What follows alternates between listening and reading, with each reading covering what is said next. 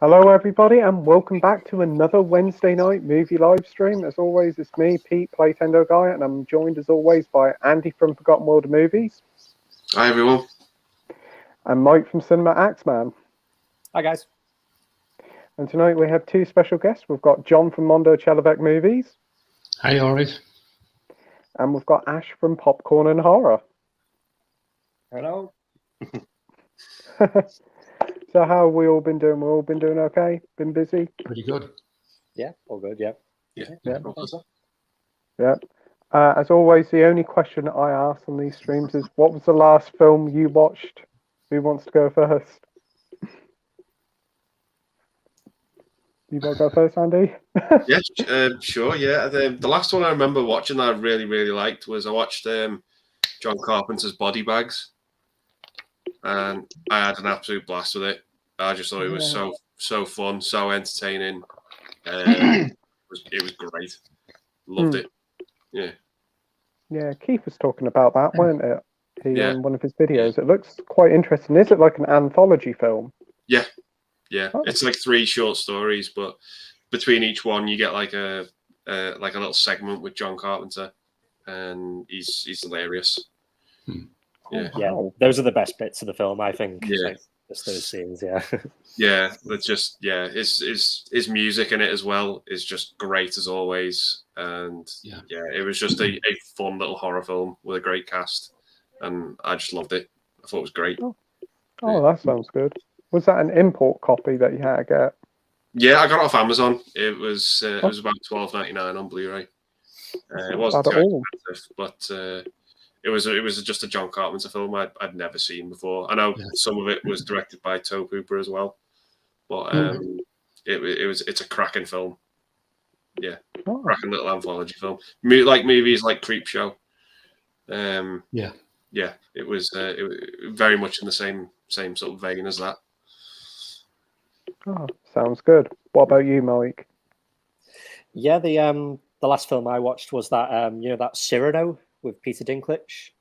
Cyrano, is it? Cyrano, yeah. Like a musical sort of period drama type thing. It was all right. It wasn't the best musical I've seen, but it was it was pretty good. That's cool, because that came out in the cinema a little while ago, didn't it? Yeah, I think it bombed in the cinema. I think it totally failed. It was all right. Yeah. Oh, that's okay. What about you, John? Yesterday I watched Halloween Kills for the first time, and I really enjoyed it. I didn't think I was going to enjoy it because I've heard loads of negative things about it, but I can see all the negatives in it. I can see all the things that people would cringe at or think was absolutely stupid. There was a few bits in it where I thought, I can't believe they went this way. But in general, I did think it was a fairly decent movie. Now, I did actually prefer it over the sort of the one that came before it, the 2018 one, which I quite enjoyed. So I didn't enjoy it that much on its rewatch, but the Halloween Kills for me was quite good, actually. A bit of a different stance to it, although I think they could have cut a bit of the cringe-worthy things out of it and made it a bit of a better movie. I said it in my video, the fellow who plays Donald Pleasance looks more like Donald Pleasance than Donald Pleasance did. I can't believe he's got this bloke and just put him in the movie, and he is his body double. Wow. But pretty good. Oh, glad to hear you enjoy it. I must admit, the first time I watched it, I wasn't that keen on it, but the second rewatch, it did kind of improve. It's definitely very brutal compared to the other Halloween films. Yeah, massively. Yeah. I would love them to do like a film, like a separate Halloween film, like go back to that and do a whole 78 sort of film. That'd be brilliant. Yeah.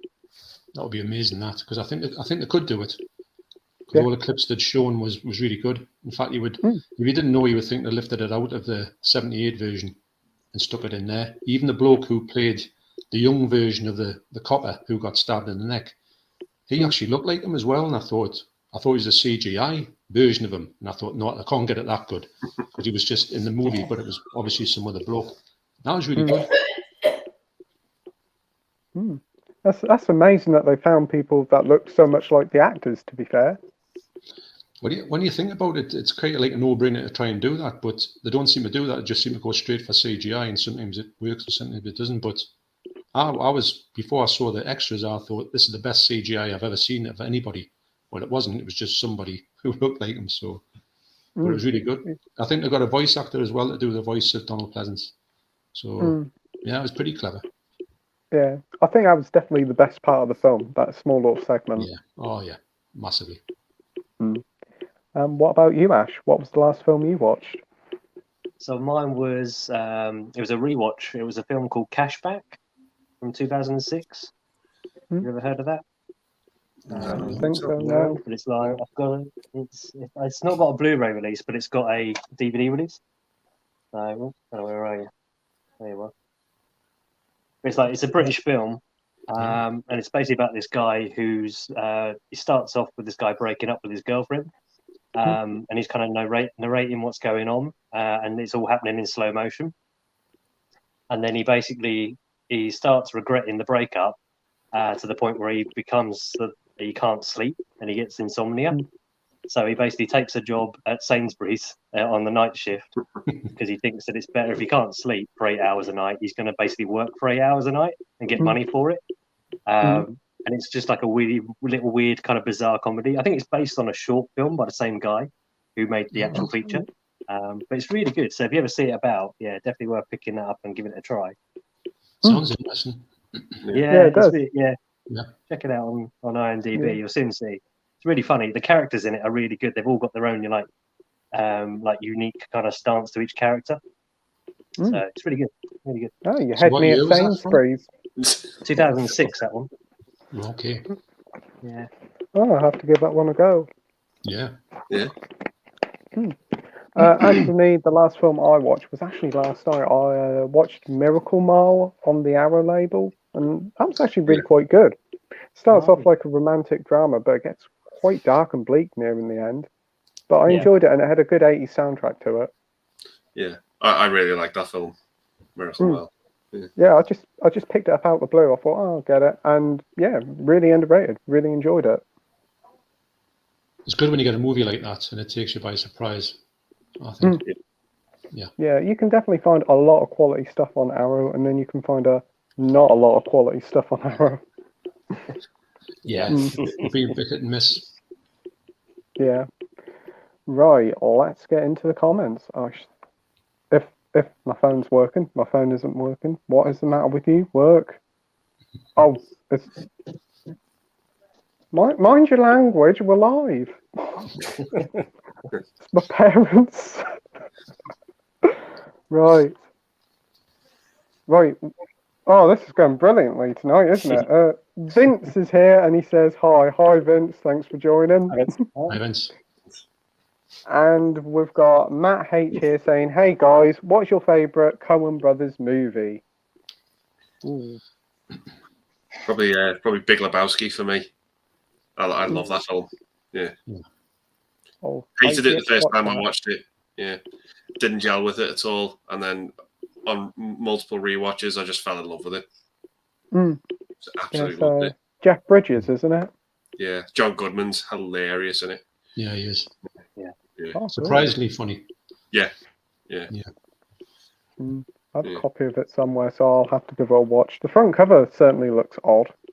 Yeah, I'd have to say second favourite would probably be Barton Fink. Is that the one with Harold Ramis? No, it's John Turturro in it and John Goodman. Oh, is it? Yeah. All right. Yeah. Right, let me check. What about you, Mike? Mine's probably Barton Fink. Yeah, I really like that one. Yeah. Barton Fink is quite an odd movie. Yeah. It's not straightforward, is it? Very odd, yeah. Maybe it's one of the oddest ones they've done. Yeah. Yeah. I watched it with my dad and he loved it.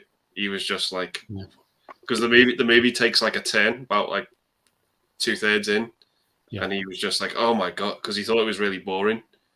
And then when the turn happened, he was hooked. He was just like, I can't believe what's going on. And I was like, yeah. Because that's the one with the hitman, isn't it? With a shovel. Is that him? That's Blood Simple. Well, yeah. Yeah. Yeah. I mean, they're all good, aren't they? Yeah. Coen Brother films. Yeah. I must admit, I'm the same with Big Lebowski. I put it on and I had it on maybe DVD, watched half of it and thought, don't like this at all. Thought it was a heap. Put it off and I got the 4K of it just because I thought, like, give it a shot. One of them ones I'll try in 4K, a bit like They Live, Mike, when I got They Live, and I thought this is my last chance, and I loved it. And I was the same with Big Lebowski. I got it and I thought this is an amazing movie. I think my favourite Coen Brothers is Raising Arizona. For me. Nicolas Cage. Yeah, I like that good one. film. Yeah. What about you, Ash? So it probably same as Andy. I think Big Lebowski's got to take it, but close second would be Fargo. But funny enough, I had with Fargo, I had the same thing as well, like you, Andy, where someone basically said, "Oh, you've got to see this film, Fargo. Like it's amazing." And I watched it, and I was like, "What? That is terrible. Like I don't understand why it's there." But now I really love it. You know, I rewatch it all the time, and I've always had it in my collection. So yeah, they have that kind of quality to them. I don't understand. They're not good the first watch necessarily, but the more you watch them, the more you seem to enjoy them. Yeah, I agree with that. Yeah. It's strange that because I think sometimes when you look at it, you think people do usually rave about one of the movies, so you go and check it out and you think, I'm not feeling that one. And then you may go back to it a while later and you think that is one of the best things I've ever seen, which you don't usually get with movies. Usually if you don't like it first time round, you never go back. That's true. Yeah. For me, I'll probably say Fargo. I really enjoyed the TV series and then thought, you know what, try the film because it was based on the film and I loved the film. I thought Francis McDormand was great in it and Steve Buscemi, I think Steve Buscemi's in it. Yeah. He was great as well. And is it William H. Macy? Yeah. Yeah, I really enjoyed that one. I know he did one a few years ago called Inside Llewellyn Davis, is it? I was going to say Llewellyn Bowen, but that's somebody different. But yeah, that was pretty good. I enjoyed that one. Yeah. Next up, we have Bumper's movie saying evening all. Evening, Bumper. Thanks for joining. Edward says, evening everyone. Hope everyone's doing well. What's your thoughts on the latest trailer for Lightyear? I haven't seen it yet. No, not seen it. Is that the Buzz Lightyear film? Yeah. I Like saw probably the first film, one in the cinema. It looked pretty good. Interesting. Yeah. What about you, Andy? Yeah, I think it looks pretty good. I'm looking forward to it. Yeah, it looks great. Every single trailer's won me over, and the more and more I'm seeing of it, I'm liking it. I know they're starting to release the toys now, and there's some spoilers in the toy range, but it does look good. We've got Peter here saying, "Hey, John." Right, yeah. We've got Carl here saying, "Evening, guys. Hope you're well." Evening, Carl. Right, Carl. And we've got Brazilian Dave saying, "All right, me babbers." Hey, Dave. Hi, Dave. Right, Dave. We've got Brian Drums here saying, "Yo, thanks for joining, Brian." Right, Brian. And Gary saying, "Hello, all." Hey, Gary. Hey, Gary. Gary. Carl says, "Please could I ask your thoughts on Madhouse, horror movie from '81?" Yeah, I've got it, but I've not watched it yet. Pretty sure I've seen it.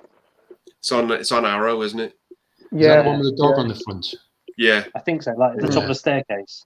Yeah, that's Yeah, it. that is Really one. dark, Yeah. dark I looking didn't have a cover. good time with it myself. I thought it was going to be really good because it was previously banned, and I thought, oh, this is going to be excellent. But I don't know, it just didn't seem to go anywhere.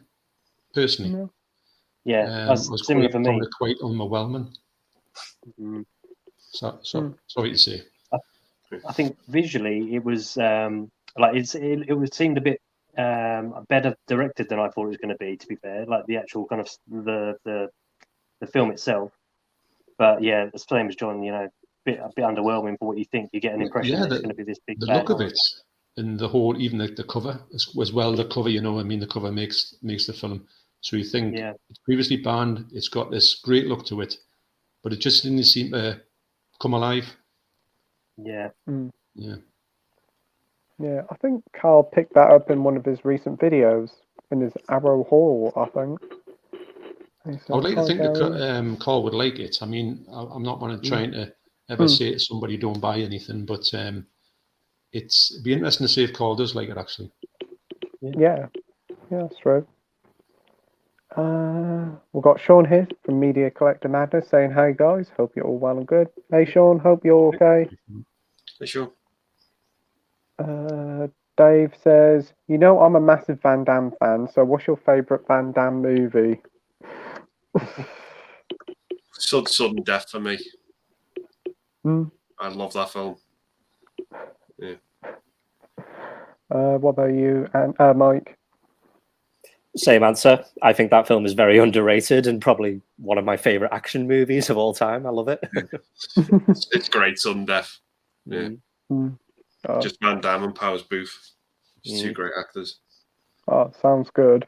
Definitely I does. haven't seen Sudden Death for a long time, but I think I would have to say Universal Soldier for myself. It's funny because I used to watch Van Damme films all the time, but I haven't really watched them for that long. And I can't really remember how I felt about them in the first place. I know I've watched Kickboxer and probably Sudden Death and all of them, but the only one I can really remember is Universal Soldier. But I do like him as an action star. I think he's quite humorous as well, although he's not known for his humour. Yeah. The dance scene in Kickboxer is hilarious. Yeah. God. What about you, Ash? So I sometimes get these two muddled up because they sound quite similar, but I think it's the Double Impact, not Double Team. I think he's done two similar titles, hasn't he? Yeah. Because I think Double Impact is the one that I really do like, and I think Double Team is that got Dennis Rodman. Dennis Rodman in? Yeah. I didn't like that one so much. Yeah. That one's Mickey awful. Rourke as well. Yeah, not so good. But the other one I really liked. I thought it was really good. Yeah, that's the one where he plays twins, isn't it? Double. That's it. Yeah, like most of them. Yeah.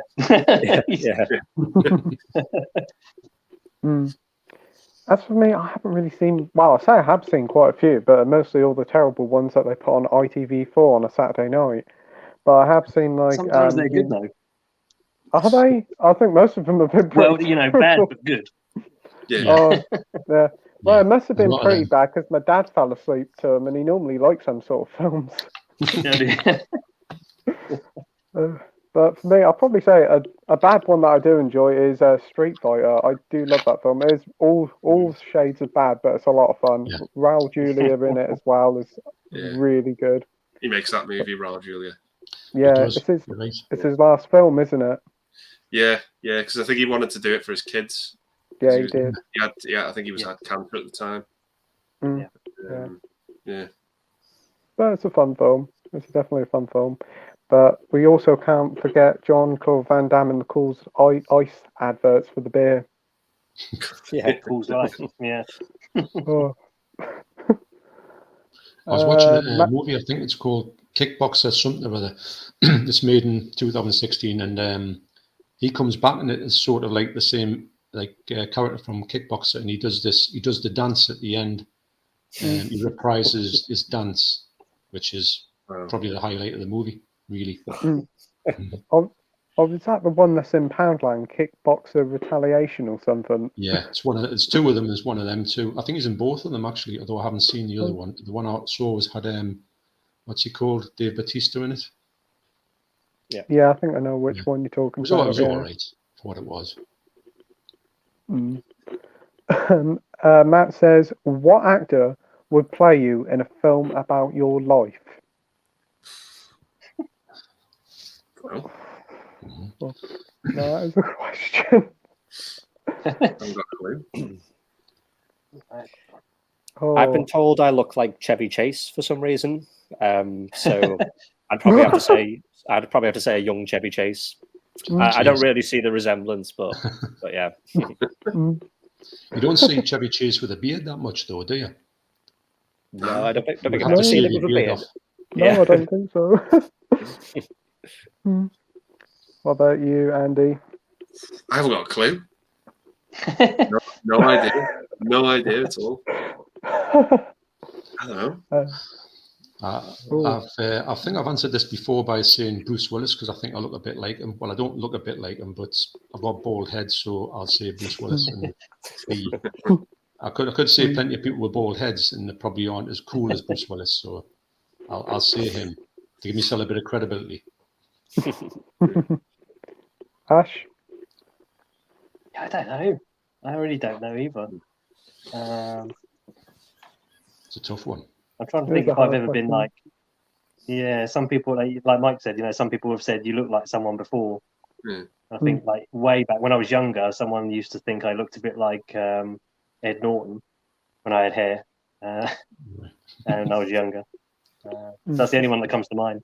But I don't see it myself. For me, I'll probably just say Adam Driver because a lot of people call me Kylo Ren because of the long hair. Yeah. The comments have gone absolutely weird. I don't know why. I don't know what's the matter with us tonight. Right. We have DCR80 Gaming saying, hello, folks. Hey, mate. Hope you're well. Yeah, all right. What's going on here? Right. We got Peter saying the last films I watched were Irreversible and Scanners 2 and 3, I think. Ooh. Still need to watch the first Scanners. I didn't know there was 3. Yeah. Yeah. I think I've seen Scanners 2, but I haven't seen Scanners 3. Scanners, the first one's a brilliant movie. Yeah. I love the first one. Yeah. David Cronenberg, isn't it? Yeah. Yeah. But are the sequels David Cronenberg directed or not? Nah. I don't think so. There's definitely a dip. I think when you change the director like David Cronenberg, you know you're not going to get anything as good as the David Cronenberg version of a movie. I don't think anybody can recreate his style. Quite unique, isn't it? Definitely. Yeah. Yeah. It's got this new film coming out soon, and they're saying like a lot of people are going to walk out within the first 10 minutes. It's just that thing they're trying to promote it. I can't wait for that. Yeah. I'll go see that at the cinema. Yeah. Is it a horror film, Mike? I'm not sure. I've seen the trailer. It doesn't really give too much away, but it looks like a David Cronenberg film, like the body horror type of stuff. Oh, Yeah. good. That sounds The all right. casting looks good. Yeah. I'll tell you what I saw a trailer for yesterday and I didn't know anything about it. It's a Dario Argento film he's actually acting in. Oh, Vortex. Really? I'm going to see that tomorrow. Are you? Oh, wow. Yeah. It looks a bit bleak, mind, I've got to say. It's Gaspar Noé, who did Irreversible and Climax. Yeah, I'm a big fan of him. So I think it's playing in. There's like an independent cinema near where I live, and I think it's playing it for like one night only. So I just thought, got to give it a go. But yeah, it does look quite dark. Yeah. Yes, but I'm interested to see what he can do with that. I was just surprised to see him actually acting in a film at his age. I know it's pertinent to the story, but it took us by surprise, actually. Yeah, I think he's speaking in French as well. Yes. What's all that about? I thought he's not even talking Italian because he doesn't seem to be able to speak English. No, not very well, no. But he can get away with French. Yeah. Wow. But apparently his performance is really good in it. Like, people have raved about it. So, yeah, we'll see. You look great in the trailer. You really did. Believable. Oh. That's cool. I didn't even know he was going to be acting in a film recently. So what's it called? Vortex? Vortex, yeah. I'll have to keep an eye out for that. Yeah. We've got Mike from Did You See That saying, hey fellas, want to stop by and say hello to you all. I'm going to catch up on this later as I'm out in the moment. That's okay, mate. Thanks for joining. Cheers, mate. We've got Lisa and Michelle from the Retro Girls saying, all right, lads, hope you're all keeping well. Thanks for joining. All right. Peter says, Carlinio, I watched Madhouse on our video. I liked it, but not a favourite. If I remember correctly, I liked the way it was shot. It's worth getting. Yeah. It's not a bad looking movie. It really is a good looking movie, but I don't know, it's hard to explain without going into any sort of spoilers about. Yeah, it might need another watch. It might be better on a rewatch, but maybe if you go into it thinking, it's a video nasty, and it doesn't really give you anything on that level, then you think, I'm disappointed. But maybe on a second watch, it might be a bit better. Gary says, what's your favourite anthology movie? Mine is Trick or Treat, but I also enjoyed the VHS movies. I don't know. I'm going to have to check some because I haven't seen many. Oh, I'm so glad I got the computer. Generally, here. I don't really like them, to be honest. Like anthology movies, they kind of put me off. Yeah, I do feel like that as well. I'd rather watch like one long film than just like mini anthology films. I tell you what probably would count, isn't it? John will know this. Is it Two Evil Eyes or something like that? Yeah, Two Evil Eyes. I think That's just that's two like movies, isn't it? three stories. Yeah, that was quite good, to be fair. Yeah, I did like that. Yeah, I liked it much better on on the rewatch. I watched it in the 90s when it came out. I wasn't that much of a fan with it. When I watched it on 4K, it was amazing. So, yeah, it's a lot. It's Dario Argento and Georgie Romero. So, Yes, yeah. I it's think got- is it Harvey Keitel in one of those? Yes, he is. He plays a bit of a swine, doesn't he? Yes, that's Yeah. right. To say the Yeah, least. yeah. I've He's got an the awful 88 character. films Blu-ray, I think. Yeah, it's a good Blu-ray that actually. Yeah, that'd be my one. That's cool. What about you, Andy? It's probably gonna have to be Body Bags. Like I just really did not enjoy it. But prior to that, maybe Twilight Zone movie was one I really enjoyed. Yeah. I still need to see that one, but like all what went on behind the backstage of it, it certainly kind of puts me off watching it a bit. Yeah. What about you, Mike? I like that Trick or Treat. That's a pretty good movie. Creep Show. That's a good one.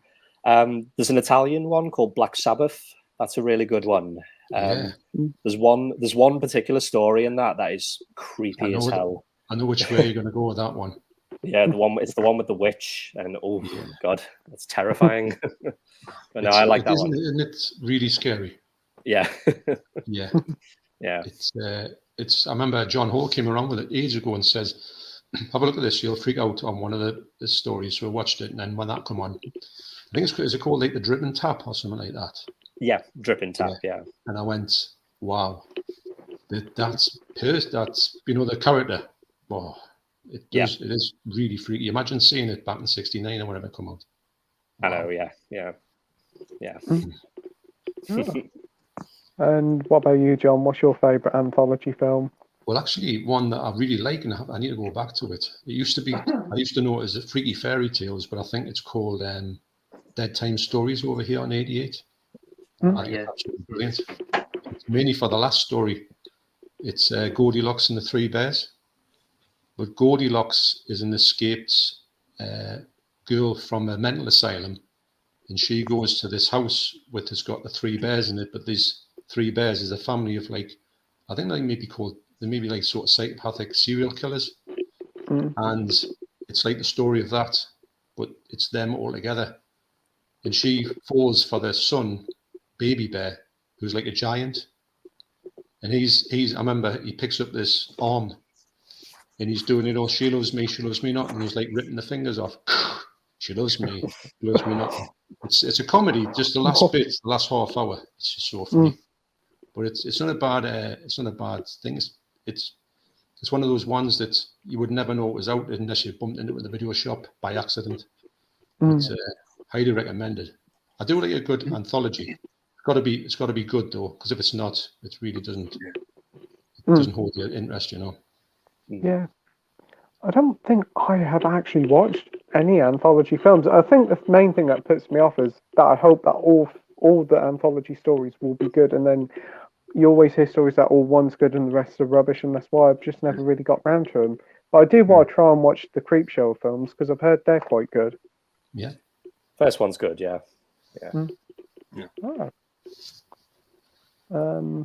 DCR 80 Gaming says, watch Black Hawk Down yesterday. Forgot that I had so many famous actors in it.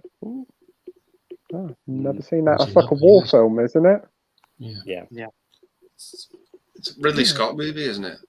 Yeah. Is it? Yeah. Oh.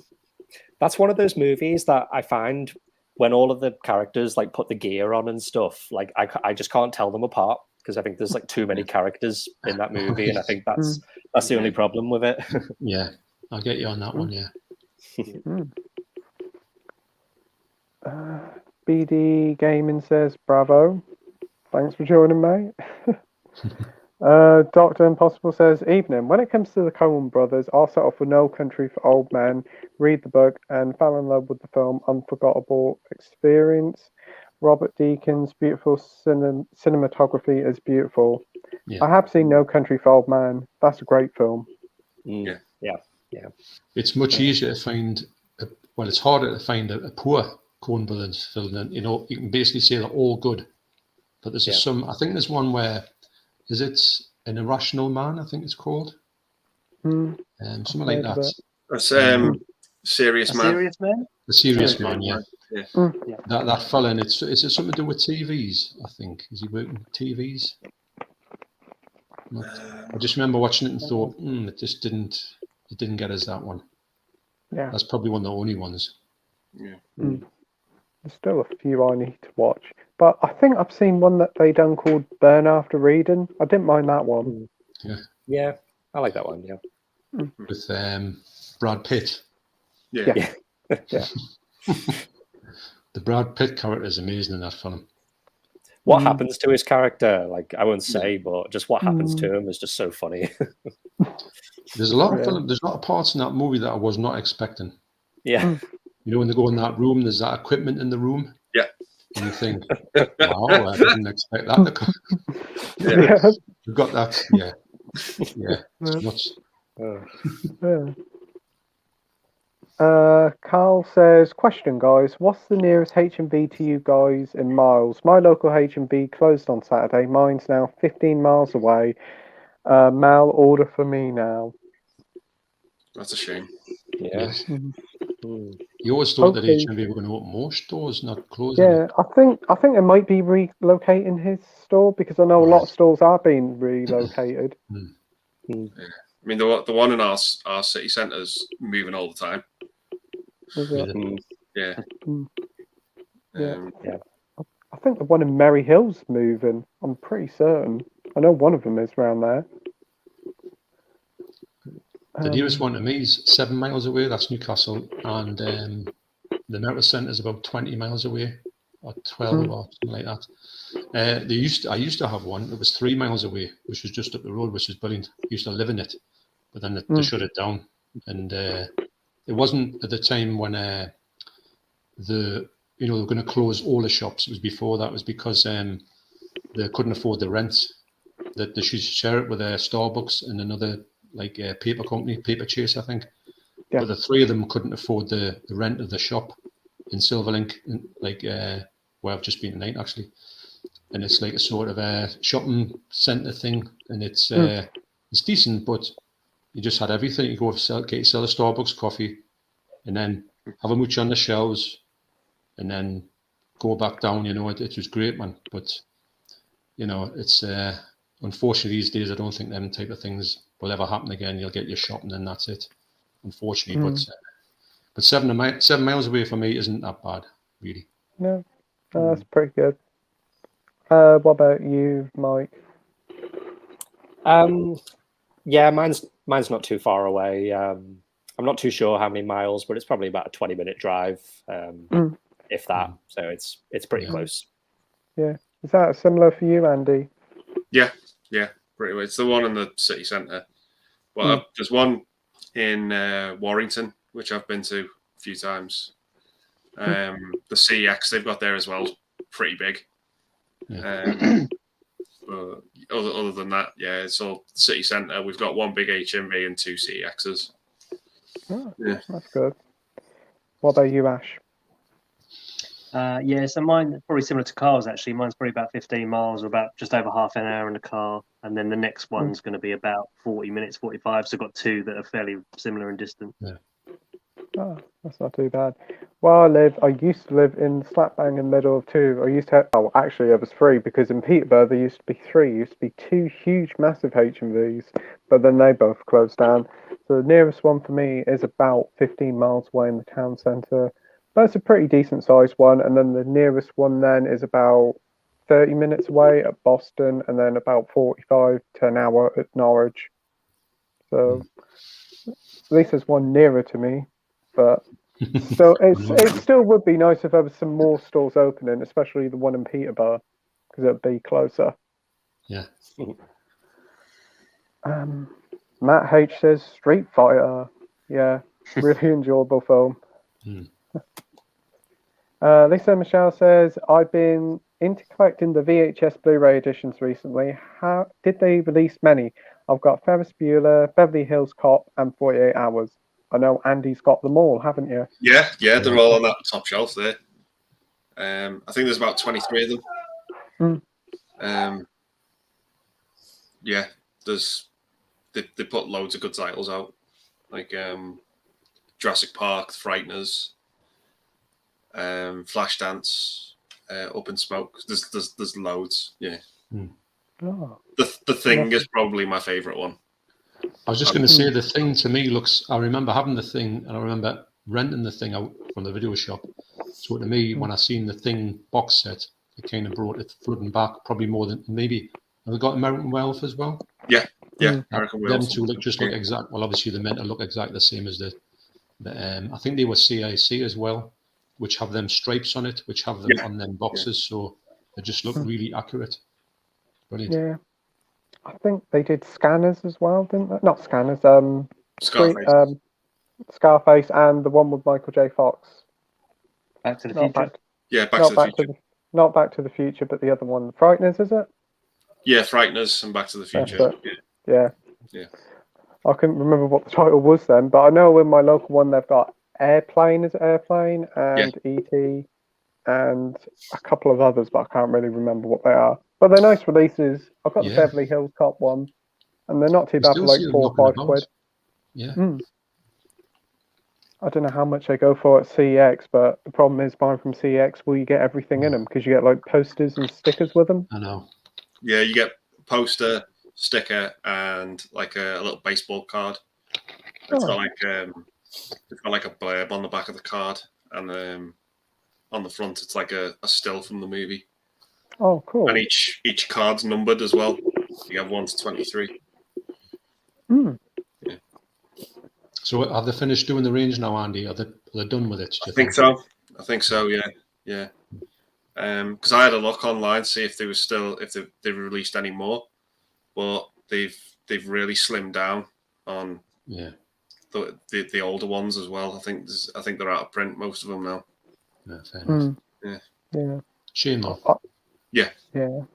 They're nice. I must admit, they are nice sets. I remember talking to the guy in my local H&V about them. He said when we first did them, we used to get loads of people buy them and bring them back because they said, well, there's no VHS in them. They had to recall the Scarface one because there was a spelling mistake on the front. Oh, was there? Yeah. Because I remember, I think I was actually in the HMV in the Metro Centre in Newcastle at the time. And I spoke to the guy. I said, have you got the Scarface one? And they said, oh, yeah, we've had to recall it because there's a spelling mistake on the front. I think they put an extra R and an extra E in Revenge or something on the front cover. So, yeah, they had to pull all the Scarface ones. Oh. And then I think they reissued them with the correct spelling. I bet the ones with the wrong spelling will be going for big books somewhere. Yeah. That's what I was thinking. We've got the 4K chef here saying, evening lads, hope you're all well. Are you all looking forward to Top Gun Maverick? I really can't wait to see it. The wife has taken me out for a birthday meal, enough to see it on the 26th. Oh, that's cool. We've been waiting for this one quite a while, haven't we? Good. Yeah, I remember when they were all on Graham Norton promoting the movie months ago, and then it got delayed again. Yeah. Oh, that's been delayed for like 2 or 3 years, but it's good it's finally coming out. I think it'll be a good film. Some of the like stunt effects with the planes look great, so I'm looking forward to seeing where they're going. Are you going to go see it, Andy? Yeah. I think by the trailer, I think it looks pretty good, but I'm not actually that big a fan of the first movie, to be honest. I don't think it's that good of a movie. But by what I've seen in the trailer so far with the second one, I'm hoping it's good. I'm just wondering what they're going to do with the Val Kilmer character. I think that's really been the big question for me. Yeah, because I think he's supposed to be in it, isn't he? Yeah, there's like a picture of him in the trailer. Yeah. But I don't know if his character's actually going to be in the movie. No, I don't. But we'll have to wait and see. What about you, Mike? Similar to Andy, really. I'm not really the biggest fan of the original Top Gun, but I do think this one will be better for me. Because I always feel like Tom Cruise is always trying to be the best he can, like with every movie he makes. Like he's always trying to do one up on the last movie. With like the Mission Impossible movies. So yeah, I think it'll be pretty good. Yeah, I think it'll be better than the original. Yeah, I think you're right there. I think it'll be a better made movie. It'll have a good story to it and everything. So casting looks pretty solid as well. Exactly the same thing has been said up there with Andy and Mike. Exactly the same answer. I couldn't have put it better. I do think that Top Gun, I only saw it last year for the first time because it was all kinds of 80s cheese that I wasn't about. I don't mind cheesy 80 films, but that one just didn't tick any boxes for me. I must admit, when I watched it, I thought it was okay, but it is what it is. And I do think that Tom Cruise, for me, is coming to his own with this. The fact he can do all these like absolutely crazy stunts, and he's kind of getting a bit like Jackie Chan. He's just absolutely, just doesn't. The things he does is just amazing. So for me, I think you're right. I think it'll be a really good movie, and I'm glad I've saw Top Gun, so I've got a bit of an idea about it, and I'm quite looking forward to it. And I think it will probably look amazing, because obviously Top Gun looks all right for '85 when it was, but this one should look unreal. Yeah. You gonna go see it, Ash? I will see it. I probably won't see it at the cinema, but I will see it because I think it sounds like I might be like Top Gun a bit more than the rest of us on here, but it's just one of those for me anyway. It seems it's one of those like almost iconic movies from the '80s that it's just for me I'd have to have in my collection whether I liked it or not. Probably I'd have to have it just because it's one of those films. Yeah, I do enjoy Top Gun. I think like everyone's been saying with today's special effects and Tom Cruise behind it as well. Still, it's just got to be good, isn't it? It's got to be good. Yeah. I think Top Gun's just a lot of '80s fun, but the soundtrack is where it's all at. With Danger Zone. Soundtrack's better than the movie, in my opinion. Yeah, I can get that. That song, I love that song by Berlin. Yeah. But it was when it came out, it was absolutely massive. Yeah, it was just one of them like monster movies. I think that maybe might have put me off because you used to get these movies and everyone says you've got to go and see it, and you just think, I'm not going to bother. And there's a lot of movies that I didn't go to see for that thing, and most of the movies I don't think I liked anyway. But Top Gun was alright. Yeah. DVD and Film Bloke says hi mate. Right. We've got Matt B Movies here saying good evening all. Good evening, Matt. All right. DVD and Film Bloke says I finally watched Water and it was a bit of a mess, but it was okay. Cool. And I also saw. Pardon? That's a Michael Caine film, isn't it? Is it? Is that a Michael Caine film? I didn't know. I think it is. Oh. I can't remember it. I've never heard of it. I've just Googled it and it come up food. It is a Michael Caine film with Billy Connolly in as well and Leonard Rossiter. Yeah, so it looks like it's a sort of comedy film, I should think. Yeah. Oh. DVD and Film Bloke says, I also saw Wall Street, and while the acting and the filmmaking is great, the plot was really lacking for me. Must be the original one with Michael Douglas. Charlie Sheen, is it? Yeah. That's another one. Sorry, go on. Andy. I was just going to say I had the same sort of thing with that. Another one of those films that for me kind of stands out as being almost like an iconic film of its time, and then I watched it kind of quite late, and same as the comment down there, didn't really do much for me. I ended up selling it on. Yeah. I think I watched it at the time, and it was another one of those movies like you say it's come out. It was huge, and everyone had to see it. So I saw it, and I was like, it was all right. It was a bit like I couldn't see what the fuss was about. What about you, Mike? Yeah, I didn't really like it. I don't really like movies that are about like the stock exchange and stuff because I just don't really get it. So when I watched the movie and it got to the end, I didn't really understand what had happened in the end. So it just kind of went over my head. Yeah.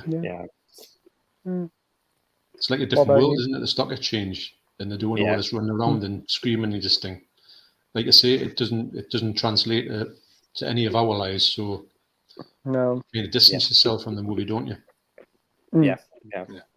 It's kind of an odd thing to turn to a film. You've seen it, Andy? Yeah. It's like similar to The Big Lebowski. It was one of those movies that I hated the first time I watched it, and then I kind of sort of ended up appreciating it and really, really liking it. I think it's got a great cast, and obviously Michael Douglas won the Oscar for it as well, and I just think he's great in it. And I always forget that Terrence Stamp's in it as well. I just think he's got a really good performance. Yeah, he's a good actor. Yeah, he is. Yeah. He'll always be General Zod to me. He's just scenery chewing. Definitely. He's got one of the best beard ever. You know, like he really nails it, doesn't he? Yeah, I love Terrence Stamp whenever he pops up in a movie. Remember that movie that he was in? It was an old movie, and he played. I think it may be called The Hit, and it was about where he was either a hitman or he was involved with a hitman. No, actually, was he not somebody who was got by a hitman and they took him somewhere? Like they kidnapped him, and I think what's he called in as well? Who was in Reservoir Dogs? We know the English actor. Tim Roth, is it? Yeah. And Tim Roth was a young kid. I've heard of that. I think, but it was a really good movie. But I'm thinking 83 or something. But he was amazing in that one. He's great in everything I see him in. He was good in Last Night in Soho as well. Yeah, he was. Yeah, definitely. Yeah. I haven't seen the first one. I've seen is it a sequel with Shia LaBeouf? I was not keen on the sequel. No. Was it Money Never Sleeps? I was not keen on that, and I've never watched the original. It's not a film that I'm really interested in watching. I'll probably give it a go if it's on TV, but it's not one that I'll definitely make time to go and watch. Oh, brilliant. The comments keep going absolutely weird tonight for some reason. My phone must be on the blink. But Dr. Impossible says, not a great fan of Van Damme, but I did like Time Cop on Laserdisc. Then I used to watch AWOL with Van Damme on VHS rental. Didn't mind both of those titles. Yeah, they're pretty good. Yeah, AOL's pretty good. AWOL, should say. That's a strange cover. I've never seen that cover before, but that's The Hit. Right, okay. Yeah. It's got John Hurt, Tim Roth, Laura Del Sol, who I've never heard of, and Terrence Stamp. I don't know if you can get it though. I've never seen it since VHS. No, that's pretty cool. Matt H says, "What's your favourite film set on a submarine?" Probably have to say the '66 Batman movie. Yeah. Oh. Good call, Andy. I tell you, what a film. Yeah, I like that that Das Boot, the German war movie. That one's really good. Yeah, I'll say the same. Das Boot. That's amazing. Yeah. Do you find I'm not going to give anything away, but you know the sort of the ending part of it? It's quite a aye. Yeah. Yeah. It's a good ending. It is a very good ending. What about you, Ash? I think this is on a submarine. I haven't seen it for ages, but I think it's Crimson Tide. Is it Gene Hackman and Crimson Tide? I think so. Yeah. Yeah, I've heard of it before. That's a good one. For me, I'll probably say either The Hunt for Red October, but there's one with Jude Law a few years ago. I think it was called Black Sea. I didn't mind that one. I thought that was okay. Yeah.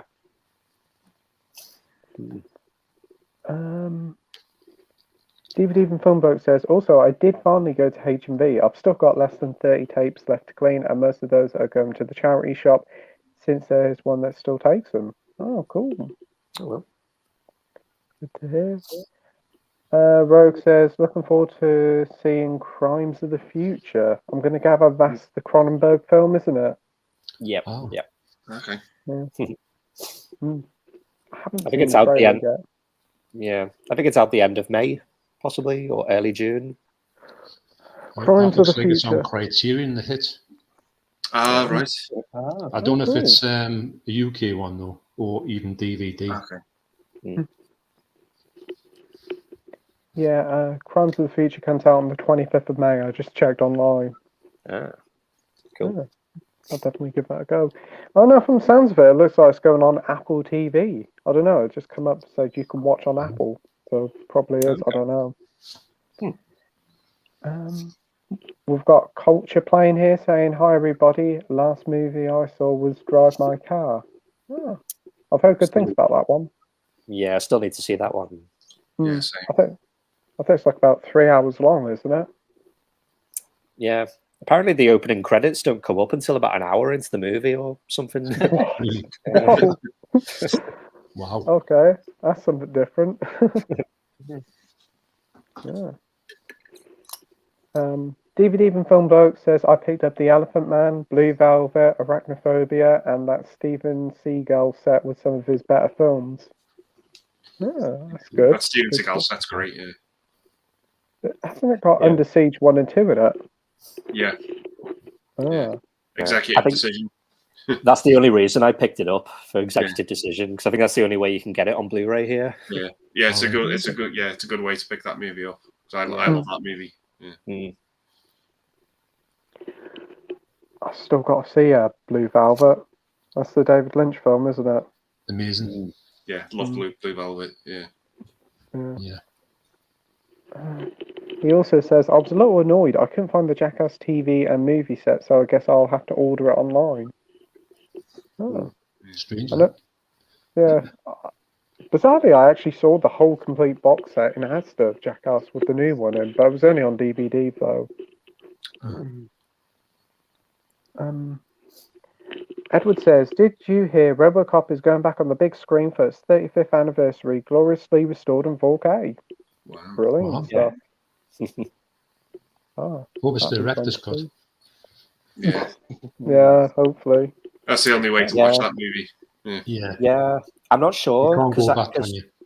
No. Yeah, because I went to see Aliens in the cinema a few years ago. I think it was for like the anniversary, but it was the theatrical cut.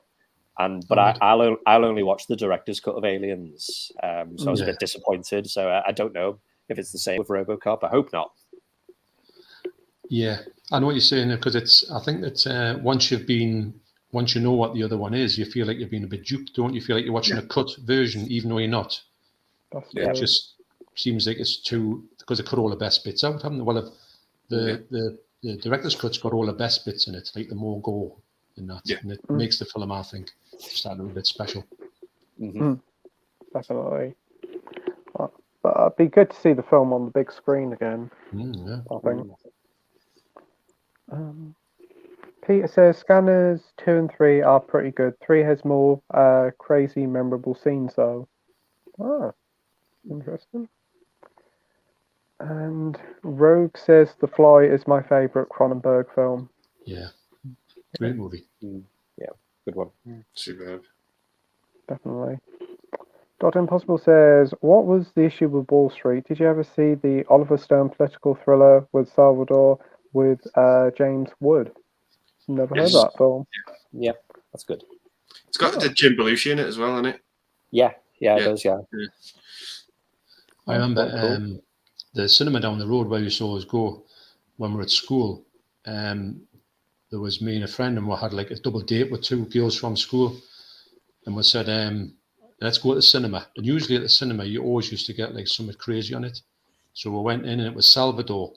So we just looked at it and we thought, this is going to be awful. So we went sitting in this, and you usually want like a bit of a laugh fest, and to have a bit of a, as if you go in like with a kind of date thing, and you sit through Salvador, it was probably the worst experience ever. I don't think it went anywhere after that. I think we're still at school with them, but I don't think they ever spoke to us again because of sitting through that. So I've got a bad memory about that movie.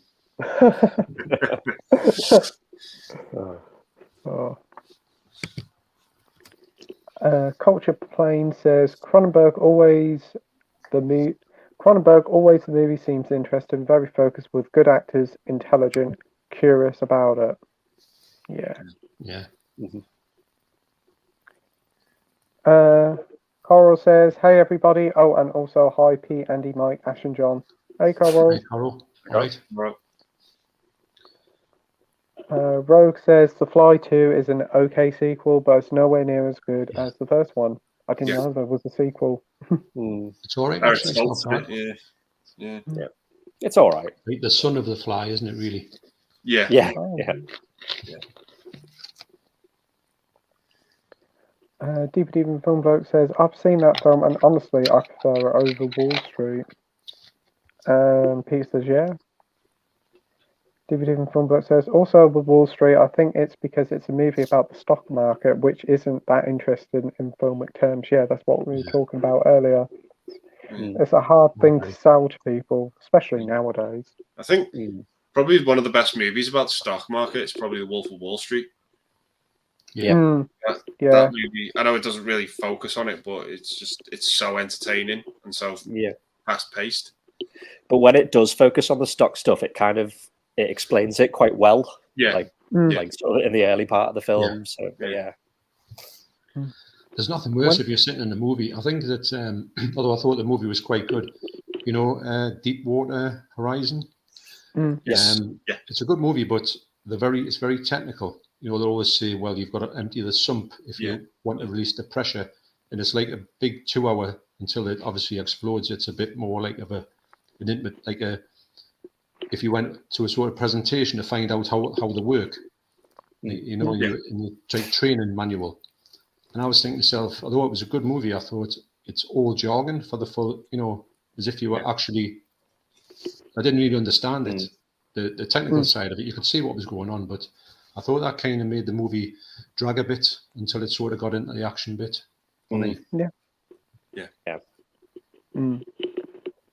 I always thought, when Wolf of Wall Street first came out, I always thought it was a sequel to Wall Street for some reason, and then I watched it and I was like, yeah, this isn't a sequel to Wall Street. Carl says, "Question for the chat, what time will this stream end?"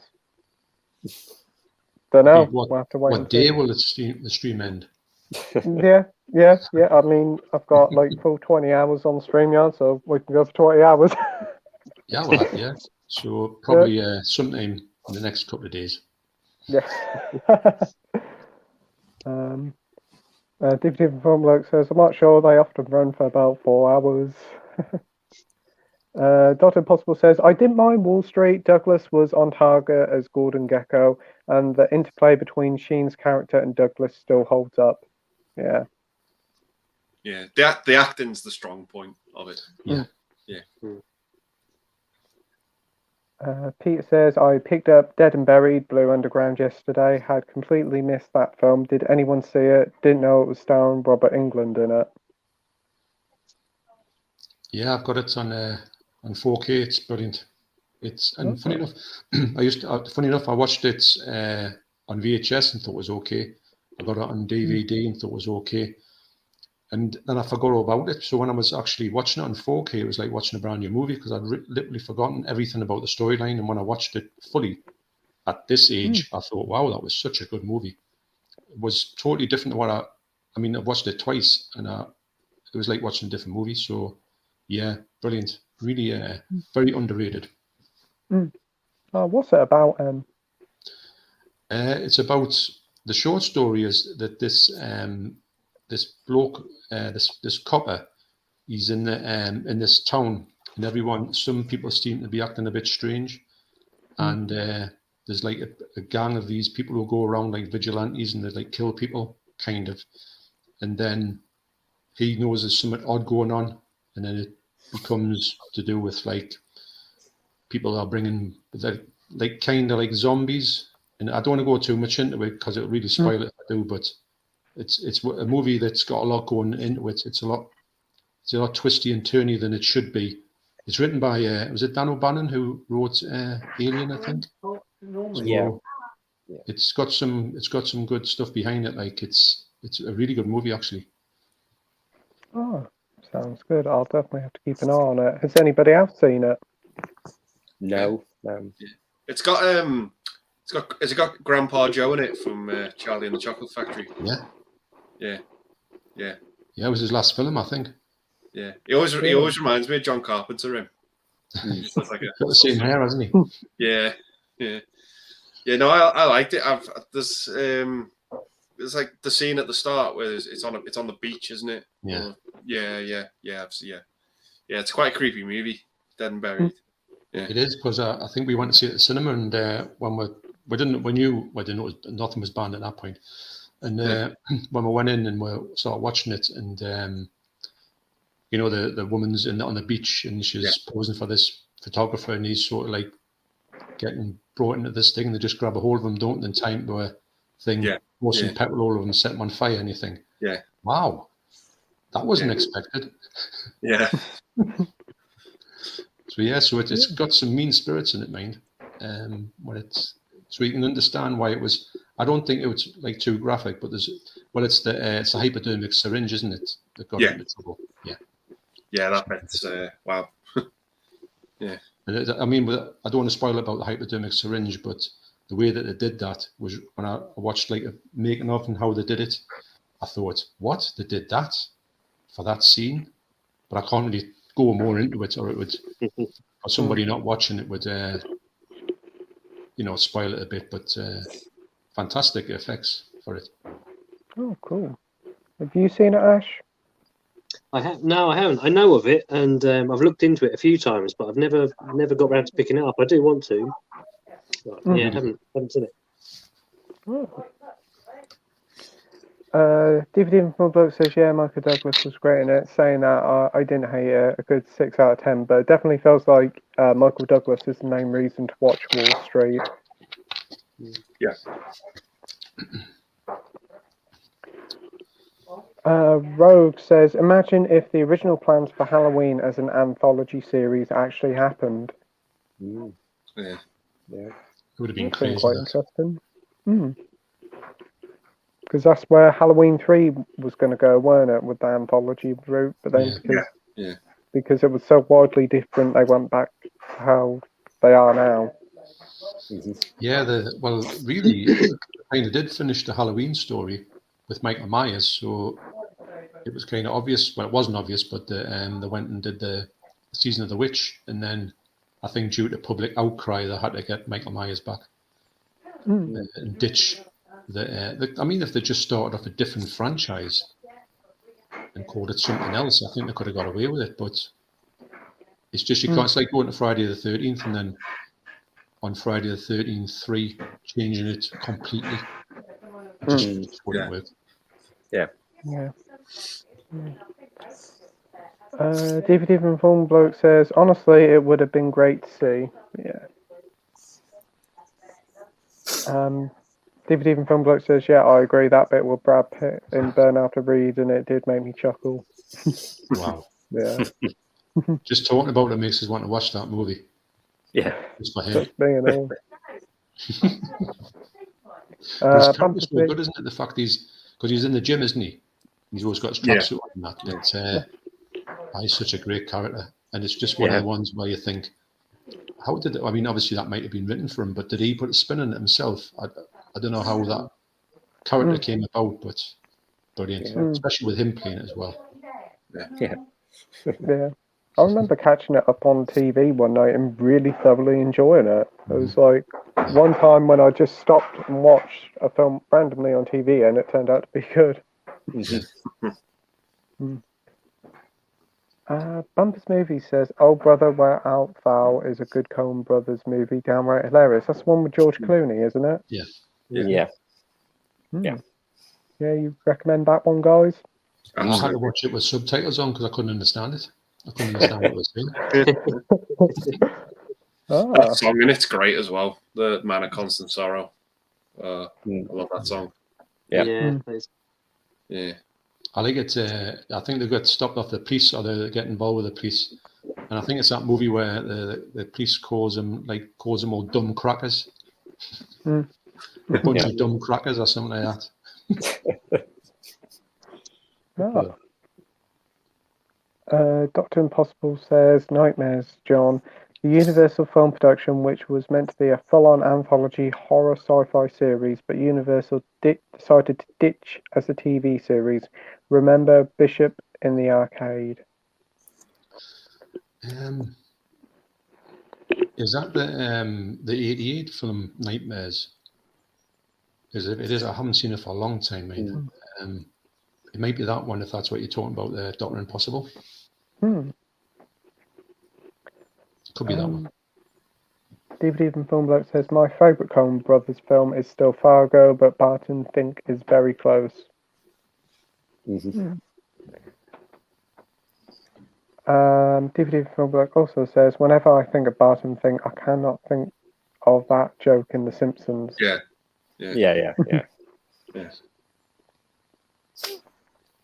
We've got Luke is Talking Movies Forever here saying, hey guys, how's it going? I'm here watching. I recently watched Master and Command the other day, and that was quite a good movie. Have you guys seen it? If so, what do you think of it? That's a Russell Crowe one, isn't it? Not too long after Gladiator. That was a pretty good film.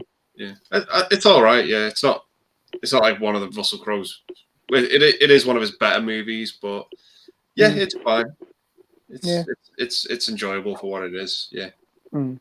Yeah. Have you seen it, Mike? Okay. Oh, sorry. I think that's one that I'm sure is getting a re-release soon. Is Romper Stomper? I think that's a brilliant movie. Yeah. For his performance. So I think I need to track that down because I used to have it on DVD, but I need a good version of it when whoever's bringing it out. Yeah, it's getting a collector's edition, I think. For about £25, I think. I see it online on H&B. So who do you think is releasing that? Is it 88? Not sure. Let's have a look. I'm now actually checking on the computer. It's £25, deluxe edition, collector's Blu-ray. The joys of having a computer. Using your computer as a stand for your phone. 88 films. Right. Yeah, because I know the young lad in it who was in the gang with Russell Crowe. He killed himself after the movie. Really? I think he jumped in front of a train. I think. But a bit rough. I wouldn't mind. He was good in the movie. Decent actor. What a shame. Definitely shocking. You seen Master and Command, Ash? No, I haven't. And again, know of it. Obviously, it was really big when it came out, I think, and I never saw it. I think I heard quite what we've kind of heard on here just now. Like, it's an okay movie. It's not nothing amazing, so nothing's really drawn me over to it too much yet. Yeah. You seen it, Mike? No, I haven't. I've never had much interest in seeing it, mainly because it stars Russell Crowe. I'm not the biggest fan of him, and it's because of what it's about, like just that whole sort of period. It's not really my type of, not my cup of tea, really. Yeah, I can get that. I suppose if you don't like an actor, that's fair enough. It can put you off movies, can't it? It's a thing, and if, so, but it's a personal choice, isn't it? Yeah, absolutely. Bumpers Movie says Barton Fink reminds me of Bat Fink. Anyone remember that cartoon? Yeah, Bat Fink. Yeah, I can remember that. They showed it on CBBC when I was a kid. DVD from Film Blokes, never heard of it. So Bat Fink? Did you used to say my shield is something's like a shield of steel? Used to shout this phrase all the time. My wings are a shield of steel, is it? My wings are, you can't hurt me. My wings are like a shield of steel. Wow. We've got Winslow here saying hi. Hey, Winslow. Hi.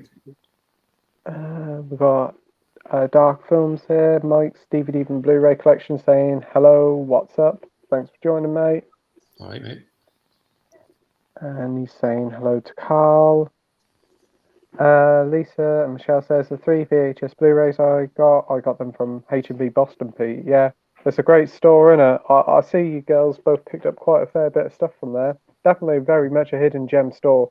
You go in it thinking it's not very big, but you find some really good titles in there, and a lot of them surprisingly out of print. That's good. Pete, is that the one you go to on your pickups video? Yeah, that is the one I go to. That's the one. Yeah. Yeah, it looks good in there. Yeah.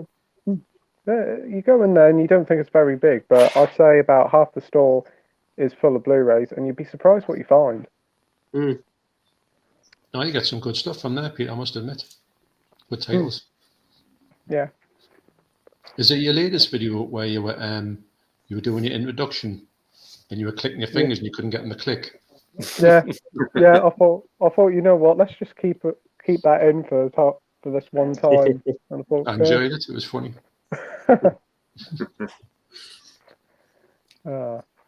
We have Dr. Impossible saying 48 Hours had very different artwork from the CIC video rental and the sell-through Stripey. Eddie Murphy was given the middle finger on the UK post artwork and it rocked. Wouldn't put that out today though. No, they I wouldn't. remember that. Yeah. Still haven't seen that one. I did pick that one up real cheap from like One Below on Blu-ray, I think, or DVD. That's a pretty good film, is it? It's all right. Yeah. I prefer Beverly Hills Cop, but yeah, it's... Yeah. Another 48 Hours wasn't that good. No.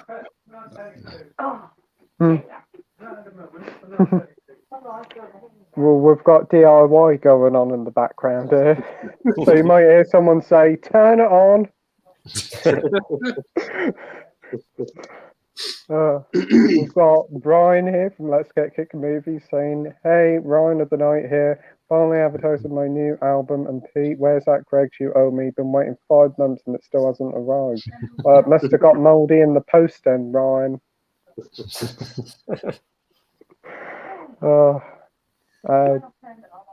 DVD from Film Bloke says, I actually have the Scarface VHS Blu-ray edition. Oh, cool. Does it have the misprint on, mate? Yeah. That'd be cool if it did. Ryan says, get yourself ready for Friday for the watch-along of Friday the 13th of 1980. It's going to be a wild one. Yeah, Ryan's now branching out into watch-along, so that'll be fun to do. Awesome. Nice. Dr. Impossible says, flashback for you then, John, or Bloody Dirty Dancing, time to suffer. If you're talking about the movies, I would say probably, that's Flashdance, isn't it? I'm thinking. I've never seen Dirty Dancing, believe it or not. Yeah. No, it doesn't. It really doesn't appeal to us. I don't know why. Well, I don't know. I don't mind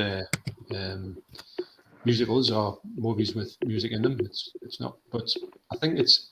You see, so a lot of movies came out in the 80s. That's and don't forget, in the 80s, I was a spiky-haired punk. Yeah. Going and doing the most outrageous stuff in punk bands and playing the fastest music you'd ever think of at that point.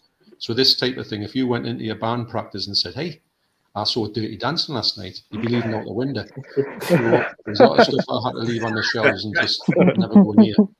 So maybe that's another reason why I didn't get into all these like big movies, but no, I never seen it. I don't know how I would actually go back to it now. I think it's in the house actually, but it's not really for me. Yeah. Apparently they did a sequel, didn't they? Yeah. Dirty Dancing 2? I didn't know that.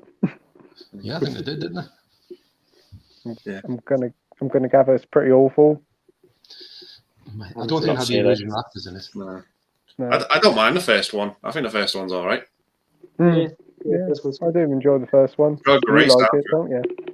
Dirty Dancing. Yeah, my mum's nodding her head. Love it. Oh yeah, a lot of people do like it. I don't even know if my wife must have seen it, but she's never mentioned it. Yeah.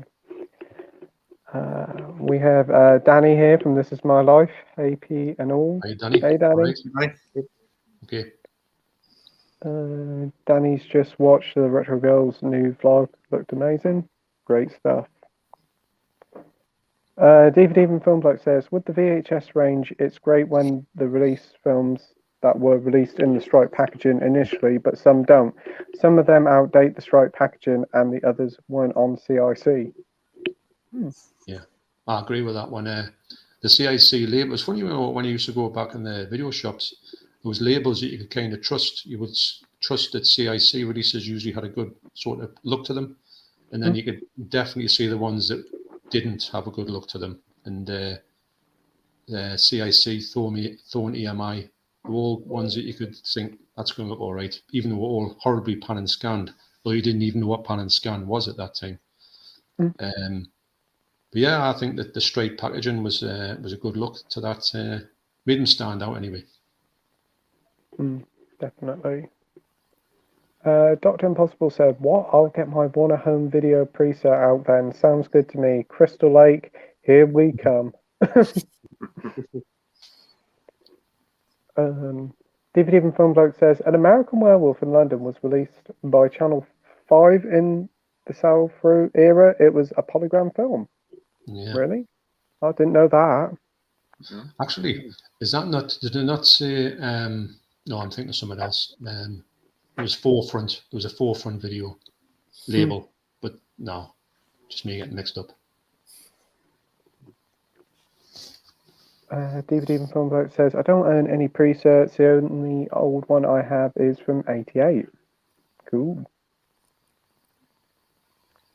Lisa Michelle says, "Thanks, Danny. Really appreciate that. It took ages to edit and put together." Oh, it was a great video, Lisa Michelle. Really enjoyed it. I'll have to take a look at that. It's funny when some movies you get that can take forever to edit, and it makes like it feels like you've made a movie. Yeah. Yeah. Sometimes the editing takes ages. I remember I had was it last month's monthly pickups haul, and it was like 40 minutes. I think it was nearly, and it took me about 3 hours to process the film. Oh no. So I just left the computer to its side and let it do it, and it eventually done. DVD and Film Bloke says, "I would say the best film about the stock exchange is Trading Places." Yeah, good call actually. Great movie. Yeah. That's the bit that probably lost me when I was watching it. Trading Places when it got to the stock exchange. Yeah, same. I love the movie, but once it gets to that bit, I don't really get what's going on. Yeah.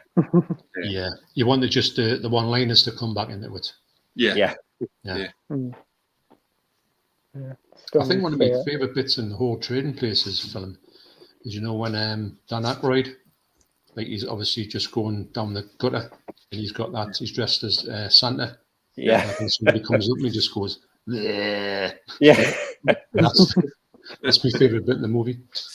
Yeah, and he's like stealing food from the Christmas party, and he's got like, what is it, like a salmon or something, and he's like sticking it in his beard. Yeah. I was surprised to see Jamie Lee Curtis was in the film. I didn't know that until when I picked up the film.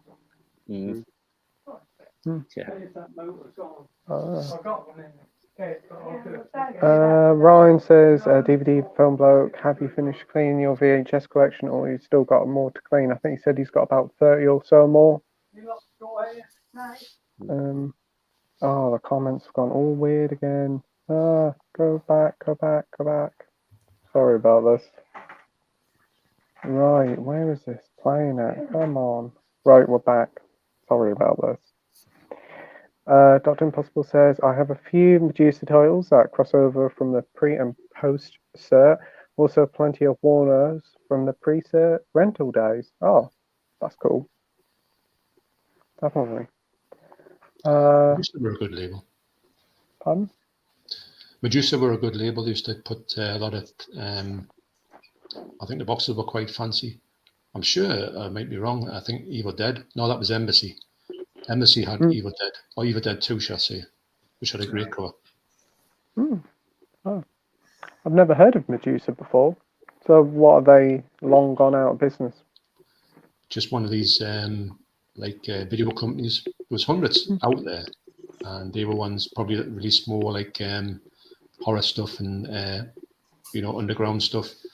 You had a few ones that, you would get like the Warner ones that released like more or less Warner movies, and then you had Vipco, which done all the pre-certs, the band stuff, which were always awful quality. And then you had like the really ones that just probably released one or two movies, which were all like the sort of really hard to get band stuff. We should just set a company up, release the movie, and then call it quits, I think. It was quite interesting, actually. I would love to see maybe a video of somebody put together with all the pre-cert labels.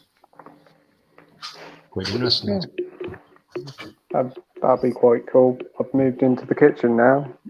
Yeah, but it'll be in there. I know it'll be. Yeah, but I'm in the light now, so that's okay. We've got Gareth here from Video Tasty saying, "Good evening, all. Good evening, Gareth." Hi, Gareth. Dr. Impossible says the hit was terrific. It was a really good movie. It sounds good. I'm definitely going to have to add that to the never-ending list. I have a book full of them now, and it's about 4 or 5 pages full of titles. I think there's about 300 films there. I'll eventually get through them all.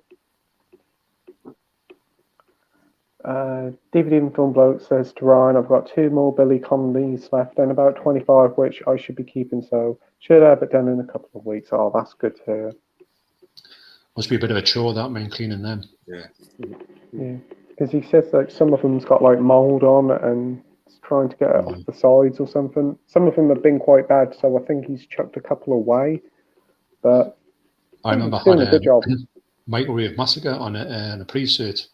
I was in the cupboard for yonks, and I thought, right, I think I found my video. I've got 2 video players, and I thought, I'll hook one up, and I thought, I'll watch Microwave Massacre for all time's sake. So I opened the box up, and it was just pure green mold on the tapes, and I could have cried. So I sold it on eBay for about 15 quid. I just put it on and it says, "Look, it's absolutely wrecked." I couldn't do anything with it, and someone paid 15 quid for it, probably for the box. Yeah. Oh wow, that's surprising. I mean, I've got a box of like 50 to 100 upstairs in the loft. They've been up there for like 15, 20 years, so they're buggered. Obviously, they've got to be buggered. But we keep saying we're going to bring them down, but I'll still be saying this time next year we're going to bring them down, and we still don't. Dr. Impossible says it's on Criterion to hit. I think you did say, didn't you? Yeah, I was surprised to see it on there. So it's not a movie until I talked about it here. It's not a movie I've even thought about for that length of time. But I know it's a good movie, and I think it would hold up. And it's got a good cast, and it's like I say, it's one of these movies where all the actors play a great part in it. But it went right under the radar when it came out, and it's still probably under the radar. Oh, cool. I'll tell you what, I'll ask this question. I've only got 2 Criterions, but I'm going to think about getting some more. What Criterion films would you recommend?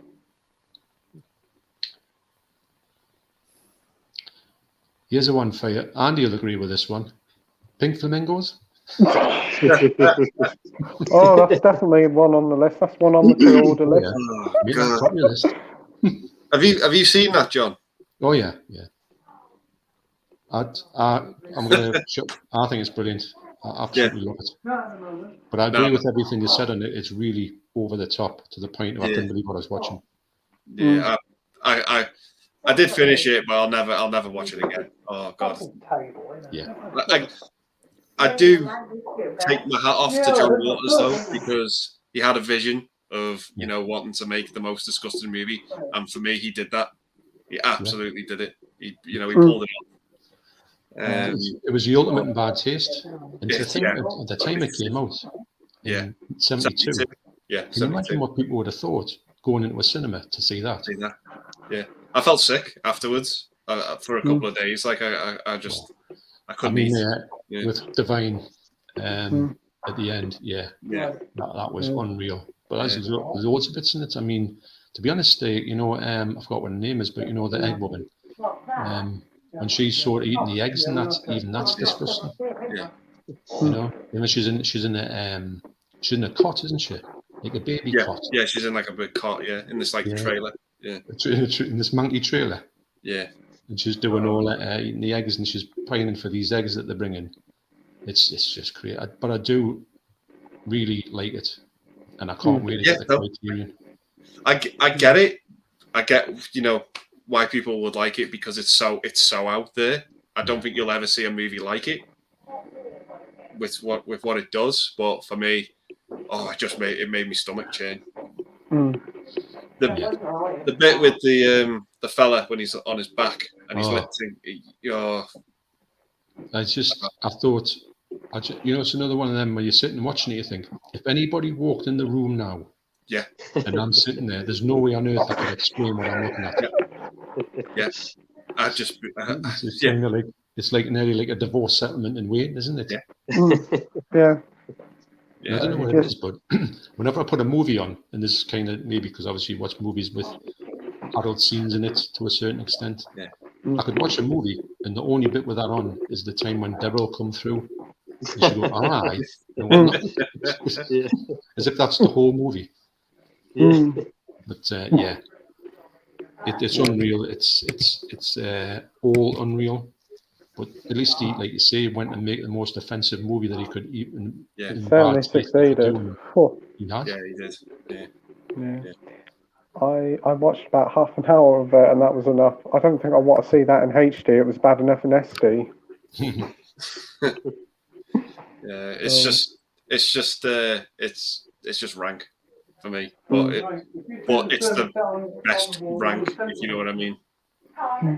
It's just. I'll tell you a good film of his that's kind of it's really in bad taste, but it's kind of middle of the road, if that's a thing. Is Polyester. Has anybody seen Polyester? Yeah, I enjoyed Polyester. I thought Polyester. Desperate Living was very sort of similar to Pink Flamingos for me. It wasn't as bad, but it was still a bit too much for me in parts. Desperate Living, but I really, really enjoyed Polyester from what I remember of it. Yeah. Multiple Maniacs is all right, but the whole thing with the lobster, the cardboard lobster, and Multiple Maniacs is unreal. I've not seen that one. But I think is Polyester the one where is it one of the sons goes around stamping on people's feet, or is it a different one? I can't remember. It's been a long time going around stamping on girls' feet, and it's this lad who's like a sort of bit of a he's got this like fetish for stamping on people's feet with hobnail boots on. But he, takes everything. Fair enough. so Criterion, there's quite some really good out there like versions. I think when you get one from Criterion, you probably got the best version on Blu-ray of that movie. Yeah. I'm gonna have to say Down by Law, which is my favorite movie. Yeah, it's a great movie. It's an amazing film. Yeah. And I do think there's what else have I got that I really enjoy? Was I saying? I think I was talking on this on Ryan's stream where somebody was asking in the shop for In the Realm of the Senses, and someone says, "Oh, the Criterion over there," and I was standing there and I thought, I really hope the bloke hasn't seen this movie. And he takes it home and he puts it on and he sees this Japanese movie with some of the most extreme things in it, things that will blow your mind. And I would just like to see his face if he thought, hang on a minute. But it's out there. Yeah. Oh. Any recommendations, Ash? So I've only got maybe a handful of Criterions because I'll only really pick up one that I've seen before on Criterion because they're quite pricey to buy, like for a bit of a gamble. But the one I really enjoyed was Punch Drunk Love. Oh yeah, with Adam Sandler. And I've got the Before trilogy as well, which is surprisingly good. Wow. Very expensive, that, isn't it? It was, yeah. I managed to get it on. There was some sort of deal on it, I think, and it went down to about £30, I think, or maybe a bit less. And then I had a bit of a discount on it as well, so I got it for a good price. But it is pricey. It's about 50-60 quid, I think. Yeah, I think they had like some sort of half price offer on somewhere, maybe on Zavvi one time, and then I had that red carpet 10% off as well on top. So it brought it down to a reasonable price. To be honest, most of the Criterions I buy are in a sale. I've got to be, because you would clean yourself out if you went and bought them full price. Yeah, definitely. Some of the prices, like I think it's like Wes Anderson's Fantastic Mr. Fox is like 25-26 quid on Blu-ray. It's like ridiculous. Yeah. Same with Grand Budapest Hotel. I think that's about 30 quid. I mean, it looks lovely, but wow. Yeah.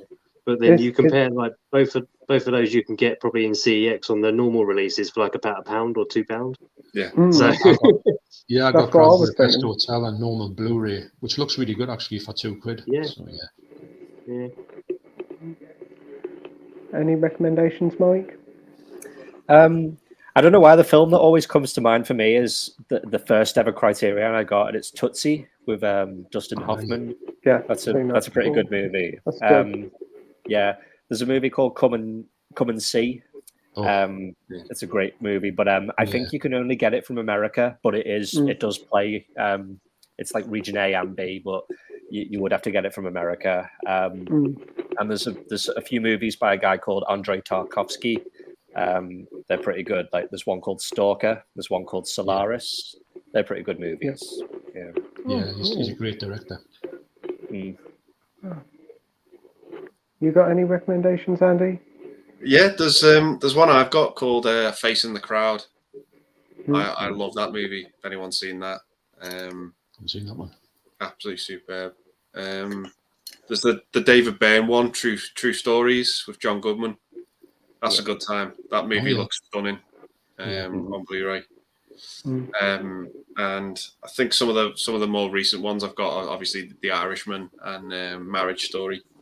The Marriage Story one's a really nice set. It comes with like 2 letters. It's really, really good set.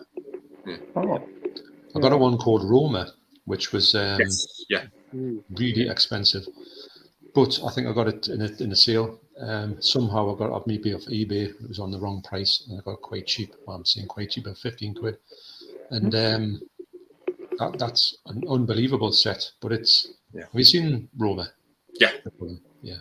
It's got a really bad scene in it for me. I wasn't expecting that scene, and I thought, wow, that was really done so realistically. I thought that's kind of not the stuffing out of as that. And it was a while to get over that bit actually, and it wasn't really a thing you would think about. But it looks absolutely spectacular. It's in black and white. It's new for them. It put me off the film. It put me off it because it was that well done. It just kind of like it didn't make me feel right.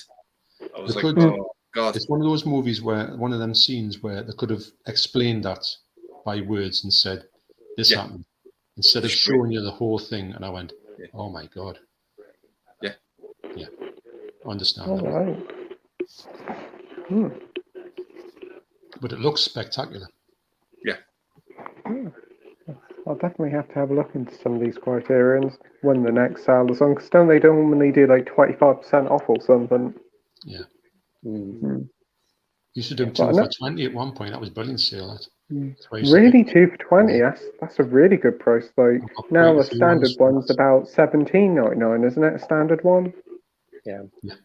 I remember there was the odd time where they did random titles for like $7.99, and I remember I got one of the Wes Anderson ones for $7.99 from HMV. I was like, wow, unbelievable price. Incredible. Yeah, that's incredible. I think I got Bottle Rocket for 9 quid, which is another great film. Yeah. That's good. I'm pretty certain Pink Flamingos is going to be in the standard release from Criterion. It's going to be 22 quid. So don't tell me that the basic releases are going up to 22 quid now.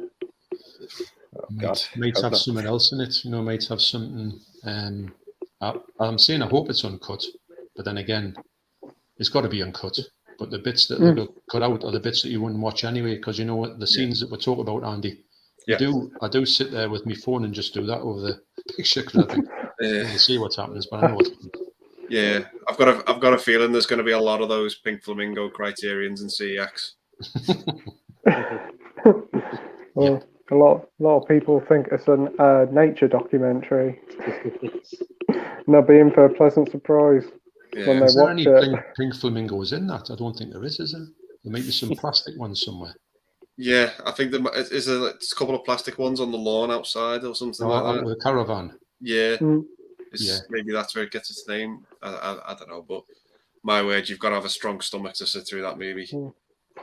Did he not get somebody who was like just had this spare caravan, so he built the movie around the caravan? I think it was just he just found it was just there, so he just made it a part of this this film. Wow. Yeah. Oh wow. I actually watched Red Letter Media's review of it, and if you want to sort of get a gist of what the film's about without being disgusted, they've done a cracking review of it. Right. Really, really good review of it. Red Letter Media. Yeah. It's one film you do not want to have snacks with, shall I say? Have you seen that that John Waters video where he does the sort of stand-up and he talks about his movies? No. The Summit Truth, the Ugly Truth, or something like that, I think it's called. Well, it talks about when he was starting off making his movies that he was he wanted to be, from day one, he wanted to be the most controversial director ever. And he said that one thing that he thought was really good and funny was that I think there was a case happened in the 70s or 60s of this. Somebody was like, say, maybe they were kidnapped. The girl was kidnapped and she was killed, I think. And he made a film. Well, it's sort of like a student movie about it, and actually made it that quick. And he said that they premiered on it and they managed to get a billboard made of it. They made it that quick that they said the parents of the kid were going to the cemetery for the funeral, and they were going past the poster for this movie that he put out, a sensationalist movie about this girl who had been killed in this sort of horrendous thing that went wrong.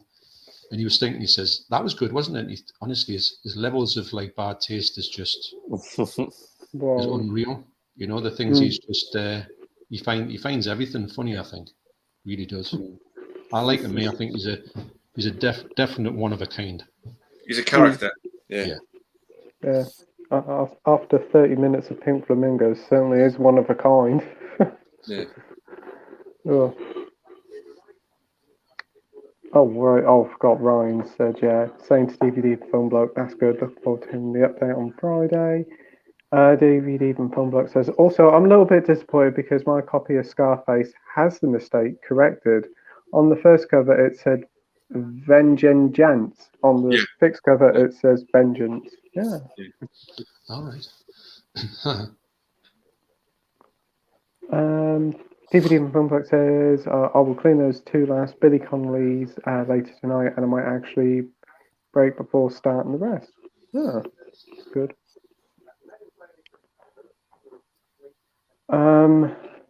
Ryan says, oh, but he's back. He's the man behind the mask, and he's out of control. He's back, the man behind the mask. He's crawled out of his hole. I'm so confused what that is. Is that Friday the 13th? Is it is it Jason 6 when what's he called? Alice Cooper singing the song on the theme song? Probably might be, because his next question is, what is your favourite Friday the 13th film? I have to back out on this one. Haven't seen any of them. Wow. So what's your favourite, Mike? Probably 2. I do really like 2. 4 is a good one as well. I'm someone who probably thinks that the first one is, it's not one of the worst, but I don't think it's anywhere near the best entries. I do think a lot of the sequels are better than it. But yeah, I do like 2 and 4. They're probably my favourites. Oh, that's good. Ash? So I've actually got the shirt on now. Right, the first if you can see it. Yeah. But I'm rewatching them at the minute, so I'm going through them all again. And I'm up to number, I think it was 5 I watched last night. I think it's 5. And I really enjoyed it. I don't know why. I think I like them all. Like, it's hard to pick up a good one. For me, they're just like that perfect mix of like the 80s, early 90s, kind of like cult almost, you know. Jason's the most iconic horror characters you can find. So they've just got something in it for me, like all of them on some level, even like the really bad ones. Oh. Yeah. What about you, Andy? I think Andy's muted. Yeah, part 6 for me. Part 6. Yeah. No, it's really, really enjoyable. Yeah, really entertaining. How many films are there? There's quite a few, isn't there? It's 12. 12. Yeah. Well, they're missing a trick, not having a 13th one. Yeah. Well, yeah, that's true. They're having all this massive arguments now, aren't they? Which have been going on for the last 10 years, which is pathetic. Yeah, you're right. Friday the 13th, part 13 would be amazing, wouldn't it? Yeah. Is that including Freddy versus Jason? I think so. Yeah, I think it is. Yeah. Yeah. What about you, John? What's your favourite? I would have to say Part 9. Is I hope that's that a joke. Jason Goes to I Hell? tried to keep as serious as I could. No, I think you sussed that one out straight away. No, my favourite is, for nostalgic reasons, is Part 3, because I went to cinema to see it in 3D and it was amazing. We were all going nuts about that film. Just everything was flying out the screen. It was brilliant.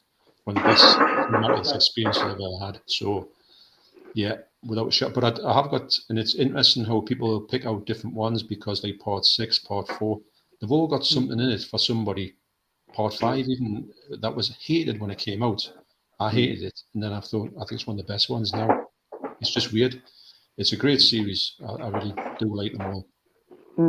I know you can get the box set from like about 8 of them in H&V for like about 27, 28 quid. Yeah. Well, it's funny because it's 25 one day, 30 the next, 25 the next day. You just think, oh my god. It's like about 40 in CXO, isn't it? Yeah, it's nuts. I mean, it's worth it to a certain extent, but wow. I just wish they'd make their mind up and not. It shouldn't never go up. It should always be, the 25 mark or below. I have been umming and ahhing about getting it, but I'm like, watch the first one first and see what you think. But I do know, like, a lot of people say they do get better. You cannot judge it off Part 1, I don't think. No. No, Part 1 is a movie of its own. It's a great movie and it sets it all up. But Part 2 is where it starts to come to life. Oh. Yeah. Wow. I'll definitely have to give that a go. And I must admit, I have enjoyed most of the Nightmare on Elm Street films. Most of them. But yeah, Friday the 13th will have to be the next one. Ryan says to Danny, hope your live on Friday goes awesome. Yeah, hope it goes well, mate. Yeah, definitely. DVD and Film Bloke says probably 3 and maybe 5. They're the ones I dislike the least for Friday the 13th. That's good. We've got Ride Free Gamer saying big like for your work. Thanks ever so much, mate. Dr. Impossible says, have any of you guys seen Clint Eastwood's directorial debut called Breezy with William Holden? Watched it and thoroughly enjoyed it. It's in the box set, I think, that I've got. I have seen it, a bit of it, and it is pretty good. I think Clint Eastwood actually cameos in it, just a slight cameo in it. He does, yeah. Yeah, I think that's probably one of his best movies that he's directed. I think it's very underrated. Yeah, it's one film you don't hear a lot of people talk about. I remember when I saw it in the box set, and I was like, "Really, really?" And I give it a go, and it wasn't too bad. I didn't mind it. Yeah, I think it was the first film he directed that he didn't star in, and I think at the time people didn't get that because I think they expected him to be in it, and I think it just no one went to see it because of that. So it's kind of forgotten about that movie. I think the first one he directed was Play Misty for Me, wasn't it? That's what I thought. Yeah. Great film. I've never seen it. Never heard of it, actually. Yeah, because I think you've got the big £200 box set of Clint Eastwood, haven't you, Mike? Yeah, I've got that other one. I think you're talking about, Pete. Is it the small white box? Yeah, the small one. Yeah, I originally had that, but then I always wanted that huge collection. And I eventually got it. Yeah. It's a lovely set. Yeah, it's really nice. Yeah, it's heavy. It's probably the heaviest item in my collection. It's ways of fun. How many discs has it got in? Like 50 discs? I think it's like 60 odd films. I think it's about 65 movies in it. Yeah. Oh, that's impressive. Yeah. Have you seen Breezy, Andy? Yeah. I don't really remember too much about it, but I do remember really, really enjoying it. I think I've got that same box set you've got, Pete, where it opens up and it's like the pages of discs. But I remember liking it for what it was. I'm just looking.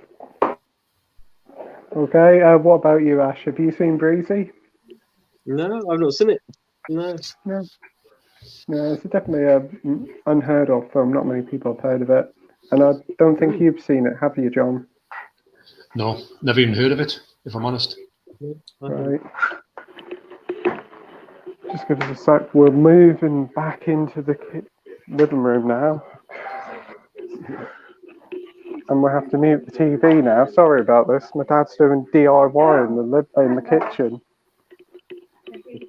Oh, probably should have done the stream in the bedroom, but hey. Oh, right. DVD and Filmbook says, what is your favourite Oliver Stone film? I don't think Talk Radio will be knocked off the top spot.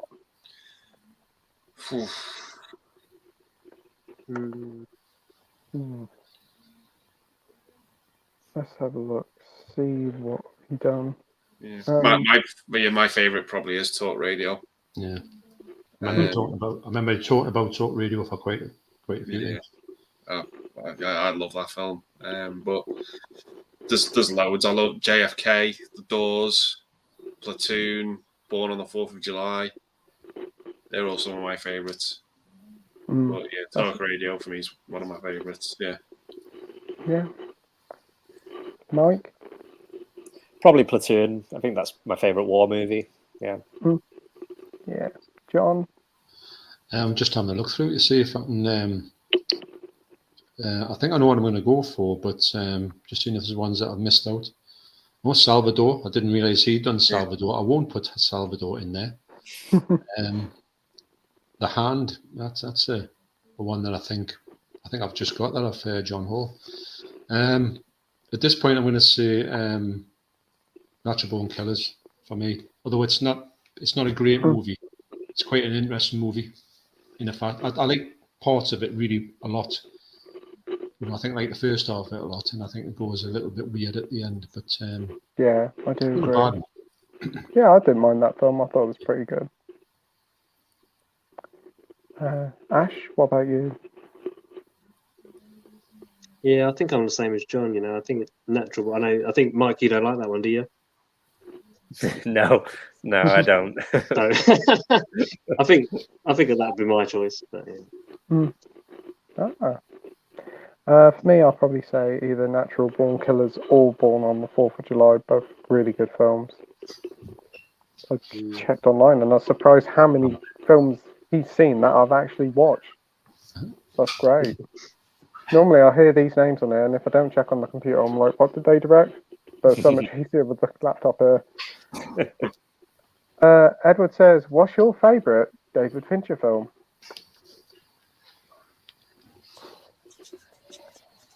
Computer to the rescue. Probably Fight Club.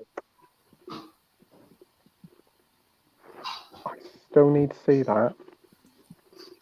I'd probably have to say Seven and Zodiac is a close second. Ooh, cool actually. Yeah. They're all good. They're all good, to be fair. Like, he's probably my favourite director.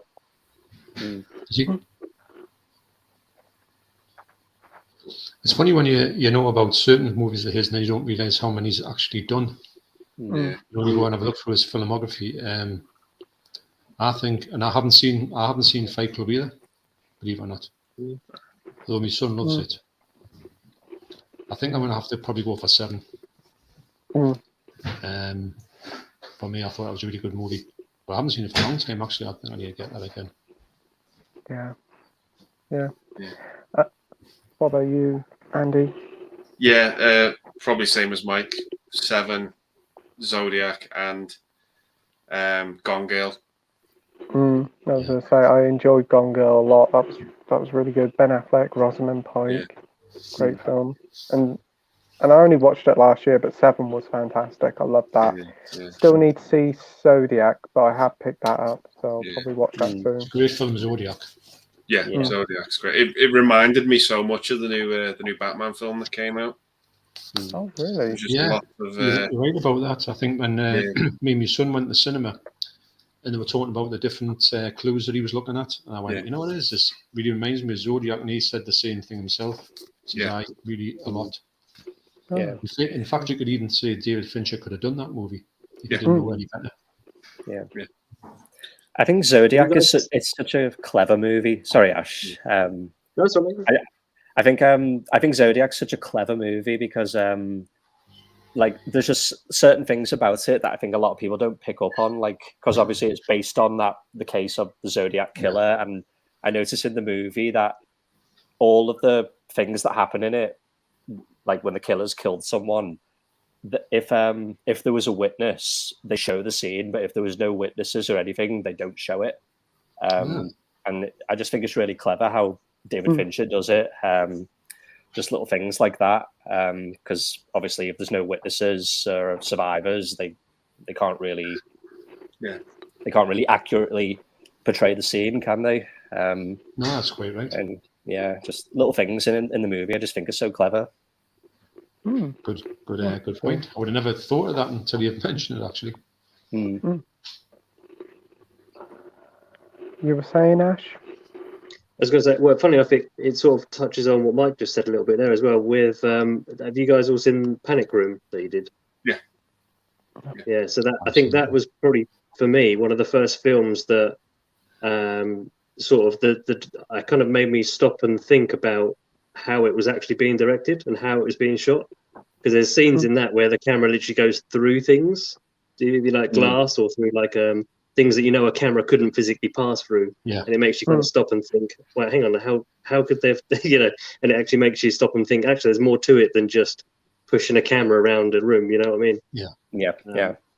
So that's probably the first one I saw of his, I think, from memory, that actually made me stop and think about how films are made and start being, really getting into films more. Yeah, good point.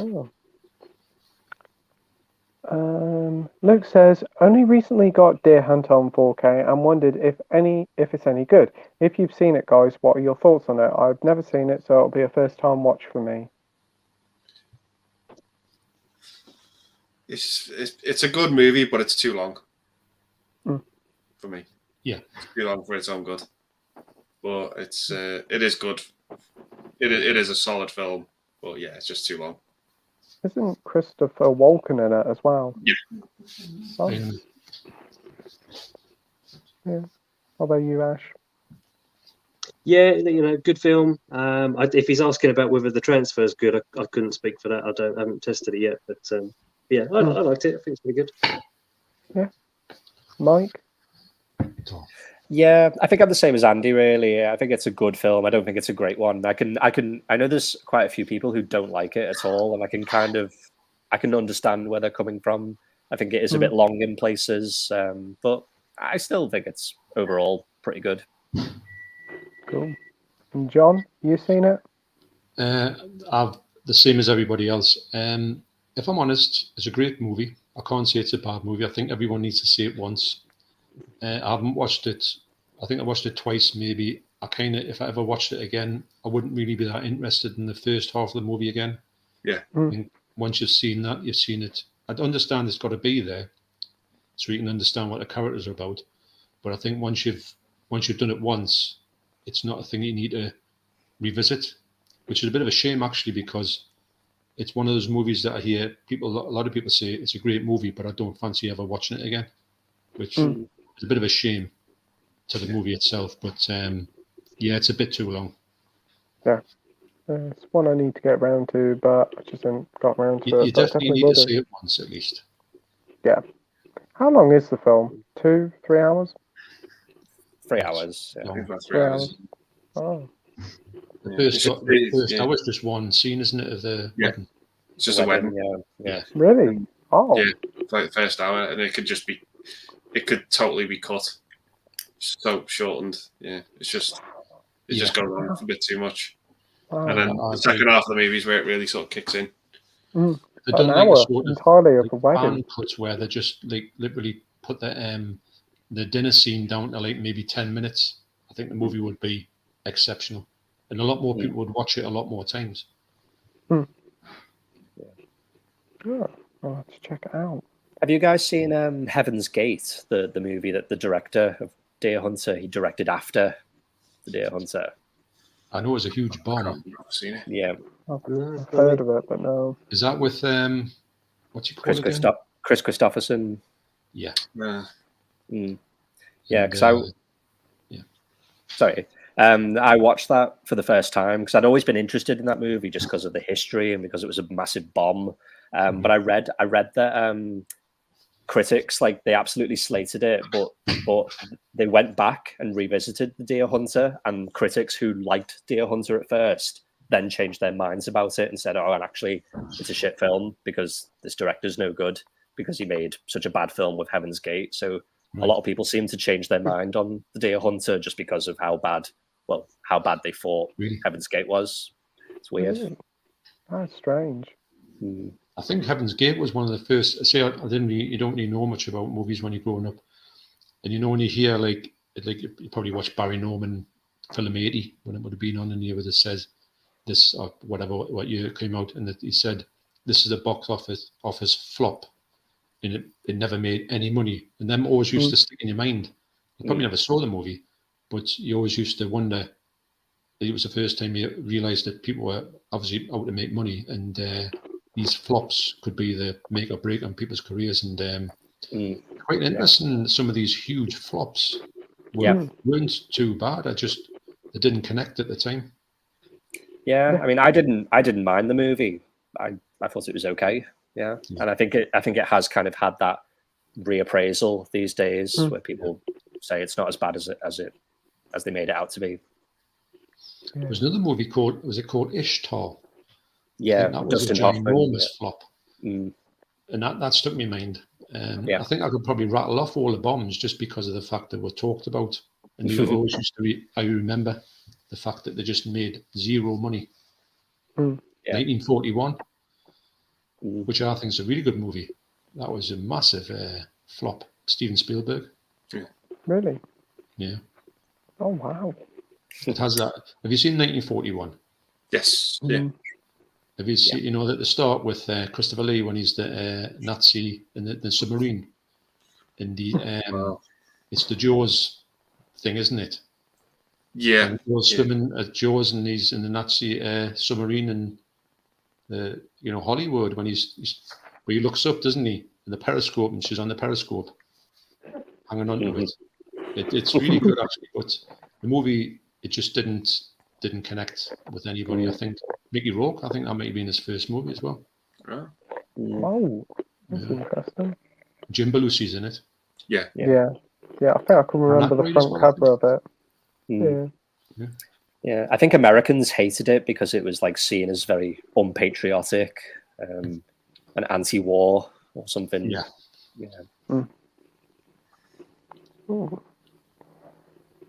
Lisa and Michelle says, Ryan, I'll be joining him on Friday, of course. That'll be awesome. Culture Plane says, do you like movies of Hong Sang-soo? I like so much of his cinema.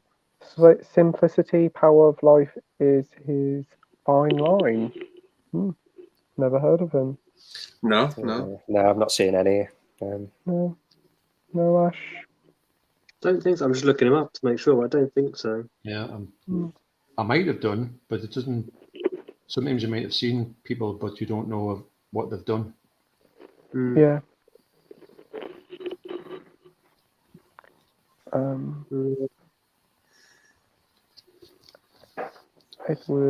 DVD and Film Book says Fight Club.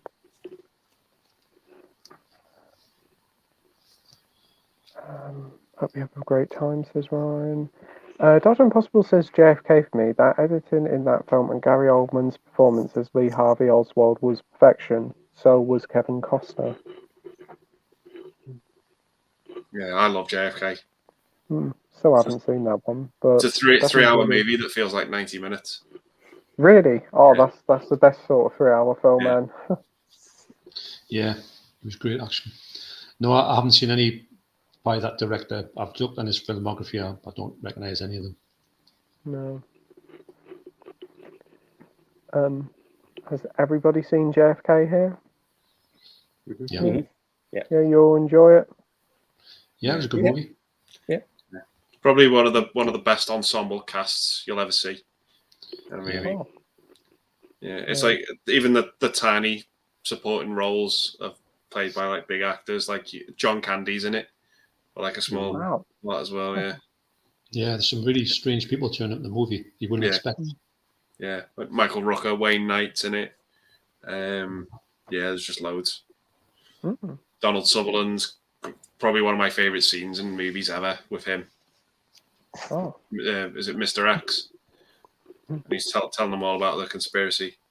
Yeah. Oh, yes, I remember that one actually. Have you seen a movie called Bobby? About Bobby Kennedy? Is that the one by Emilio Estevez directed it? I think so.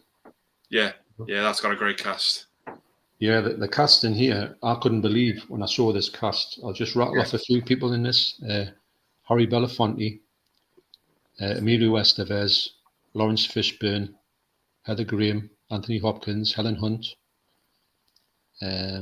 Ashton Kutcher, Shia LaBeouf, Lindsay Lohan, William H. Macy, Demi Moore, Freddie Rodriguez, Martin Sheen, Christian Slater, Sharon Stone, Mary Elizabeth Winstead, Elijah Wood, and probably a few more just popping up. But you know, when you look and there's just people, actors just acting with it, and you go, hang on, have you seen who's in it now? It's you sort of the film's good, but it's the fact that all these people just coming together in one sort of ensemble cast. It's probably the best one I've seen for the amount of people in it. Yeah. Oh, it definitely sounds it. Great cast in there. Yeah.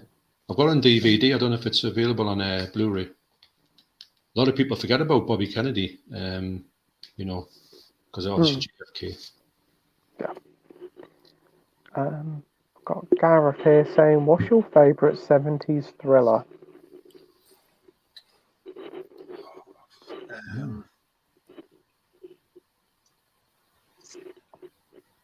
Well, I've got a good one. Dirty Harry. Yeah, that's what I was thinking. Yeah, great film. Day of the Jackal. That's 70s, isn't it? Yeah. I enjoyed that one. Cool. I suppose you could say Magnum Force because that came out a couple of years afterwards. Yeah, well, the sort of Dirty Harry films. Yeah.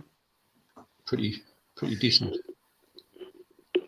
Definitely. I think Magnum Force and Dirty Harry are just both brilliant, about the same caliber. Any other ones? What about you, Ash? I'm just saying what was in the 70s that would be classed as a thriller. Jaws is coming up, so that'd be mine if it was classed as a thriller. Yeah, Wow. I see that coming out. Yeah, you could say that. It did thrill. Yeah. Any for you, Mike? Just looking now. Don't know if you'd class Taxi Driver as a thriller or Sorcerer a thriller. I don't know. Yeah, probably the Dirty Harry movies. Yeah, I do like them. Yeah. The original Taken a Pelham 1, 2, 3. Would that be classed as one? And Death Wish. Death Wish. Yeah, could be. Just in Serpico's on there as well, which would probably be one of the ones I'd say. Yeah, that's a good one. Yeah. Serpico's good. Nice. I like Dog Day Afternoon. I don't know if that would be classed as a thriller. It's a great movie. I was thinking that one. Yeah, I recently picked that up. Still need to watch that. That sounds like a really good film. It does. That's brilliant. Yeah. Even though it's just set in one location, it's so engrossing. It's just brilliant. I mean, I do think Al Pacino is probably good in everything he does. He brings something to the role, but he was just amazing in that movie. Yeah. He made the film. Yeah. I'm just looking as well. One for me, Duel. Oh, yeah. Marathon Man. Yes. Yeah. I suppose you could call it a thriller. Play Misty for me, because that's sort of a thriller. Yeah. It's funny what thrillers sort of could be. It's a big sort of genre, isn't it? It could encapsulate quite a lot of stuff. Yeah, you could maybe say maybe the Dario Argento movies, like the Giallo movies from the 70s. They're kind of thrillers. You know, it's weird because when I sort of said to Deborah to watch some Giallo first, she wasn't having any of it because she said it's a horror movie. I said it's not a horror movie. I said the only way I got her to watch them was to say it's like Columbo with violence. Yeah. And she watched it and she said, well, and she did enjoy them because she likes stuff like that. She just was a bit unsure about, obviously what was shown in some of them. But I says, if you can get past the fact of the violent bit, she would never go for Suspiria. But she's watched all of but yeah, I mean, when you think about it, Giallo is probably, are the thrillers on? They're not really slashers as such. No. Some of them can be. Yeah. But, yeah, I'd agree with that.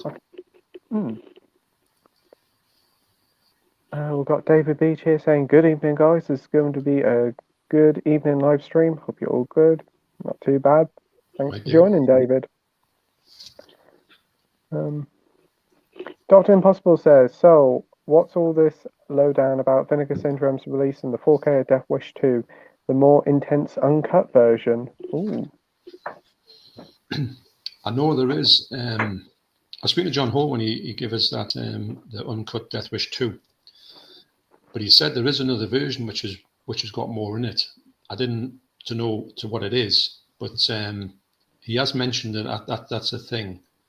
So if this is going to be the full version, then wow, because Death Wish 2 was pretty brutal, the uncut one. It's much more brutal than Death Wish, for sure. Yeah. But the Death Wish 2 on the DVD, Blu-ray, it looked amazing. So I can imagine the 4K looking nice. Oh, I definitely want to watch the rest of the Death Wish films. Would you recommend the rest of the Death Wish films, John? Yeah, I think they'll all go down. After Death Wish 2, they go down in quality a bit, but then you've got to kind of just roll with it. They're all enjoyable, but 1 and 2 are where it's at, like, if you want to get the real. Because I always like Charles Bronson. I really do believe he was a right hard nut anyway. So he sells the rose to me. Him and Lee Marvin, I think they were real hard guys in real life. So for me, anything that Charles Bronson does, he's always believable as somebody who can handle himself. So he doesn't look like he's dialing in or anything. So yeah, I think I want to get the rest of them. I have seen them, but I remember not liking them as much as because I think they had to tone the violence down because they were just they've gotten a load of problems with Death Wish 2 where they're just being really violent, Oh, right. But I think you can get them all on DVD. You just kind of get them on Blu-ray. I think I see like a triple pack with like 2, 3, and 4, maybe 5 for about 15 quid brand new. So that's not too bad on Blu-ray. I don't know if they're cut or not. 2 is cut. I know that's cut. 1 isn't. But I don't know about the rest of them. I think they might be all uncut apart from 2. Yeah. I know they did a remake with Bruce Willis. That wasn't too bad, I suppose. I haven't seen it, but it's meant to be all right. Yeah, it wasn't too bad. Have you guys seen the remake with Bruce Willis? No. I have, yeah. What do you think, Ash? Yeah, pretty good. But I haven't seen the original, so I've got nothing to compare it against. But I think was it Eli Roth did it? I think so. Yeah. So I quite like what he does. It's not always amazing, or tends not to be amazing, but at least he's that kind of. He seems to have like a similar taste in films to what I would have. So he likes to remake the films that I think he did. Did Green Inferno as well, didn't he? Yeah. And obviously the Hostel and that. So they don't get very good praise for what they are, but I'm glad someone's doing it, basically.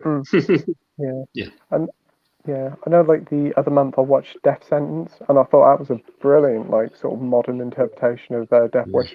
Just loved it. I've got that to watch and I'm excited to watch that. I like them sort of movies. When they're done good, I really enjoy them. Yeah, definitely think that's one of Kevin Bacon's best films, I think. Right. Ryan says, Ryan of the Night, the Blu-rays are calling, save me from the throat of Operation Mince Pie. Ryan of the Night, the clear case is shining, Ryan of the Night. Yeah, he went to see Operation Mincemeat, the new war film drama. Yeah. He walked out. Operation Mince Pie. Yeah, he walked out about an hour left. He said it was boring, nothing was happening. I've heard from a few people it's a bit slow. Have you guys seen it or plan to see it? Not my type of thing. Yeah. There's a new Guy Ritchie film, isn't there, with like a sort of similar title? I think it's Operation Fortune.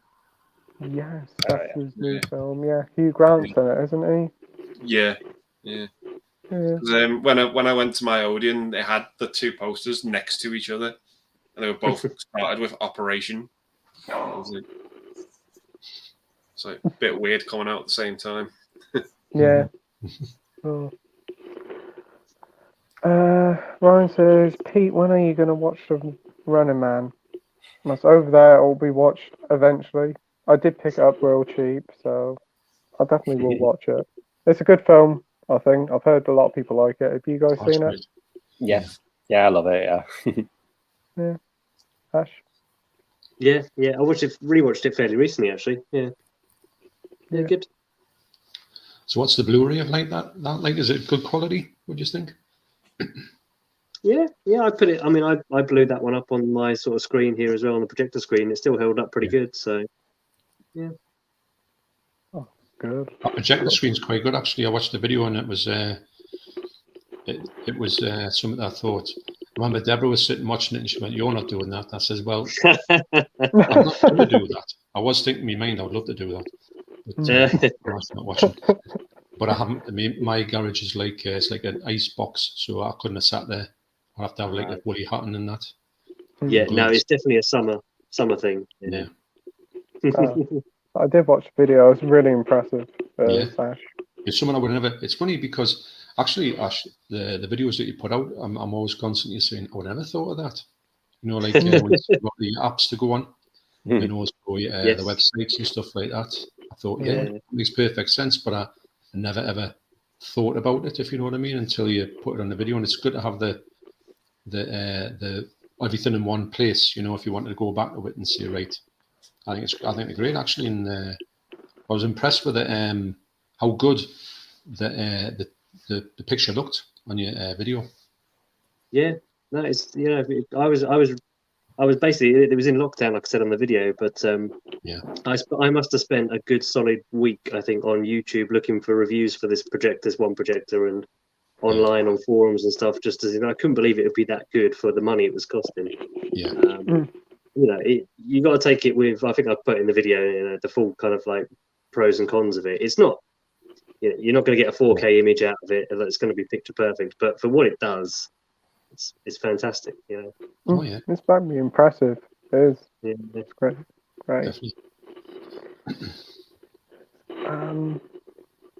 Ryan says, rank the Scream franchise. Oh.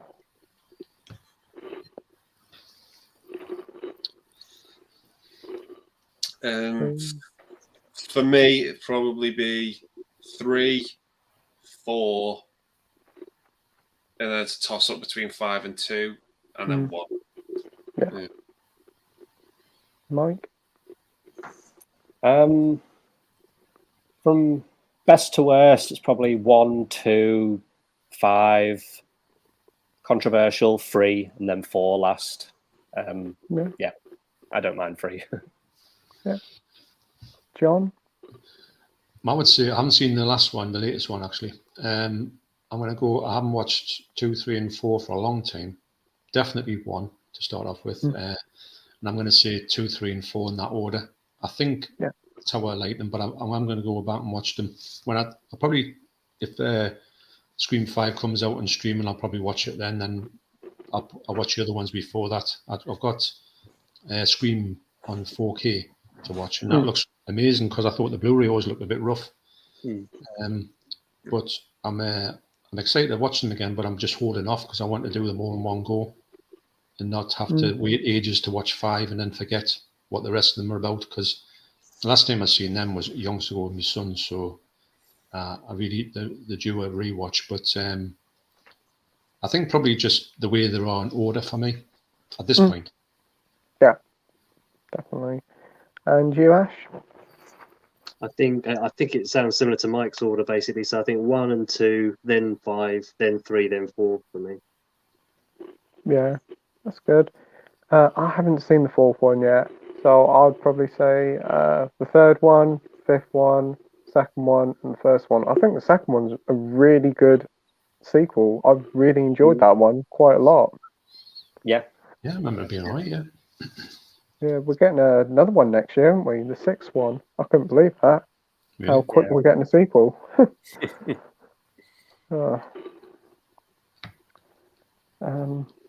And Ryan says Scream 3 is his personal nightmare. I know he did not enjoy that film one little bit.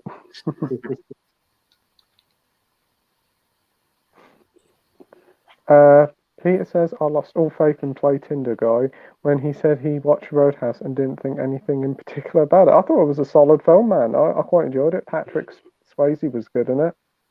Yeah. I'll have to pick it up on Blu-ray, Peter. I should think that'll get your approval, Peter. Dr. Impossible says 101 films release nightmares. Best two segments are Terror in Topanga and The Bishop of Battle with a young Emilio Estevez. If you had Lance Henriksen as a priest who hunted down by the devil. Oh, sounds good. Yeah. I thought it was 50, I thought it was 88, but yes, I remember it now in that big box. No, I haven't seen it, if I'm honest, and if I have, it was a long time ago. But I probably will bump into it one day in a sale, definitely. Yeah. You seen it, Ash? Is that Nightmares? Sorry. Yeah. No, I haven't. I've seen it about on the shelf on the 101, but I've never picked it up. No. No. Andy and Mike, have you seen it? No. I know Lauren from Lauren's collection, she does like that movie. She was making a video about it a while ago and saying that she had a really good time with it. So it did put it into me. I say if anybody makes a thing about a movie and say that they really like it, I think that's definitely on the to get list, you know, if I see it. The sale probably. So I'm definitely going to check it out. But I know that Lauren really did enjoy it actually. Oh, that's good. I'll have to keep an eye out for that one. Winslow says, what's your favourite boutique label? Mine would be Criterion. Probably Arrow. Yeah, I would say Arrow, and could you say Studio Canal, kind of? Would you class them as a boutique label? I think they do some... They're funny because they are a label, but they seem to release. They don't really have. They're not really a company, but they are a company. It's just that they do really good transfers, I think, and nice additions. Oh, yeah. I think everything they do always looks amazing. I can always trust their work, but they don't really have their own identity. I think they should do. No. Yeah, I agree. Mike, what's your favourite boutique label?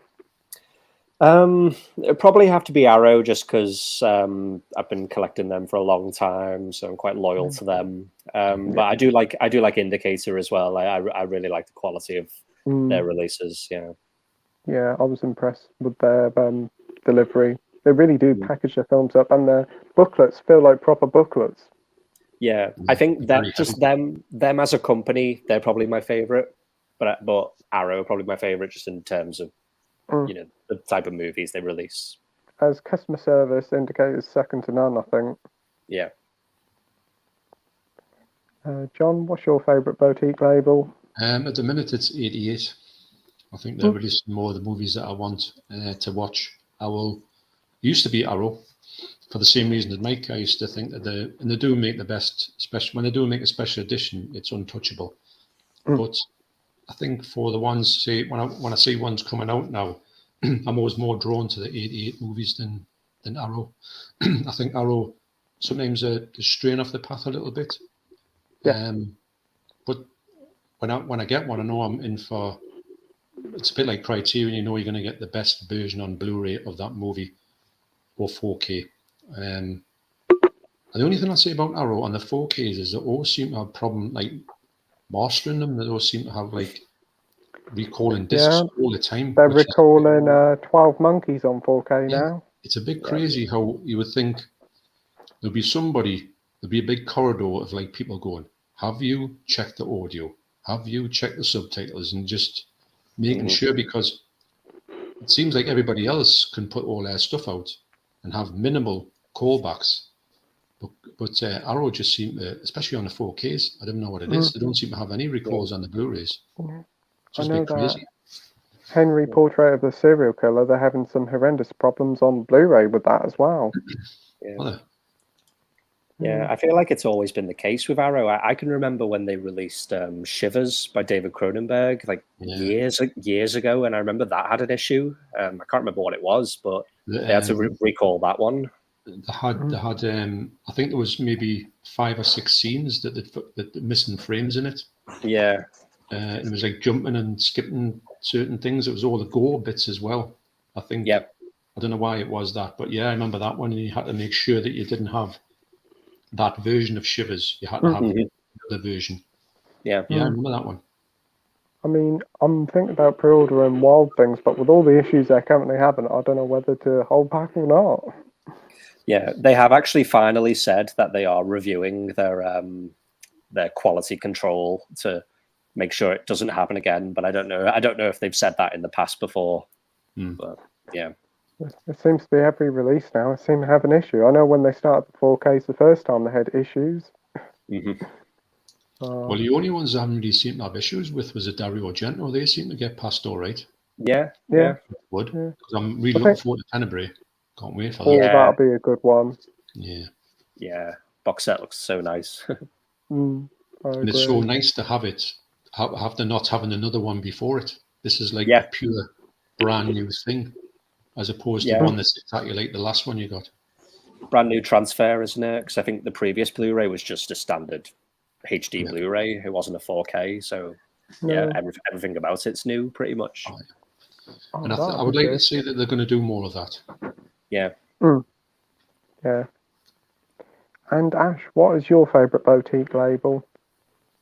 So I think mine tends to change over time. So I think it was Arrow for quite a while, similar to you, John. But then I think once I've got so many of the Arrow titles that I actually want, and now I'm hearing all these problems with the releases, it's kind of, my focus has gone elsewhere. So then it went to 88, like John, because they seem to do quite a lot of not only just like the horror kind of movies, but obviously they do the Van Damme collection. They do like 80s stuff, which I really enjoy. But at the minute, I've just going. I think my favourite at the moment is probably Eureka. Just started really collecting a few Eureka titles. Yeah.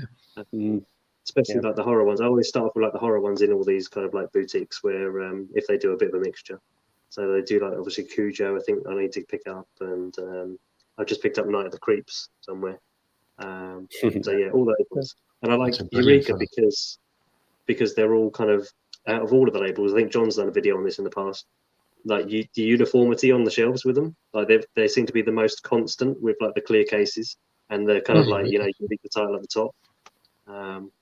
Whereas all the other ones seem to do it for a little bit and change 1 or 2 titles. So probably actually that video was quite funny because I had a word with Leon and Lauren, and I just said to them, I said, it's funny because I was talking to Leon about something. He was talking about uniformity on shelves, and I said, would you be interested in making a video on your thoughts? You might have turned around and says, are you an idiot or a nutcase for thinking these things? He says, oh no, he says, I'm all over that. So I asked Lauren as well, and she was well into it as well. So it was a great little video, and it's one of the ones that worked out really well, and they really put some good points across the fact of like 101 that had like blue cases, the spines were not the full length, and then they were shorter, and the numbers weren't in the right place. And it does, I think it's getting a little bit better actually, but 101 are definitely getting better than they were. There was ones they've got with them AGFA titles are absolutely brilliant, and they're all very uniform. Yeah, I think that a company can let themselves down if they don't have that uniformity, and Arrow always have got that, you know, the uniformity right across. When you see them on the shelves, they look amazing. Yeah, they do. Definitely, they do, especially with the slips as well. Some of the slips are quite nice. You know, when you're in CEX and you walk along the shelves and you're not even looking at it, and yet suddenly your spider sense goes, and you know that there's an Arrow version there with the blue case, Mm. and you feel it on the shelves, and you like feel like throwing it up in the air and go, "Yeah, I'm not laughing, aren't you?" Because everybody knows about this. And, if you're working with thing, you would be like swapping them over, and going, "I can't be looking at that." It's the ultimate sacrilege. Yeah.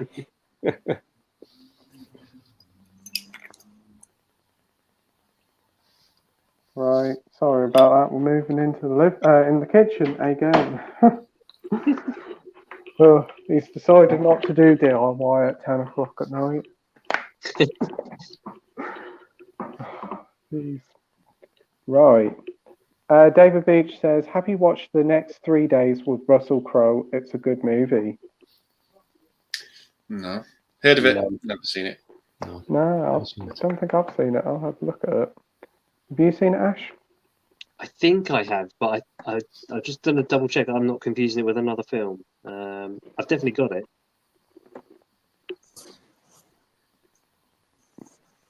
I think I might have seen it. Have you seen it, John? No, never even heard of it, actually. It's Liam Neeson in it. Pretty certain he is in that one. I know he's in one of them. Yeah, Elizabeth Banks, Liam Neeson, Russell Crowe's the main star. Oh, Yes, that's it. It was a long time ago, but I have seen it. Yeah, I think it's about well over 10 years old. The film is. I think it came out in 2010. Did it? I don't know. I think I just lost it now, but I think it was something like 2009, maybe, as a guess. Yeah, it's probably about time when I saw it. So yeah, it's a while ago. It was all right. You seen it, Mike? No, not seen it. Yeah. 2009. Russell Crowe and Mike don't go, do they? You don't mix. No, they don't. Why has my dad put the heating on? It's hot in here, isn't it? He's put the heating on, the radiator's burning. You might have fixed it in his DIY. Yeah. Oh, we've got Keith from Euphoria Pictures. Hello to all. How's everyone doing tonight? Hi, Keith. I watched his unboxing of the Dark Man Steelbook. That's a really nice looking Steelbook. Yeah. It is, isn't it? I've had a look on their website and they won't ship to England. Won't they? Yeah, they'll ship to Ireland, but I had a look, they just won't ship to England. It's amazing why some people won't do it, and they just think, wow. You think that if people are going to buy stuff, you would ship it anywhere, wouldn't you? Yeah. That's a shame. Especially because we're right next door to Ireland as well. I think it might be because of the whole Brexit thing. That's the only thing I can think of. Enough, probably. I've tried ordering stuff before, and I think I put an order in for some X-Men figures, and they said, "Oh, we're not shipping to the EU, outside the EU." And I was like, "Fair enough." Wow. Yeah. Right. Winslow says, "Who's your favourite British directors?" Edgar Wright. Yeah. Hitchcock. Yeah. Yeah. I suppose Danny Boyle. Yeah, mine would be Danny Boyle, I think. Yeah. Shane Meadows for me. Yeah. Ken Loach. Yeah.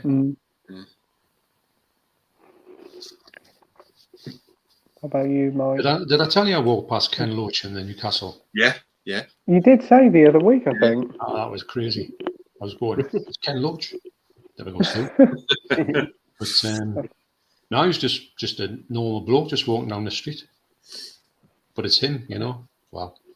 It's amazing to walk past somebody like that in the street. He must have ties with Newcastle because he's done a lot of stuff in Newcastle over the years. Makes you think that he might be like a spiritual home for some reason.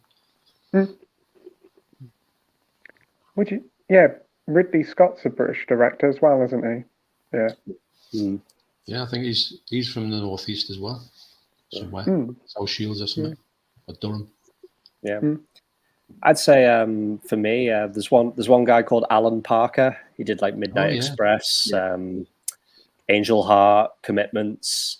Having said that, he did do Bugsy Malone, and I know, Andy, you're not the biggest fan. I'm going to pick that movie up at some point. I will pick it up and give it another rewatch. But yeah, I just because I'm not. The last time I watched it was when I was at school, and I hated it. But, maybe my opinion's changed. I don't know, but yeah, I'll be coming on the stream in the future and be singing "My Name Is Tallulah." Well, what's the other song? Bad Guys, is it?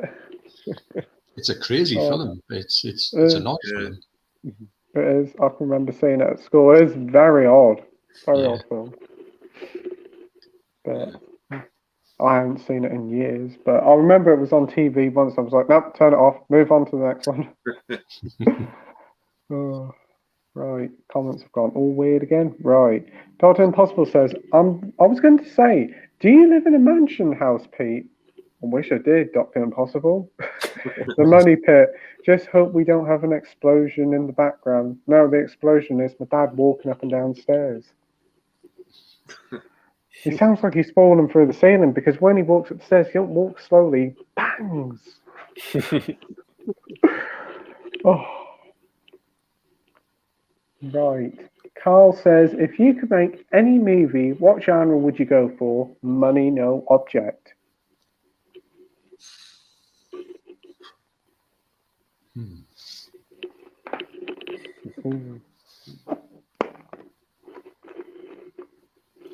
I would say sci-fi horror. It's a good one. Yeah, I'd probably say like horror, something like that. Yeah. It's funny though. I don't think you can really spend a massive amount of money in horror. No. To a certain extent, unless you went all kind of the thing about it, and just a massive amount of practical effects, which would be good actually. Yeah. I think I'd do something like what Wes Craven did, when he made Hills of Eyes and he just went out into the desert, and he was like, it doesn't cost any money to shoot somewhere like that. So I'd probably go somewhere remote in the country and just make a movie there. That's a good idea, yeah. Ash, you got any ideas? Yeah, probably horror again, I suppose, for me. But I don't know where I'd go. Mike, Andy, should I say? Yeah, no, I'd probably like to make something like horror, but I remember talking to John about this, something very sort of similar to maybe like a Woody Allen movie, because I think the way he writes his movies is phenomenal. Yeah. It's good stuff. Like it's stuff from probably from the 70s to the 90s. I think his dialogue in some of his movies and his stories are just phenomenal. Some of his stuff's cracking. Love it. Yeah, I agree. That's cool. He's very underrated as a director. I think his vision that he has for movies, especially like Manhattan, it looks amazing. And I think a lot of people don't remember him for making good-looking films. Yeah, I think he sort of disowned Manhattan. I didn't think he actually liked it at all. I don't know. Yeah, I know. Did you ever see an interview with him when they were talking about his movies and he wouldn't watch his movie? He had to turn his back to the film. And someone said to him, "Why you not watch?" He said, "I will not watch a frame of my movie if it's been made." Yeah. And he wouldn't look at it. But for me, Manhattan looks spectacular. Yeah. Great shot with the widescreen and everything. But I don't get how he treats his movies to a certain extent. Yeah, the whole Rhapsody in Blue score is just it's that and New York go hand in hand. It's just stunning. It's black and white as well. It looks amazing. Yeah, but just some of his stuff in the 80s, like Hannah and Her Sisters, and one we talk about a lot, Purple Rose of Cairo. Yeah, and Bullets Over Broadway from the 90s. That's one of my favorite movies from him. And Mighty Aphrodite. Yes, Mighty Aphrodite. Yeah, they're just you're sort of riveted and you get hooked. And even movies like Husbands and Wives, I love that movie. I just love how it progresses. You start off with these two couples, and then you think the way they're going one way, and then it crosses. Yeah, and they both sort of ending where you wouldn't expect them to. Yeah, there's a lot to be said for the way that he sort of, I mean, Might Aphrodite, the fact that he goes to find this woman who he expects to be an absolute genius. Yeah. Because the son that they adopt is a genius. It's genius, yeah. And she's actually a porn actress. Yeah. Who comes from the gutter. Yeah. It's brilliant. Wow. And there's another one that's I'd like Small Time Crooks as well. Do you remember that one from? Yeah, I think I've seen that one. Yeah. That's brilliant. He's got the woman who I think she's like a relative, and she works in the shop with him, and she must be the thickest person in the world. She's absolutely like a total moron in this movie, but the woman who does it, she was in a film with Walter Matthau called A New Leaf, which is on. Yes, I've seen that. Yeah. What a film that is. Yeah. And she actually wrote it, and she stars in it as well. But she's a very clever woman, but she plays this woman to perfection. But it's just a daft little story, but it's really good. Yeah. That's cool. I haven't seen many Woody Allen films myself. There's a really good one he did, I think, in the late 2000s. I think it's called Whatever Works. Oh, yeah. Yeah. It's got a younger Henry Cavill in it. It's he plays a bit of a dick in the movie. I don't like him at all. But you're right. Yeah, because it's the guy who worked on Seinfeld and Curb Your Enthusiasm. Larry David, yeah. He marries like a woman who's like so much younger than him. Mm-hmm. But Henry Cavill's just trying to get with her like for the whole movie, and it's just like she's married, leave her alone. And her mum's trying to pair her off with Henry Cavill, and Henry Cavill's like he just won't give up. Yeah, but it's a good movie. Most of his films are good. There's a few that on the interiors I can't get away with interiors. It's too serious. I couldn't get into interiors. No. I just thought myself, I just can't get it. And then Another Woman wasn't that good either. No. Alice was a little bit weird. Yeah. But there's a lot of them that are. I mean, his first early ones where he's like Take the Money and Run and Sleeper. Yeah. And Love and Death, and they're crazy, you know. And Bananas, and also Play It Again, Sam. I've not seen that one. That's such a good movie. When he's trying to impress girls all the time in this movie, no one goes wrong.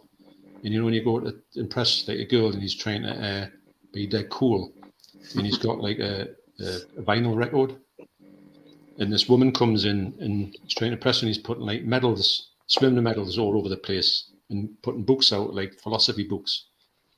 And she comes into this thing and he says. Something like she says, "Oh, should we go out?" And he says, "Oh, no bother." And he does that, and like the disc comes out of the sleeve, smashes through the things, you know, and he's knocking everything over, and he's put too much deodorant, like perfume on, and he's stinking. So people are going, "Can you smell something?" And every time he comes with her, it's I don't know, it's just dead funny. He says, "I feel confident about this date I'm going to go on tonight. I think I'm going to brush all my teeth, you know."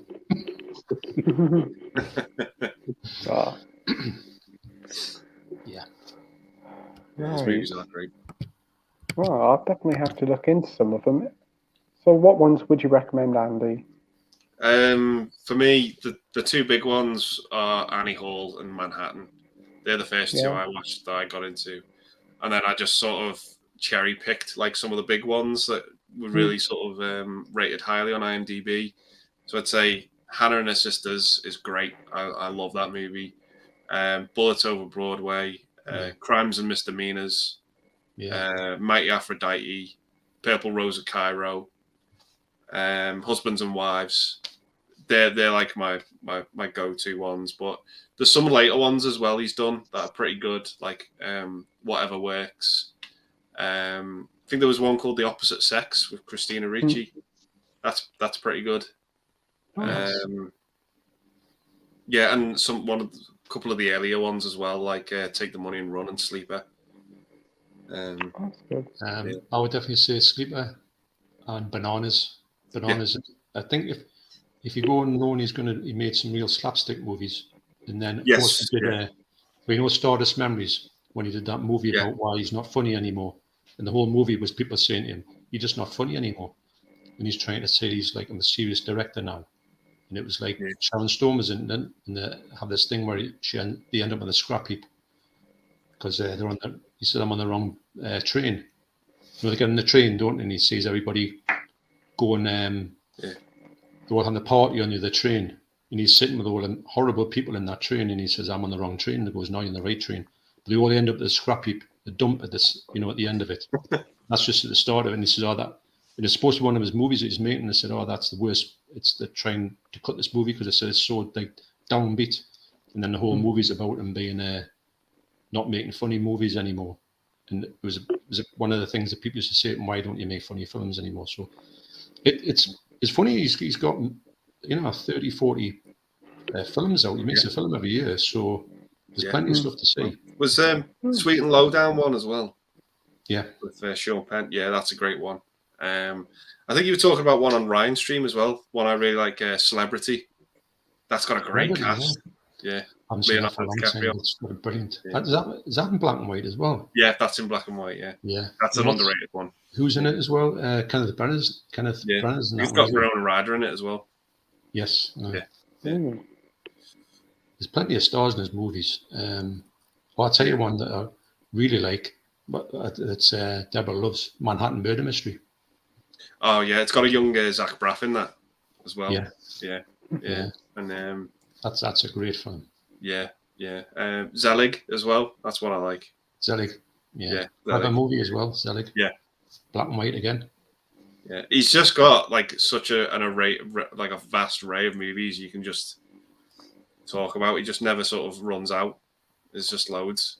Those feel like a Woody Allen film, yet they're all different. Yeah, exactly.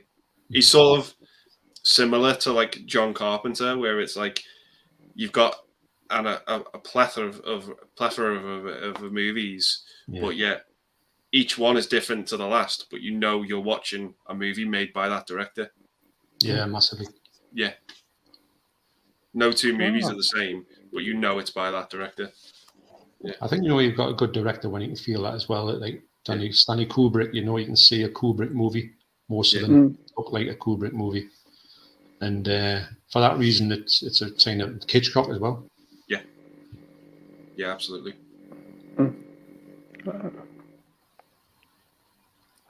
Danny says, "Who's got the most Blu-rays out of all of you?" I think I know the answer to this one. I think I know. I think it's Andy. Is it? I've kept a spreadsheet and I'm counting. I've actually got a fixed number. Hang on. Ooh. Okay, so Blu-rays, I have 1,389. Wow. Blu-rays. That's just Blu-rays, but overall individual movie titles is actually 4,442. Oh. I thought when you said that movie, when I told her for your Blu-rays, I was thinking, what? And then when you've obviously the full one is because you're double stacked on your shelves, aren't you? You've got double. Yeah, that's double stacked. Yeah. Mm-hmm. Yeah, I've got there's a ton on the floor here. There's like a big massive pile still going, and there's another pile behind the laptop. So, but there's loads. I'm running out of room. But I don't really care. I'm still collecting. As long as you're happy and enjoying your collecting, that's the main thing. Yeah, definitely. Exactly. Dr. Impossible says Universal had the UK and US cinema rights to Werewolf in London. Then in 1998, Universal bought out Polygram and its subsidiary companies, including Polygram's music back catalogue. Wow. DVD and Film Bloke says yes, now Universal owns most of the Polygram titles, with a few owned by MGM. Dr. Impossible says Evil Dead 2 was released by Palace Premiere. Evil Dead was also released by Palace Video. DVD Even Film Bloke says green mold. Most VHS mold is white or even grey. I think white mold is mold which has gone dormant, so it's easy to clean and might not come back if you store it properly after cleaning. I think it was funny because there was a lot of white mold in there, but it was kind of like it must have got some kind of dampness in it, and I think that the whiteness was inside the tape on the spools, and the green was kind of around the outside. I think it was a different type. I think I like 2 bits of mold in it, but it was just manky. Yeah. But I was so upset when I looked at it. I thought I wouldn't care. I was the only one in the whole cupboard was like that. So God knows how I got into it, but it wasn't like that when I put it in the cupboard about 15 years beforehand. Right. Rogue says, for Criterion, I would recommend Stalker Ivan's Childhood, Easy Rider, or Eraserhead. Eraserhead's brilliant. Ivan's Childhood is an amazing movie. I've got that to watch. I'll tell you what, a film that is. Yeah, it's one of the best ones I've seen, honestly. I haven't got it on Criterion, I've got it on whoever else released it. What's that one called? Is it Artifice? Is it like Curzon or something? Yeah. It looks spectacular, but I could imagine it would look lovely on Criterion. Yeah, I've got it on Criterion. Yeah, it looks. Have you watched it, Mike? Yeah, it does look good. Yeah. What do you think of the movie itself? It's not my favorite from Tarkovsky, I've got to admit. I haven't seen all of Tarkovsky's films, but that's probably my least favorite from him. But I think it's just because it's kind of like it's probably his most conventional movie, isn't it? It's no Stalker. Yeah, you're right. Yeah. I did like it, but it's not my favorite from him. Yeah. I'll tell you, the part when that sort of commander is in the woods with the girl, and he's got this girl. I mean, nothing happens in it. It's just you just look, the silver trees. It just looks amazing, and I think the young lad in it is brilliant. It's kind of a bit like Come and See, isn't it? It's a similar sort of. It's got that vibe. The fact that, and I always wondered, was it a true story? That this young lad went behind because he was a kid. He went behind the enemy lines, didn't he? Because people didn't take to notice the kids. Yeah. But I thought it was a really good movie. But Come and See is a different kettle of fish, isn't it? Yeah.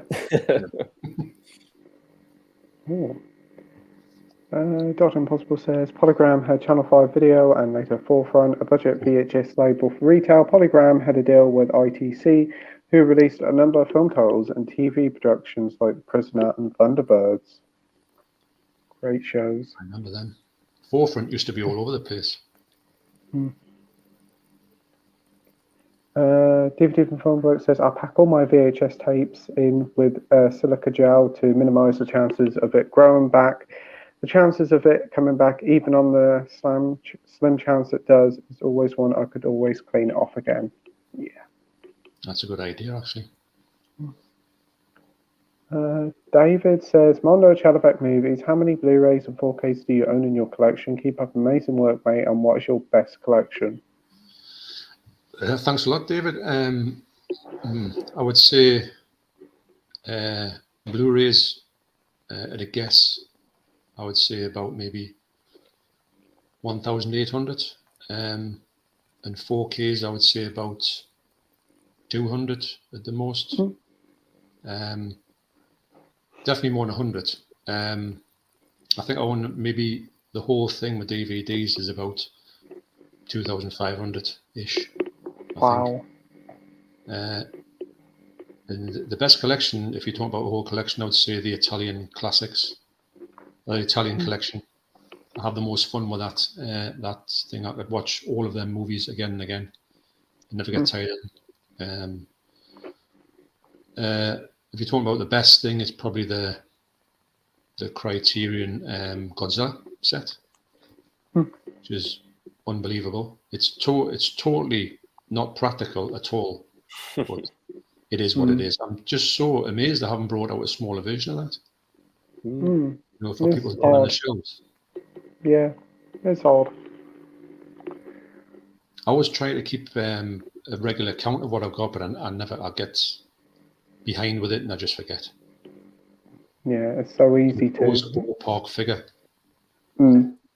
just round it up to the nearest 100. What do you think you've got? DVD and Film Bloke says, yeah, Channel 5 was a label for sell-through in the mid-80s, then Spectrum and Forefront labels came later on. During the 90s, Channel 5 was mostly used for kids' titles. Dr. Impossible says, you can forget silica gel packs. Tried that years ago, doesn't work. I had to go down the route of top-notch dehumidifier. 2 of them, imagine the electricity bills. Sounds painful. Soph's here saying, evening, gentlemen. Lovely meeting you, Ash, the other day. Yes, yeah, and you, Soph. And yeah, so I managed to meet up with Sophie and Jason the other day, Jason Brett.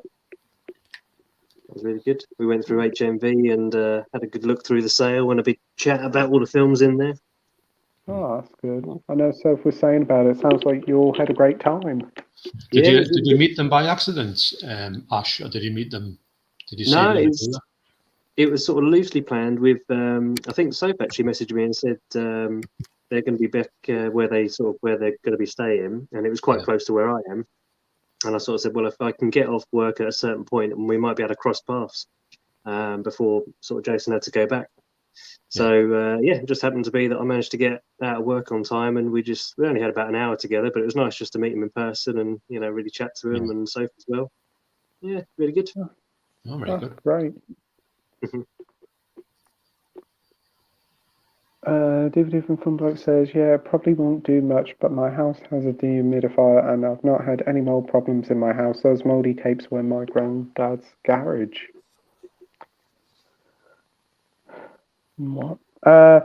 Peter says, please tell me you've changed your name to Ash because you favour the android and alien so much. No, just my name. But it all comes because obviously it comes. It's quite interesting because when we were growing up, me and my mates used to watch The Evil Dead a lot, and obviously Ash is in there a lot. Yeah. And I don't know if you guys get it with your name. Whenever it comes up in a film, it kind of has a little bit of an extra special kind of like connection to you because you keep getting your name called out in the film all the time. Yeah, I know what you mean. Yeah, mine was Toy Story. Oh yes, yeah. Just glad we got some good ones. Yeah, but with a name like John, it's in practically every single film it was ever made. Yeah. Yeah. DVD and Film Bloke says the only tapes that ever went mouldy in my house were the few that were kept in a wooden box, which no longer houses tapes. Yeah, it sounds like it probably would. He also says, since I didn't have any experience cleaning tapes, they went in the bin. The rest of the tapes stored in my houses are fine. That's great to hear.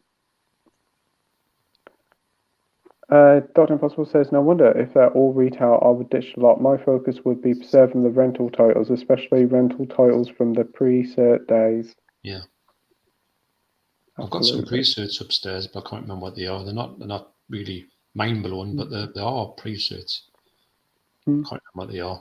I've got more music videos than anything else, or pre-recorded tapes. I've got loads of stuff taped off the TV. Which I need to sort of put onto discs or something like that before they just eventually just disintegrate into nothing. Yeah. Edward says, what is your favourite Tom Hiddleston character or performance? probably the obvious one, Loki.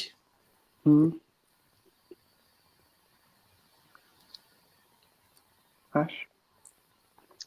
Loki's the first one that jumps to mind, but I bet you that I'm going to look him up now because there'll be something that I've seen him in years ago that I've completely forgotten he did. Yeah. For me, I would probably say in the TV series The Night Manager, he was just so brilliant in that, if you've seen that. I don't think I have, actually. Not the full thing, no. No. Yeah. I think my favourite movie with him in is High Rise. That came out a few years ago. That's a really good I just think of that. I couldn't think the title, but yeah, High Rise is great in that movie. Although it's very strange. Yeah, that's probably why I like it. What about you, John? I'll say High Rise. I thought it was someone that I didn't really care for. I did like him as Loki, but I didn't really think I would like him anything else. But when I saw him in High Rise, I thought, no. And that was the time when they were talking about maybe being a James Bond, and I thought he could maybe pull that off. Yeah, I think he could. Yeah, I know there's one where he's with Tilda Swinton. It's like a vampire film called Only Lovers Left Alive. Have you seen that one? I picked it up, but I haven't watched it. That one looks quite good. That's pretty cheap in H&B now, like only a fiver. So I've been now and about getting that one. So have you got a favourite Tom Hiddleston character, Ash? Yeah, it's gonna be Loki. I just had a look through his IMDb. Definitely Loki. It's definitely his most iconic role, isn't it? Yeah. DVD and Film Bloke says the ones I checked were mostly kid stuff, mostly without boxes, and he continues to say the problem with me is I have really bad hoarder's mentality. Plus, most of the ones that are in the garage have started, so they're clean, easy to clean with 1 or 2 passes. Right. And he also says I've been checking on them regularly, and none of the mold has returned yet. So that's fantastic. Now, Edward says, if the rumour is true, Edgar Wright is going to direct the 60th anniversary special. Is this going to be the Doctor Who, Edward? I would like to think that was true. Oh, if that was true, that would be brilliant. I would love that, but I can't see it myself. Yeah, it seems a bit too good to be true, actually, doesn't it? I think he'd do an incredible job, but very unlikely, to be honest. Unfortunately. Yeah. Bumpers Movie says, what are some of your favourite childhood movies? Labyrinth for me. Labyrinth, David Bowie, yeah. Great film. Really enjoyed that one. The Turtles movie, the live action. Yeah. Yeah. I used to like ones like Chitty Chitty Bang Bang and what's the other one that I always used to watch? Although they always seem to be dead long. You know, like Chitty Chitty Bang Bang seem to go on forever. Just me like for the car. And Bedknobs and Broomsticks I would remember watching when I was a kid. You know, I couldn't get enough of that movie. Like Space Age, the effects at the time. Andy? Yeah, there's just loads. There was loads of movies I remember going to the cinema to see in the 90s, and I just loved the movies like Space Jam, Mouse Hunt, The Borrowers, Flipper. Yeah, there's just loads. The Page Master, Flintstones. There's just way too many. But Balto was one of my favorites as a kid. Just loads. Yeah. Yep. And you, Mike? I'd probably say something like the James Bond movies or something. Like I just grew up loving them as a kid. So yeah, I'd probably just say something like that. Yeah. James Bond, Star Wars, some of the Disney stuff, Pixar stuff, like Toy Story and all that, Cats and Dogs, anything that come out in like the late 90s, early 90s. Yeah. I think when you're a kid, you'll watch anything, won't you? Yeah. Anything that's on the TV, you'll go for. Yeah. Absolutely. Oh, the comments have gone all weird again. I don't know what it is with my phone tonight, but it's gone like, yep, you're not reading these comments for some reason. Right.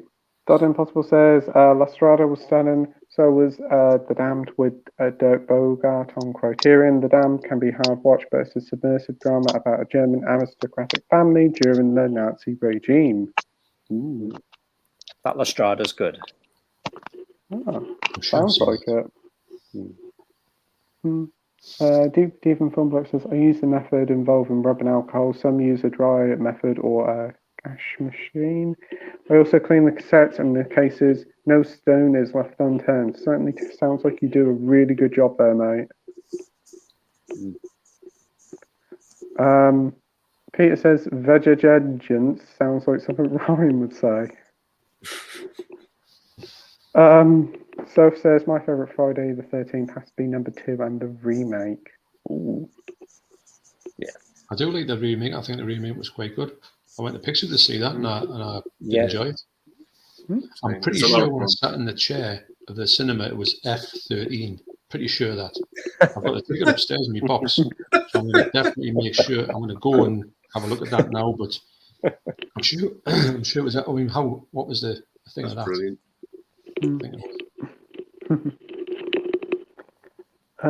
Gary says, good evening, everyone. Good evening, Gary. Hey, Gary. We've got James from Movie Bug here saying, hey, guys, hope you're all well. Thanks for joining, James. Danny says, cheers, Ryan. Hope to see you and Retro Girls on. I have other guests on too. That's great to hear, Danny. Yeah, that'd be good. DVD from Formula says, I think the only horrors in that lot of tapes were Cujo, Hollow Man, Stigmata, Silence of the Lambs, and Police Academy 6. That's a strange one to put in at the end. Yeah. Rogue says, have any of you seen Stanley Kubrick's Paths of Glory? It was a really impactful film that is often overshadowed by his other films. Yeah. Great film. Brilliant. Really enjoyed it? Yeah.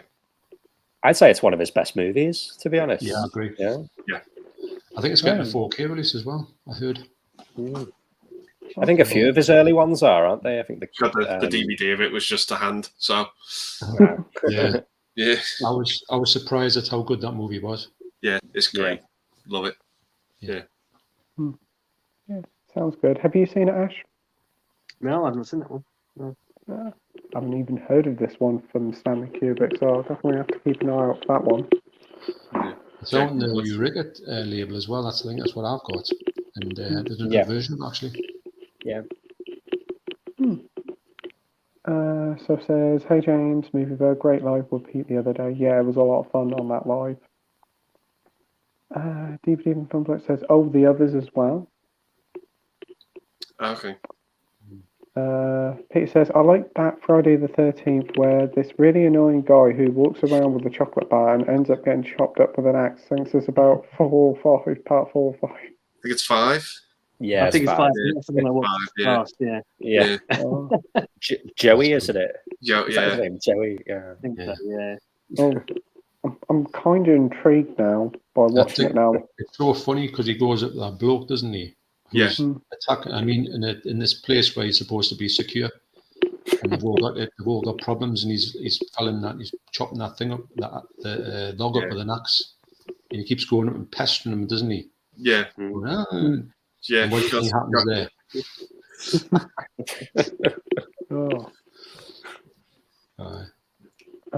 Dr. Impossible says, yeah, give me April Fool's Day over the Friday the 13th films or Student Bodies. Terrible film. No, Friday the 13th Part 2 for me. It's pretty good, April Fool's Day. Yeah, it's all right, isn't it? Yeah. Oh. There's a movie called, it was National Lampoon's Graduation Day or something it's called. Something like that.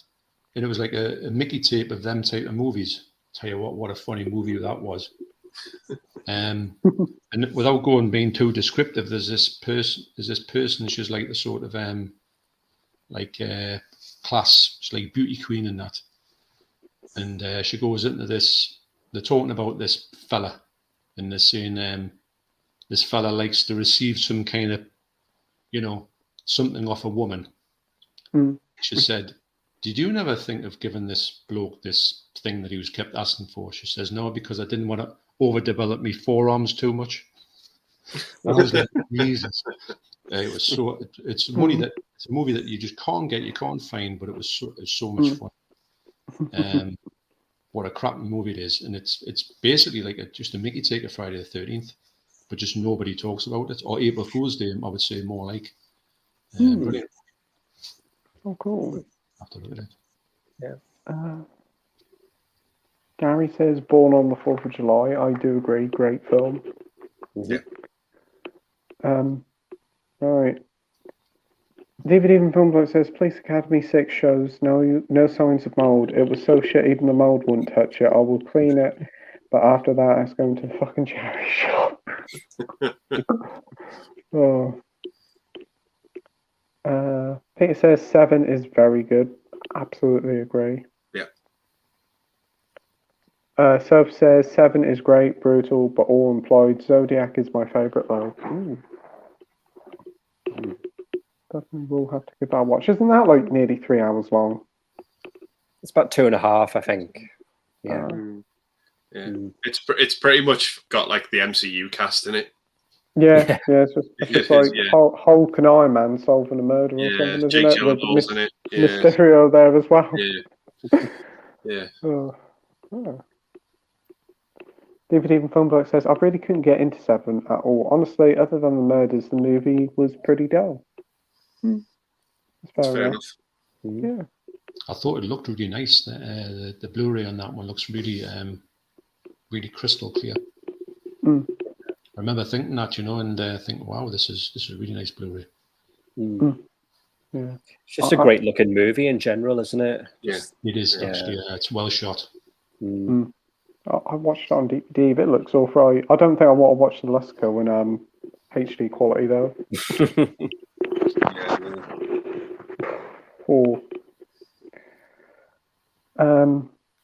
Right. Dr. Impossible says, I did enjoy the David Fincher film Panic Room. Zodiac was pretty run-of-the-mill as a thriller, though I did enjoy certain aspects of the film. Just going to nip the toilet, boys. Yes, same. Yeah, no worries. Oh, didn't he also do The Social Network? Yeah. That's a film I couldn't get into like at all. Yeah, I hate that movie. It's a very odd film, isn't it? Because it's got what's his name in it, Jesse Eisenberg. Yeah. I'm not the biggest fan of him, to be honest. Yeah, same here. Yeah. The most baffling of casting choices for Lex Luthor. Yeah, that was an odd one. Yeah. I don't know. Soph says, not seen Panic Room. That will go on my never-ending list. Haha. Have you guys seen Panic Room? Yeah. It's a good good thriller. Yeah, it's like a home invasion type thriller. Yeah. Oh, that's cool. What did you thought of it, Ash? Yeah, it's good. So that's what I was saying earlier. That's the one that kind of made me start realizing that there's more to films than what you assume when you kind of see the camera work he does on that. It's got Jodie Foster. It's like the main lead. And I think is it the girl from Twilight? What's her name? Yeah, Kristen Stewart. Yeah. Yeah, which is like young. She's their daughter, I think, if I'm not mistaken. Yeah. And Forrest Whitaker, I think he's in it as well. Oh, so that's it's got a pretty good. good cast to be fair. Yeah. I don't think it has a UK Blu-ray, like I said earlier. I think it might be on streaming. It comes on Netflix now and again, I think. Yeah, it might be on Netflix. I think a lot of David Fincher's movies might be on Netflix. Yeah. I think a lot of them are on Prime, because I definitely know 7 is on Prime. Oh, okay, yeah. Barry says 7 was great at the cinema before the internet days. No one had any idea what the movie it was, and what a shocking ending. Yeah. It's similar to Fight Club as well, because I'm pretty sure I was in the cinema watching the Blair Witch Project when that came out in like '99, and I think that's when I first saw the trailer for Fight Club. And again, it was just literally pretty much just a bar of soap. That's all you got. That's all you really got saw. And I was like, "What is that?" I knew nothing about it. But like you said in the comment there, you didn't have like the internet like we do now, where you could just quickly look on your phone to find out. You had to kind of wait. I suppose that was more exciting then, back in the day. Nobody knew anything. They went in a film, and it was highly likely it never got spoiled. Nowadays, you go on your phone, and the first thing you'll see is spoilers. No, I don't quite remember hearing any spoilers for anything back in the day. Nothing. Yeah. And then, unfortunately, nowadays you just get these people who just put, "Oh, this happens, this happens, this happens." It's just like, why do you spoil it for other people? I think the funny thing was as well. I don't know if it was. I don't know if not going like so. My time is better than your time, or anything like that. But nobody wanted to spoil anything. No. Not at all. There was nobody ever had the thing to say. In fact, I don't even recall anybody ever wanting to do that. Even if you knew it, you would never say it. No. It's weird how it's become a thing, but it's the internet. Almost, Yeah. sorry. Are you saying that, Ash? Sorry. So I thought I was cutting you over there, mate. I was just saying, I think you almost, like you're saying there, it was almost like if you'd seen a good film, be like pre-internet kind of days, you'd almost kind of purposely not spoil it, but you'd want to kind of maybe say to your mate, like, come over and watch this. You've got to see this because you want to watch their reaction to it. So yeah, more than That's actually true. kind of like just go and blurt everything out. Yeah, you're right. Actually, yeah, I would say come to my house and watch this film because it's nuts or whatever.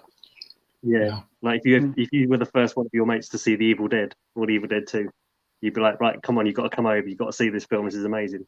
You wouldn't tell them anything about it, but No, No. You're right. You would tell them literally nothing. yeah, just trust me.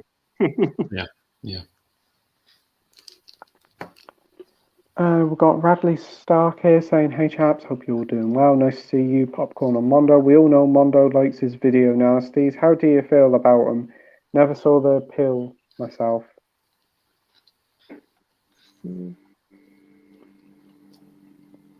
I guess it like depends on what you class as a video nasty, because I guess like Evil Dead was considered a video nasty, wasn't it? But Yeah. you wouldn't say it's in the same league as like some of the more extreme ones. Yeah.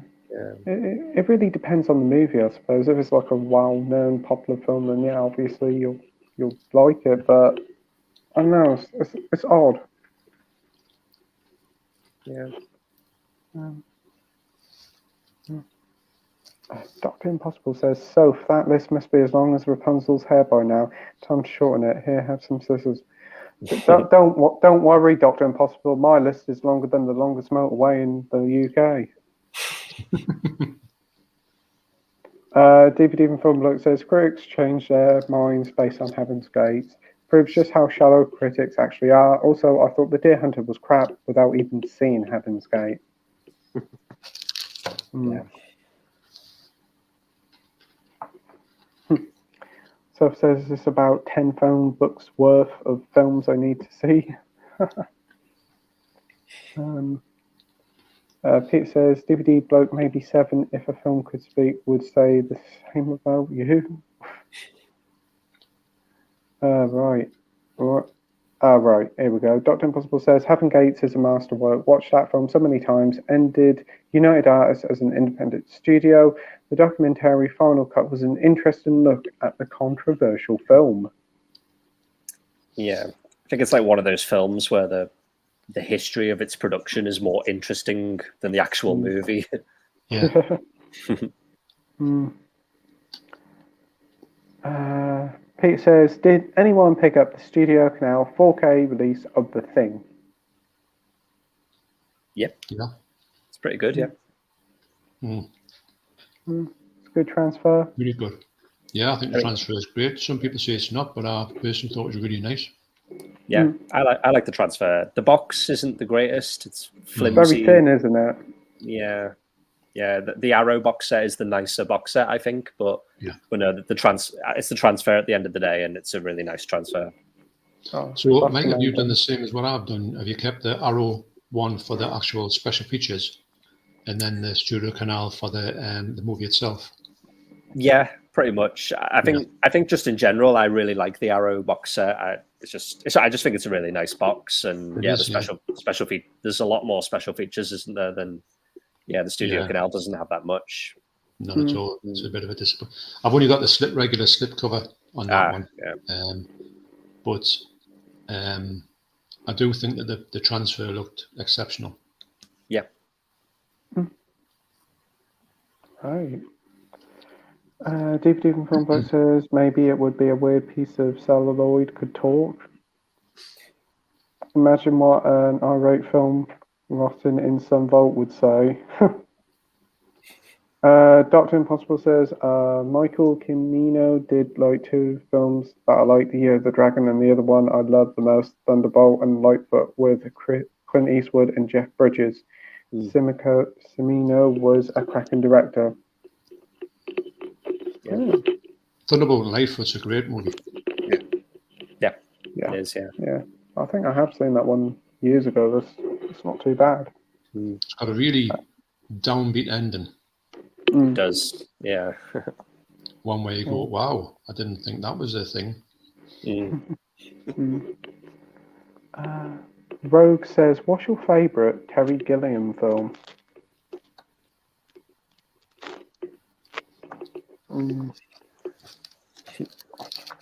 He did one of the Monty Python ones, didn't he? Or did he do them all?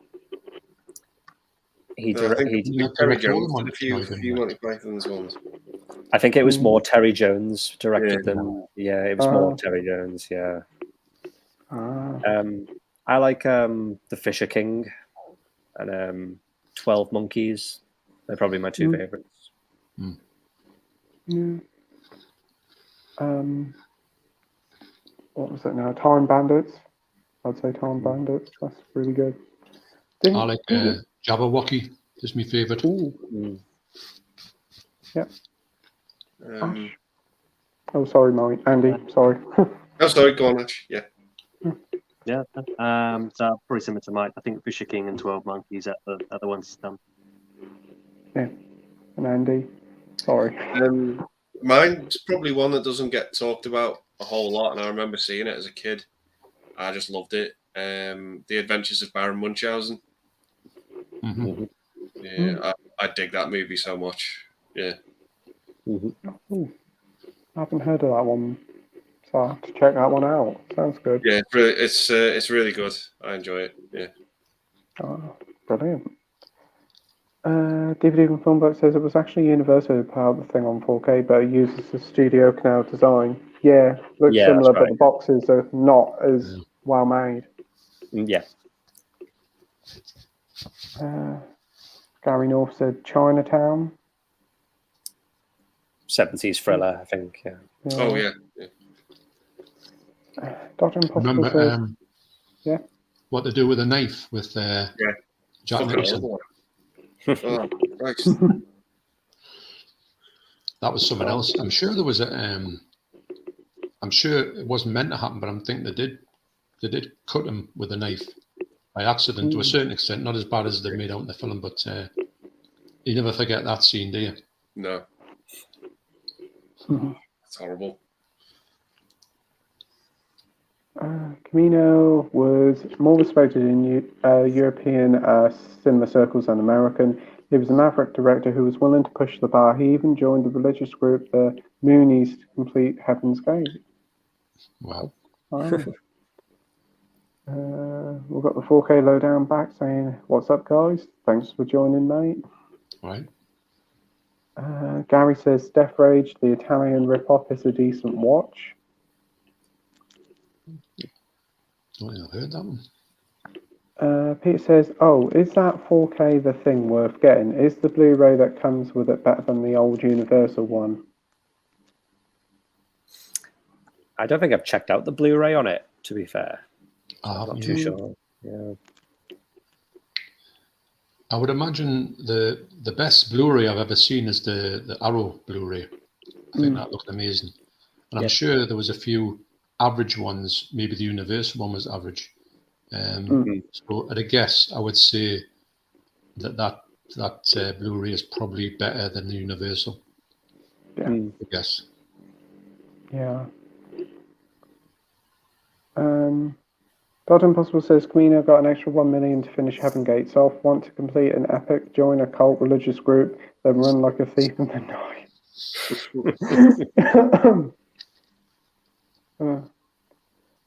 Bruce did an okay job with the remake. Yeah. The thing is a good 4K transfer. Alright, just got okay. Oh, we don't need to see that. No. Right. That's going I wonder in if now. anybody actually ever clicks on that link and goes, "Ooh, I'll have to look at that link." But all it ever is emojis, isn't it? I'm just like, well, what's that mean? But it's, I don't know. That's weird. We ain't had them ones for quite a while, to be fair, and then tonight we've just had some. Danny says, "I want to get into collecting Arrow, never bought one before. Which one should I start with?" Probably something like RoboCop, some big title like that. RoboCop or The Thing. Yeah, I'd say I'd probably say something similar. There's so many you could go with. Yeah. Tremors. That's a pretty good one to start off with as well. Yeah, Tremors. Yeah.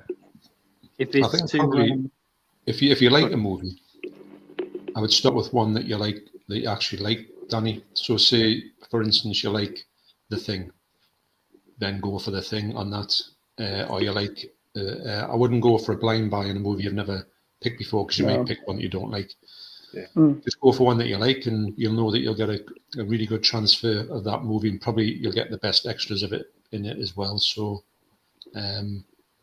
but I think that if you haven't got any and you want to collect them, there's a lot out there that you could get into. Good stuff. Yeah, definitely.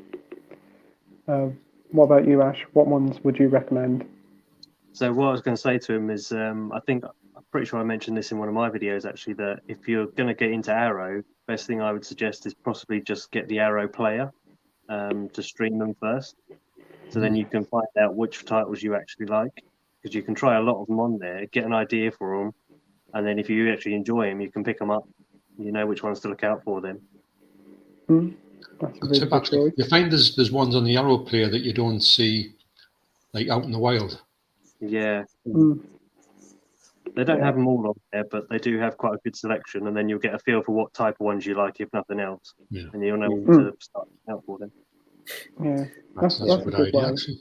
That's a very good idea. Yeah, it's a good idea, because there's been times where I bought an Arrow Blu-ray and I watched it and I'm like, why did I buy that? Like, yeah. Well, the reason why you probably bought it, Mike, is the cover. Really, probably, yeah. Yeah, that's the one that draws you in. Yeah. I remember there was one movie in particular called Satan's Blade, and that was the exact thing. The cover drew me in, and it was one of the worst movies I've ever seen.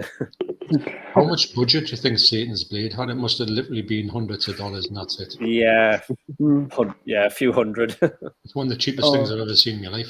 Yeah. I know Ryan bought the Phantom of the Mall. He bought it and sold it the next day. Yeah. I remember seeing that back in the day, but it doesn't stick with us. So it must have been pretty bad. Yeah. I mean, it's a nice set, but why did they do such a nice set for a terrible film? Yeah. You might actually. It's potluck with Arrow. Yeah. It really is. Some of the titles are amazing and some of them are absolute garbage. Yeah. I agree. And that's a great thing for what Ash has said.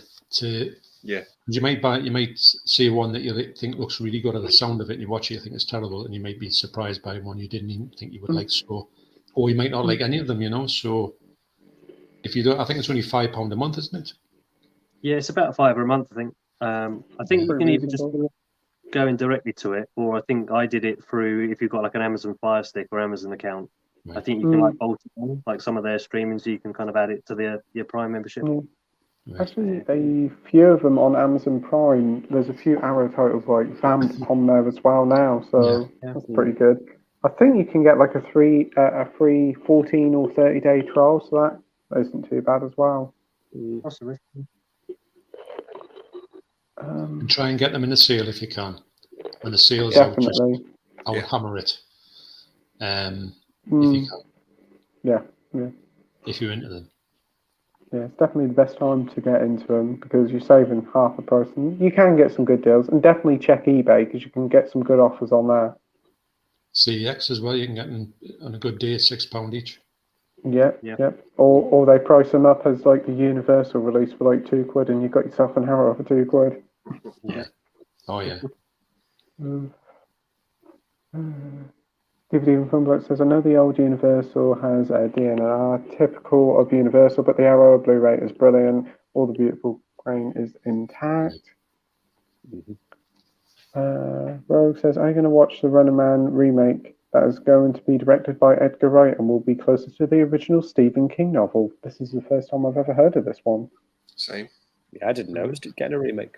No, Edgar Wright sold me. Yeah. Should be good. Rogue says, when is YouTube going to fix the spam bot problem? It's getting unacceptable now. Yeah, it's just one of those things. It's just one of them things. We've got mods in the chat. That's the only way we can stop it. It's just by having loads of mods and they just block them. When say if you're putting something on, or you were talking about something that's like a controversial subject, and you can get like taken down or banned or whatever, and that must be done by a bot to a certain extent, or if you're doing copyright infringement, it can take you out. Why can they not, all these bots not stop these things? Because they're obviously, everyone knows you can see them a mile off. So why can't they do that? I don't understand that. Probably to do with money. They won't make much money out of it. But with like licensings and all that, money and that, I don't know. Yeah, it's just a bit weird. It's amazing. You could upload a video and you could get a copyright strike as soon as you upload it, but you could have somebody spoiling loads of films or being an absolute horrible person and they won't get nothing done to them. I know. Yeah, it's unbelievable. Did I tell you I got a copyright strike on one of my own songs? What? Wow. Yeah. I put a thing on, and it was to be on a video, and it was obviously I was probably going to HMV or something, so I put some music on. And the song I took was a song called Turbo Shandy, and I thought, put it on. It says, "Oh, you've got a copyright strike on this song." It's the main riff in it is exactly the same as his other song, which I never heard of, and they didn't tell us exactly what the song, who wrote it. And they said, but what you can do is to get around this, you can make, if you want to monetize it, it means that you've got to give all the money to this person and then everything's cool. Or do you want to contest it? And I thought, well, even if I contest it, I can't put my video up, so I just change the video, change the music in it. I thought, well, thanks for that. I'd never even heard this song. And the song I did, it was never taken off anything in my mind, in my knowledge. But I want to do it on another video that I'm not going to be that bothered about, maybe on my other channel. See if it gets the thing on there and I'll contest it and see how it works out, how to contest the video. I wouldn't care. I've put this already on YouTube. You can hear it on there. And never said no about that. Well, I don't go on that channel anymore, but it doesn't mean to say that I don't know. It just seems ludicrous, really, doesn't it? Yeah. It's very odd. DVD from Film Bloke has dealt with it. Thanks ever so much, mate. And he says thanks. Oh, the comments have gone weird again. Right. DVD from Film Bloke says it's bloody silly YouTube. Also, there's just like spoils. As soon as you take care of them, boils, they'll take one, another one pops back up. Absolutely. 4K Lowdown says Screen Frame shows worst best is 4, 3, 5, 2, 1. Yeah, pretty good. A lot of people are putting 5 quite up on the list. High up. Yeah. I've never seen it. Yeah, it's pretty solid. It's pretty similar in terms to the original, shall I say? Yeah, I'd say the same. It's a solid movie. It's not like amazing, but it's solid, decent film. Yeah. DVD Film Bloke says, how could we ever forget that YouTube Friends bot from the year that shouldn't be named, that isn't 2016? Danny says, what film had everyone last seen on physical media?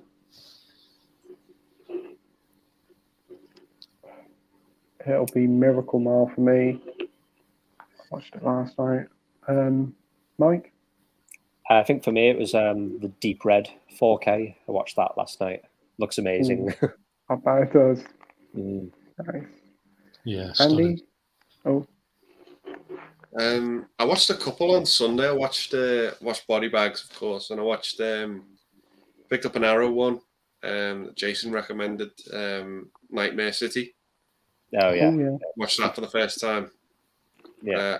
I quite enjoyed it. As terrible as the zombies look, I thought it was actually all right. Yeah. I enjoy it. Yeah. It's like someone's just went up with a pizza and just done that in someone's face, and that's the special effect.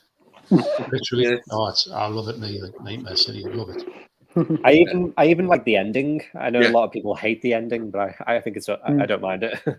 I hated it the first time around, and I've grew to love it. I think it's one of the best endings ever because it's so ludicrous and stupid. Yeah.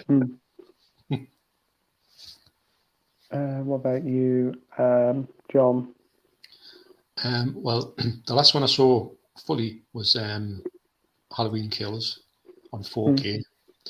And the one I'm watching at the moment, which ironically is only an hour long, and I fell asleep when I was watching it, although I was really enjoying it, was the first movie in the Bloodthirsty trilogy, which I think is called The Vampire Doll. Yeah. I watched loads of stuff, and I just saw it put on too late. And I was going to go and finish it off today. Probably only need to watch half an hour. But it reminds us of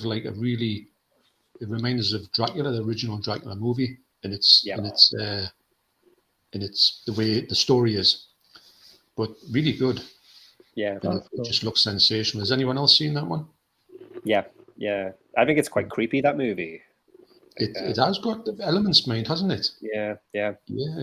It's quite. I don't know what it is with Japanese horror. Yeah, they just they do always, it right.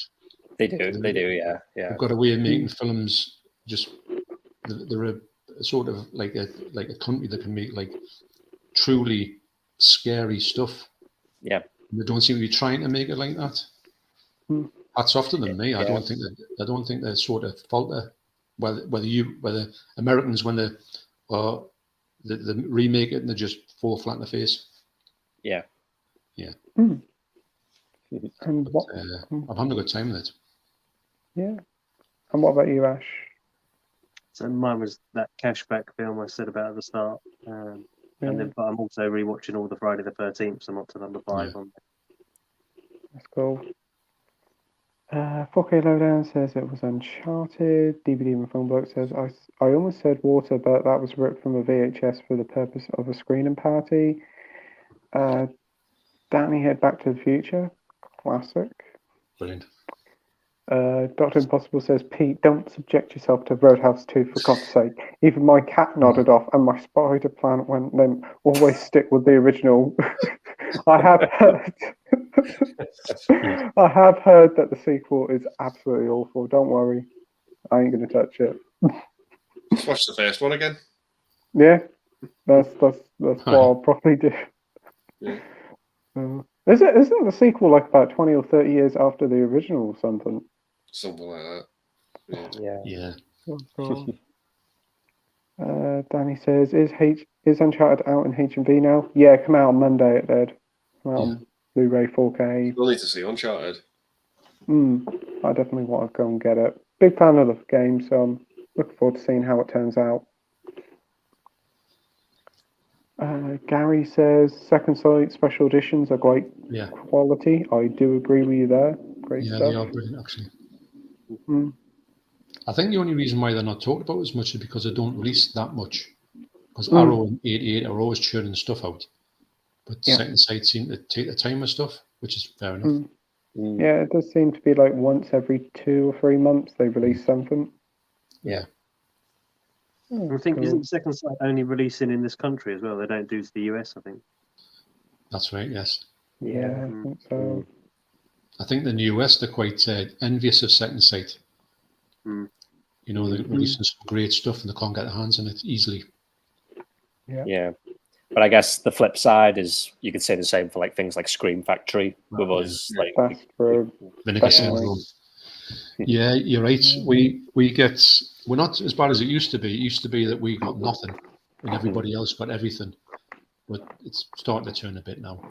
Yeah, definitely. DVD Film Box says, incidentally, 12 Monkeys was one of those VHS tapes and it was completely clean. And when I found it, and even after cleaning it, there was nothing on my cleaning tool. Great stuff. Danny says the Mondo still books are great. They do look really nice. They do, don't they? DVD from Film Box says, saying that I've yet to actually play it, so I don't know if it plays.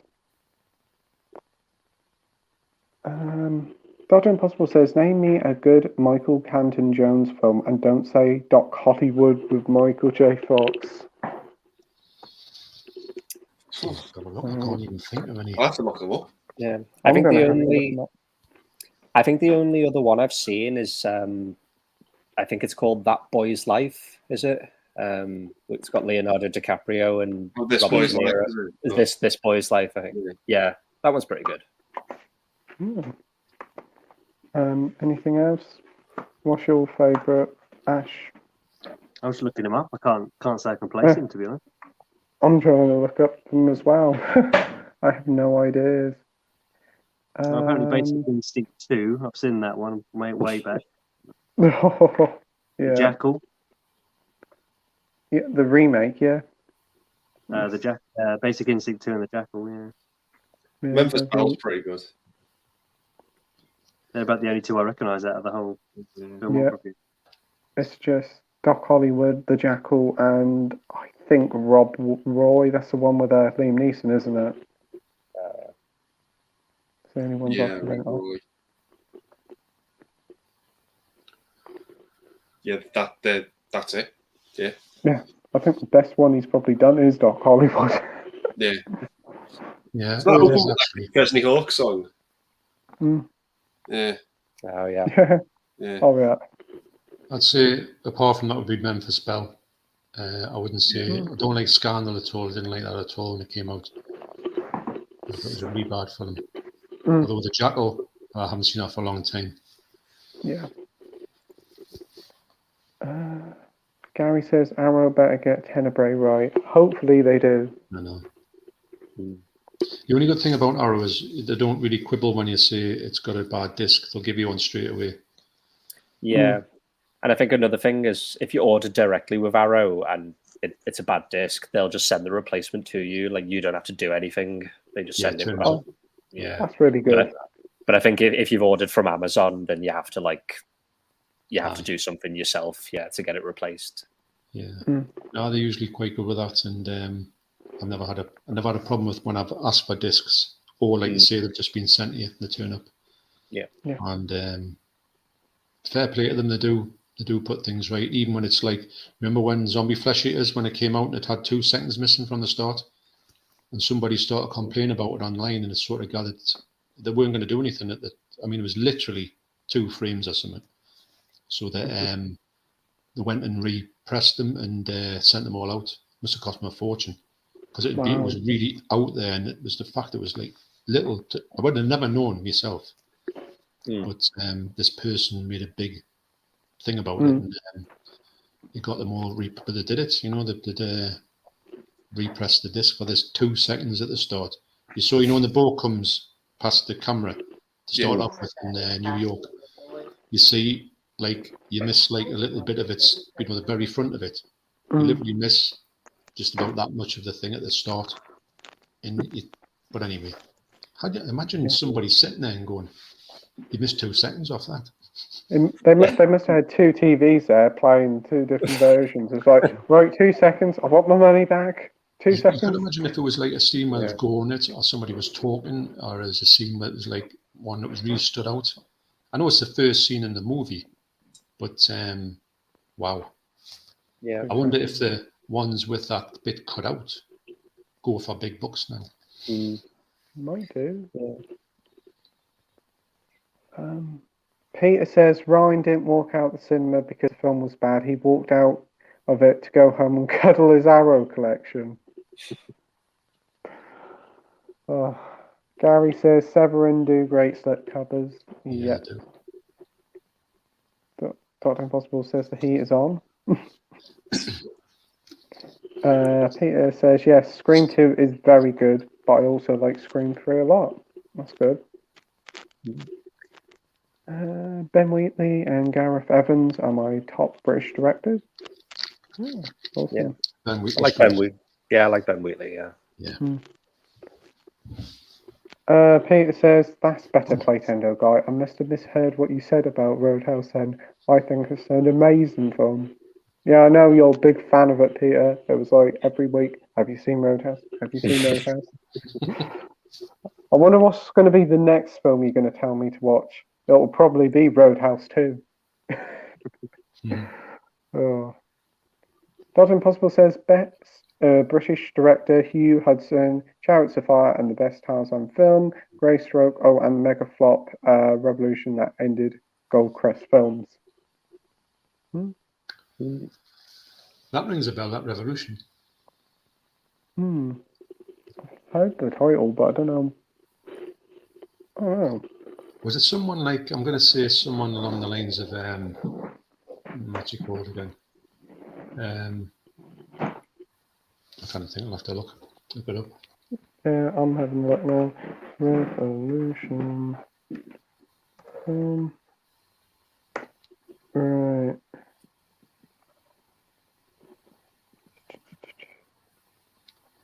Right. Yeah, Al Pacino, that's what I was thinking. If that's the one. Yeah, Al Pacino, Yeah. 85. Yeah, I have heard of it. Oh, the Rotten Tomato score 10%. Oh wow. Yeah, I remember watching it and thought it was all right. Wasn't horrendous. Yeah, I can't really remember much about it, but I know we sat and watched it all the way through, so it mustn't have been that bad. Peter says, I really don't have a favourite between our 88 films who really indicate a Vinegar Syndrome and Blue Underground, but those are the ones I'm most interested in collecting most. Yeah, you do have a great selection of each of the labels, mate. Yeah, I would say all them ones are well worth investing in. Yeah, definitely. Dr. Impossible says Manhattan had some stunning lighting camera work from the late Gordon Willis. Hannah and her sisters for me. Michael Caine's comeback after Jaws of Revenge. What a comeback. Yeah. You needed something like a proper movie after Jaws of Revenge. Definitely, yeah. He couldn't accept his Oscar because he was filming Jaws of Revenge. Oh dear. Yeah. Because he won Best Supporting Actor for Hannah and her sisters. And he wasn't there to accept it because he was filming. Yeah. Edward says, what's your thoughts on the new Mike Myers Netflix show, the Pentavert, or whatever it's called? I haven't seen it. No. I've seen an advert for it, and it looked. I thought, is that Mike Myers? But I didn't know it was. Obviously, it was. Yeah. I've seen some clips of it, and like, it seems like it's him, playing different characters and stuff, like the way he used to in Austin Powers. So it does look kind of funny, to be fair. Yeah. I like him. I think he is funny bloke. Yeah, it looks pretty fun. I think it's about 6 episodes long, so hope it's good.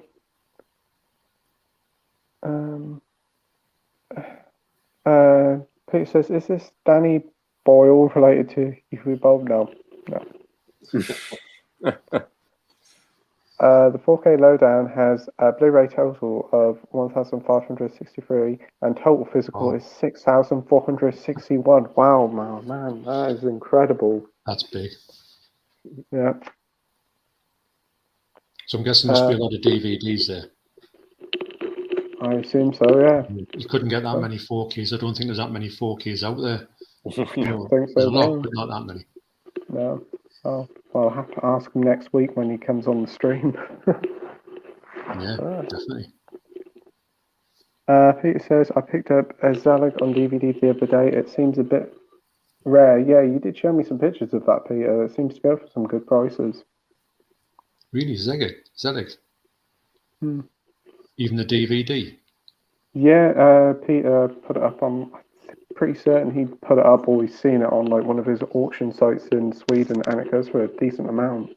Oh. Actually, I've got it upstairs. I've got the Blu-ray upstairs. I think I've got the DVD as well, I think. Ooh.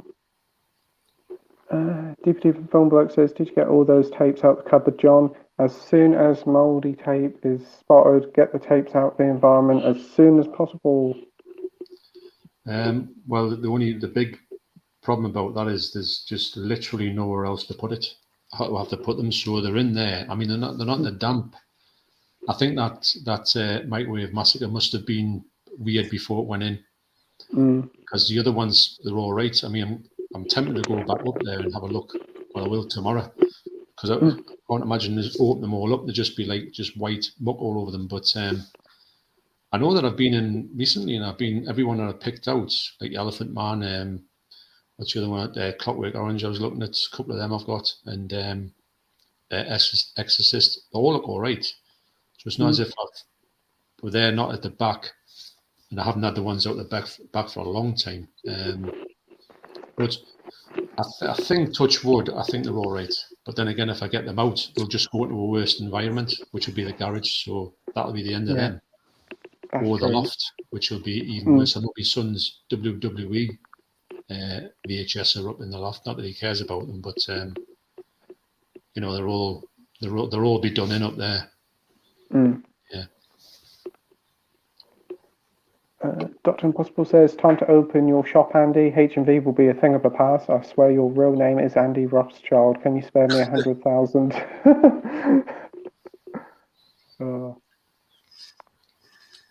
Gary says, investigation of a citizen above suspicion and the Damme are great Criterion releases. There's loads out there. I mean, it's. I think the best thing you can look at, or one of the best channels, is Daisuke Beppu. He's got every single Criterion ever released, and we're talking on ones on DVD, Laserdisc, got the lot. So 4K as well. I would think he's got the 4K, and he's you get like a bit of an idea what they're like off his channel. He's very good at explaining what they're about. Anyway, makes you quite interested in even ones you wouldn't. I think that's the first time when I saw Roma, and he was talking about, it, and I thought, oh, I've got to see that. I mean, yes, it's got that scene in it, but it is exactly what he said it was going to be. Apart from that scene, he never mentioned it. I wish he had it done. No, man. Yeah. Oh, Dr. Impossible says, okay, Andy, £1, I'll go off to CX and pick up a bargain bucket title, Barbed Wire with fake tits herself, Pam Anderson. Oh, we got Matt from Vengeance Media here saying, good evening, lads. Good evening, Matt. Yeah, Matt. And hope you're keeping well. Hope you're doing well too, mate. Carl says, are you still going strong? Yeah, we're still going. Dr. Impossible says, all right, Ichi, good to know. Carl says, sorry I missed most of the stream, but 1.5, 2 hours sleep last night kind of fucked me up. You're all right, mate. No worries about it. Hope you're all right. Right. DVD from Film Bloke says, Willy Wonka is my choice for childhood favourite. It used to be shown on TV, and I have a worn-out VHS copy. I'm not sure not to get it on Blu-ray. It looks stunning on 4K. The 4K is great, yeah. Yeah. I can imagine it. Surprisingly the colours pop. Yeah, they do. Really do. Ooh. Dr. Impossible says, thinking of Ken Hughes, aka Chitty Chitty Bang Bang and Cromwell. Did any of you see a slasher film made for US TV called Night School on Warner Archive? No. Rings a bell. Cora says, this stream is like watching The Breakfast Club, kind of.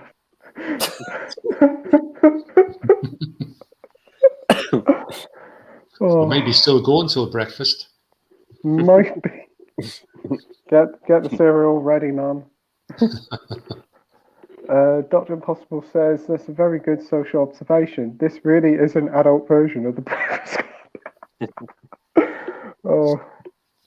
Is that the new name for the live stream, and Coral? The Breakfast Club live stream. DVD from Book says, I didn't realise till recently the late Tim Brooke Taylor is in Willy Wonka and the Chocolate Factory. He was a bloke who made that computer. Yeah. Oh, yeah. Is he from the Goodies? Is he? Yeah. The laddie. Yeah. There's a great part in Willy Wonka that I forgot all about, is where somebody finds that they've got the last box of chocolate bars. So they think obviously the ticket's in a box of chocolate bars. So the sort of man who owns it gets kidnapped. He's obviously rich, so they say this. I think he pays a lot of money for this box of things. So they go to his wife your he's been kidnapped, and he says, I will pay everything for the ransom. So they say, what is the price that he wants? And he says, oh, they want that box of chocolate bars. So the wife's going, how long have I got to pay for this? She won't even, for the chocolate bar, she wouldn't even give it up for the ransom. I think it's a funny bit. It's a lot more funnier than you think. Yeah. There's another scene where a guy's like, he's at with the psychiatrist, isn't he? And he's like, I have this dream about finding the chocolate bar, finding the ticket, and the psychiatrist just like, tell me where it is. And That is more about his dream. Yeah. Oh, I haven't seen it in a while.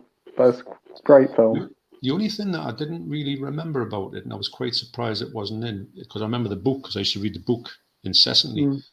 When they come out with they finished the chocolate factory, and they all get the kids all get let out, and they've all got problems. One of them's 10 foot tall because he's been through the pipe. Another one's small, and they've all got these problems. They're not the same as the boy when they went in, but I was expecting that to be in the movie. It's not, which I thought, oh, have I missed something there? But it's a bit. It's been a long time since I've seen it before. I did watch it, and I just thought, it was a bit of a shame they didn't put that bit in. I think in the other one, the Tim Burton one, they do. Yeah, they're doing the Tim Burton one. I've got it, but I haven't really seen it. I think I watched it with my son once and didn't really pay much attention to it.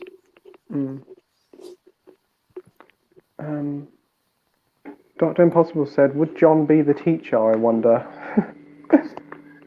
Well, he'll all fail the exams with me, I tell you. He could do whatever he wants. I wouldn't be a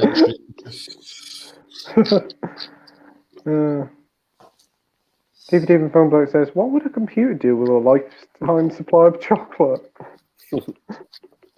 Yeah, that's what the computer says.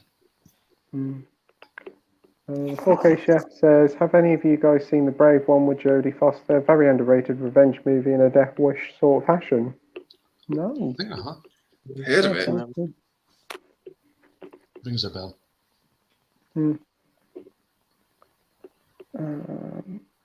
Dr. Impossible says it was so much better back then. In the 80s, it was word of mouth and looking at papers at the reviews. You just went by word of mouth and expectations. Yeah. Best thing to be. You type in the film now on Google, first thing you see, spoilers. Oh, brilliant. I've seen the film and I've only just typed it in on Google. Thanks, Google. No. Edward says, who's seen Doctor Strange 2? Yeah. Not yet. Yeah. You see it, Andy. What did you thought? Yeah. I thought it was good for what it was. It didn't blow me away like No Way Home did. But, it's a good watch. Solid 7 out of 10 for me. Yeah. I think it's a pretty good film. I think people got to temper their expectations going in. It's no Way Home, but it is a good film, and it's definitely a brave sort of film with the horror aspects. And yes. Elizabeth Olsen is superb in it. Yeah, I'd agree with all that. Yeah. Carl says Brazil, la la la la la, Brazil.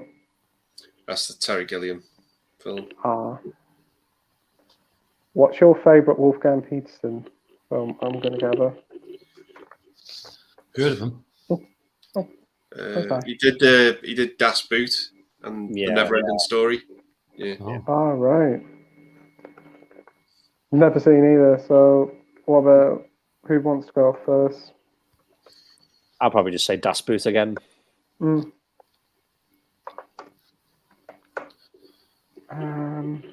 the Line of Fire.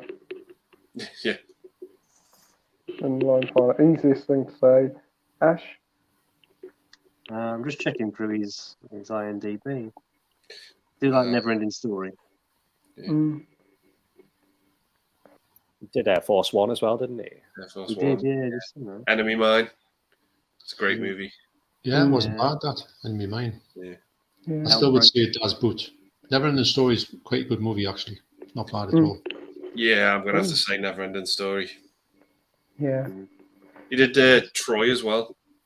Yeah. I think I've seen that. Yeah, I think I have. Is Brad Pitt in that? Yeah. Yeah. Yeah, I have. Dr. Impossible says Baron Munchausen was a bloody great Terry Gilliam film. Saw it at the cinema back in '88. Cost a mint to make and wouldn't got made had David Putnam had not been at Columbia Pictures. Yeah. It's a fun movie. I like it. All Terry Gilliam movies look good. Yeah. Yeah. Yeah. And they look like a Terry Gilliam movie as well. Yeah, I agree. Luke says, what's the best Steven Spielberg movie to watch, would you say, guys? Which is one of his best? I think the best movie he's ever made is Schindler's List. It's not the most rewatchable of his movies, but in terms of a film and a piece of art, that's the best work he's ever done, hands down. For me. Yep. I would have to say Jaws. Yeah, I would have to agree with you there on Jaws as well. Definitely. Ash? Jaws comes to mind, but he's done so many good ones, and a lot of them have been like got like a lot of nostalgic kind of connections from like growing up with. Probably Jurassic Park for me. I think that would just pick Jaws. Yeah, that's a good pick. Mike? Yeah, I guess it depends what you want out of a movie because he's done so many different types of movies. But I'd probably say the Jaws or any of the first 3 Indiana Jones movies.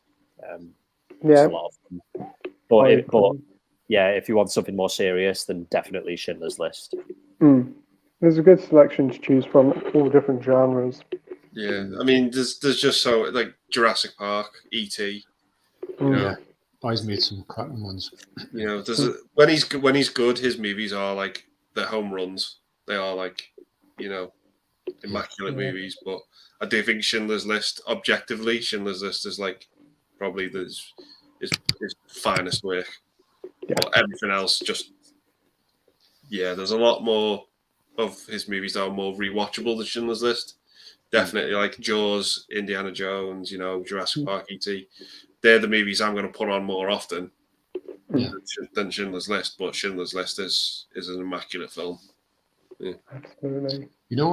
Ready Player One, is that one of his films? Yeah, it is. It's not a bad movie, considering it. I think it's quite good to watch.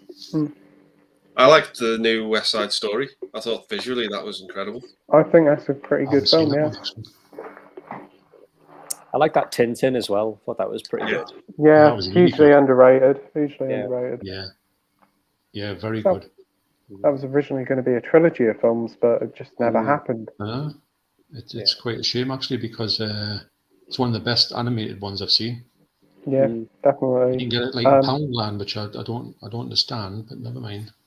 Yeah, it just had such a great actors on the screen and behind. Like Edgar Wright was working on it, Stephen Moffat was working on it. There was a lot of talent there. It's just a shame that we never got a sequel. But it's good. It's crazy. Rogue says Brazil is good Terry Gilliam film. There's a great Easter egg with the Brazil and the Baron Munchausen posters in the background of the Fisher King. Cool. DVD and Film Bloke says if you click on one of those links, John, it'll probably give you a computer and STD. Oh yeah. Brilliant. Oh yeah. God knows what would happen. Yeah. Rogue says the bot links often contain viruses and they install Trojan on your device, so it's not really worth it. Definitely not. Dr. Impossible says Kate Bush sung that Brazil song Tasty Lady back in then. Peter would agree with you. Vengeance Media, Matt says Mondo looks like he's about to get dextered with all that plastic sheeting. And that's my telly. Well, my old telly. I haven't got anywhere else to put it. I'm thinking about putting it on the wall back there, but I'll have to get rid of that picture. So it's a bit in limbo at the minute. But that, it's got a big sheet of plastic over it, just in case. You never know. Yeah. You walking past, you might scratch it. Just a bit of protection. Yeah, as if it's going to really do anything, but anyway, it's on there. Carlos says, was thinking Brazil by the Venga Boys. Venga Boys. Takes me back to my youth. Yeah. Dr. Impossible says, if it's Google, then you'll be waiting for the next 1,000 years, or maybe Google sends these bots out. I don't know. Paul says, so anyone do anything interesting lately?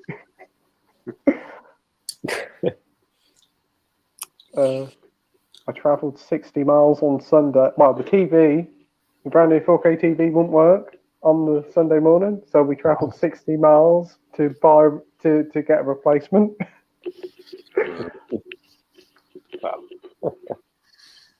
So that was fun, but no, it's been quite boring this week. Hopefully it will stay boring. That was interesting enough for me on Sunday.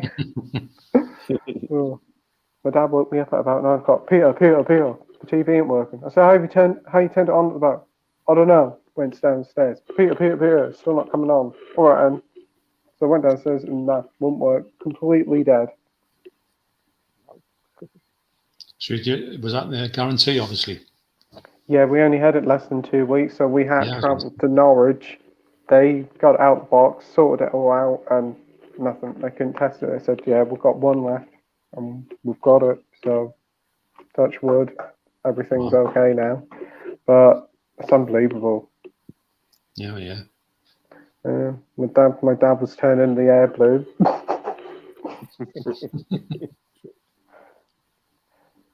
Pete says, I would like Mondo John even more if I also found out he was also a serial killer. What? Well, it's something I didn't want to talk about on the live stream, but I am a serial killer. Oh. The best way to be a serial killer is just say, yes, I am, and then nobody thinks you are. God Impossible says, wasn't John in the SAS with Lewis Collins? I swear I saw him on SAS. Are you tough enough? I also thought that Lewis Collins, when he was in that Who Dares Wins movie, was the most unconvincing bloke to be like a hard nut. I know he's a bit of a hard nut in the professionals, but he just didn't come across like that in Who Dares Wins, for me anyway. Yeah. Dr. Impossible says, have you ever been to Bodmin Moor, John? No, I haven't been to Bodmin Moor. I've been to Town Moor. You went on the, what's it called? The Hoppins, where all the rides go on there. And whenever they put them on the Town Moor, it's it's like a sort of rainy season up here. Turns the Town Moor into just like pig swill on your feet. Great day out. And then you've got to pay like 100 quid to go on the ride or something. What a rip-off. But fun, I suppose. Like I went there with my dad in the 70s when it first come up, because I think my dad used to spin waltzes, apparently he said he was. And he took us to see boxing kangaroos. I never seen nothing like it. Drunks getting up to fight boxing kangaroos. And these kangaroos were kicking them all over the place. It's quite funny, actually. I don't think that type of thing happens anymore. Oh, no. The 4K Lowdown says favourite British director for me is Christopher Nolan. Yeah. You keep forgetting about him, actually, don't you, when you think about directing? Yeah, of all the films he's done. You wouldn't have thought it, but yeah. Yeah. Cora says, hooray, more floppy messages. Yay. Dr. Impossible says, it's probably you doing it, Cora. You bloody love 1970s porn. Well, we went 4 hours without talking porn. I suppose it was only a matter of time. It must be a record. DVD Film Block says, finally, porn has been brought up. Must be a Playtendoguy stream. But yeah, it always turns out to be some sort of random porn chat in the stream nearing the end for some reason. Carl says, if I hear someone says Das Boot one more time, I'm going to shoot a random stranger in the street. Well, we'll call it the boat. Yeah, the boat. Yeah. We'll call it the boat now. Yeah. Does anyone remember the song Das Boot? No. The music, what's it called? The band. What are the band called? I've got a CD actually somewhere, and they had another song called "I Want to Be a Kennedy." What were they called again? Just some fly-by-night techno band. Yeah, it was good actually. It was the music from Dad's Boot just made into a dance record. It worked. Sorry, the boat. Gary North says, I recommend seeing The Northman in the cinema before it's gone. It won't have the same effect watching at home. Yeah, I agree with that. Yeah. I don't think I'll get to there, unfortunately, but I would imagine that's correct. Sounds like a good film. James is here saying, good evening, guys. Good evening, James. Hope you're doing well. All right. Dr. Impossible says, Spielberg directed my favourite film, Sugarland Express. Close Encounters was a fine entry into Spielberg canon. I've never seen one Spielberg film badly lit. They do look good. Yeah. And Dr. Impossible says, oh, I like The Boat too. It was one of the best sub-films I ever shot. U571 wasn't bad either. And the final comment. I haven't seen the bit yet. Pardon? Sorry. You're okay. You can say it. It's no problem. I was just going to say I haven't seen U571, but I knew that when it came out, a lot of people were talking good things about it. The Catherine Bigelow one? I think so. I don't think it is. Isn't it? That's K-19, is the Catherine Bigelow? Oh, K-19, a Widowmaker. Yeah, that's what I'm thinking of. Yeah. I'm sure that U571 caused an uproar in the UK because I think the actual mission in real life, it was like British soldiers, but they changed it to American ones in the movie, and I think it caused a bit of an uproar with the British public. That really rings a bell. Yeah, I think you're correct there. Yeah, I think even Tony Blair, I think, complained about it because I think he was Prime Minister at the time it came out. Yeah. Well, I'm sure Tony Blair will get results, mind. Yeah. Wow. And the final comment of the night is from Edward saying, who remembers the TV series Kung Fu 1972 to 75? Yeah. No. David Carradine. Never heard of it. I believe that Bruce Lee wrote it, or wrote that sort of premise about this fella who's traveling around and getting into situations as a sort of a kung fu expert. And I think he went to the studio with it, and the studio didn't really care for him, so they just said, "Oh, we'll put David Carradine in the role playing a Chinese person."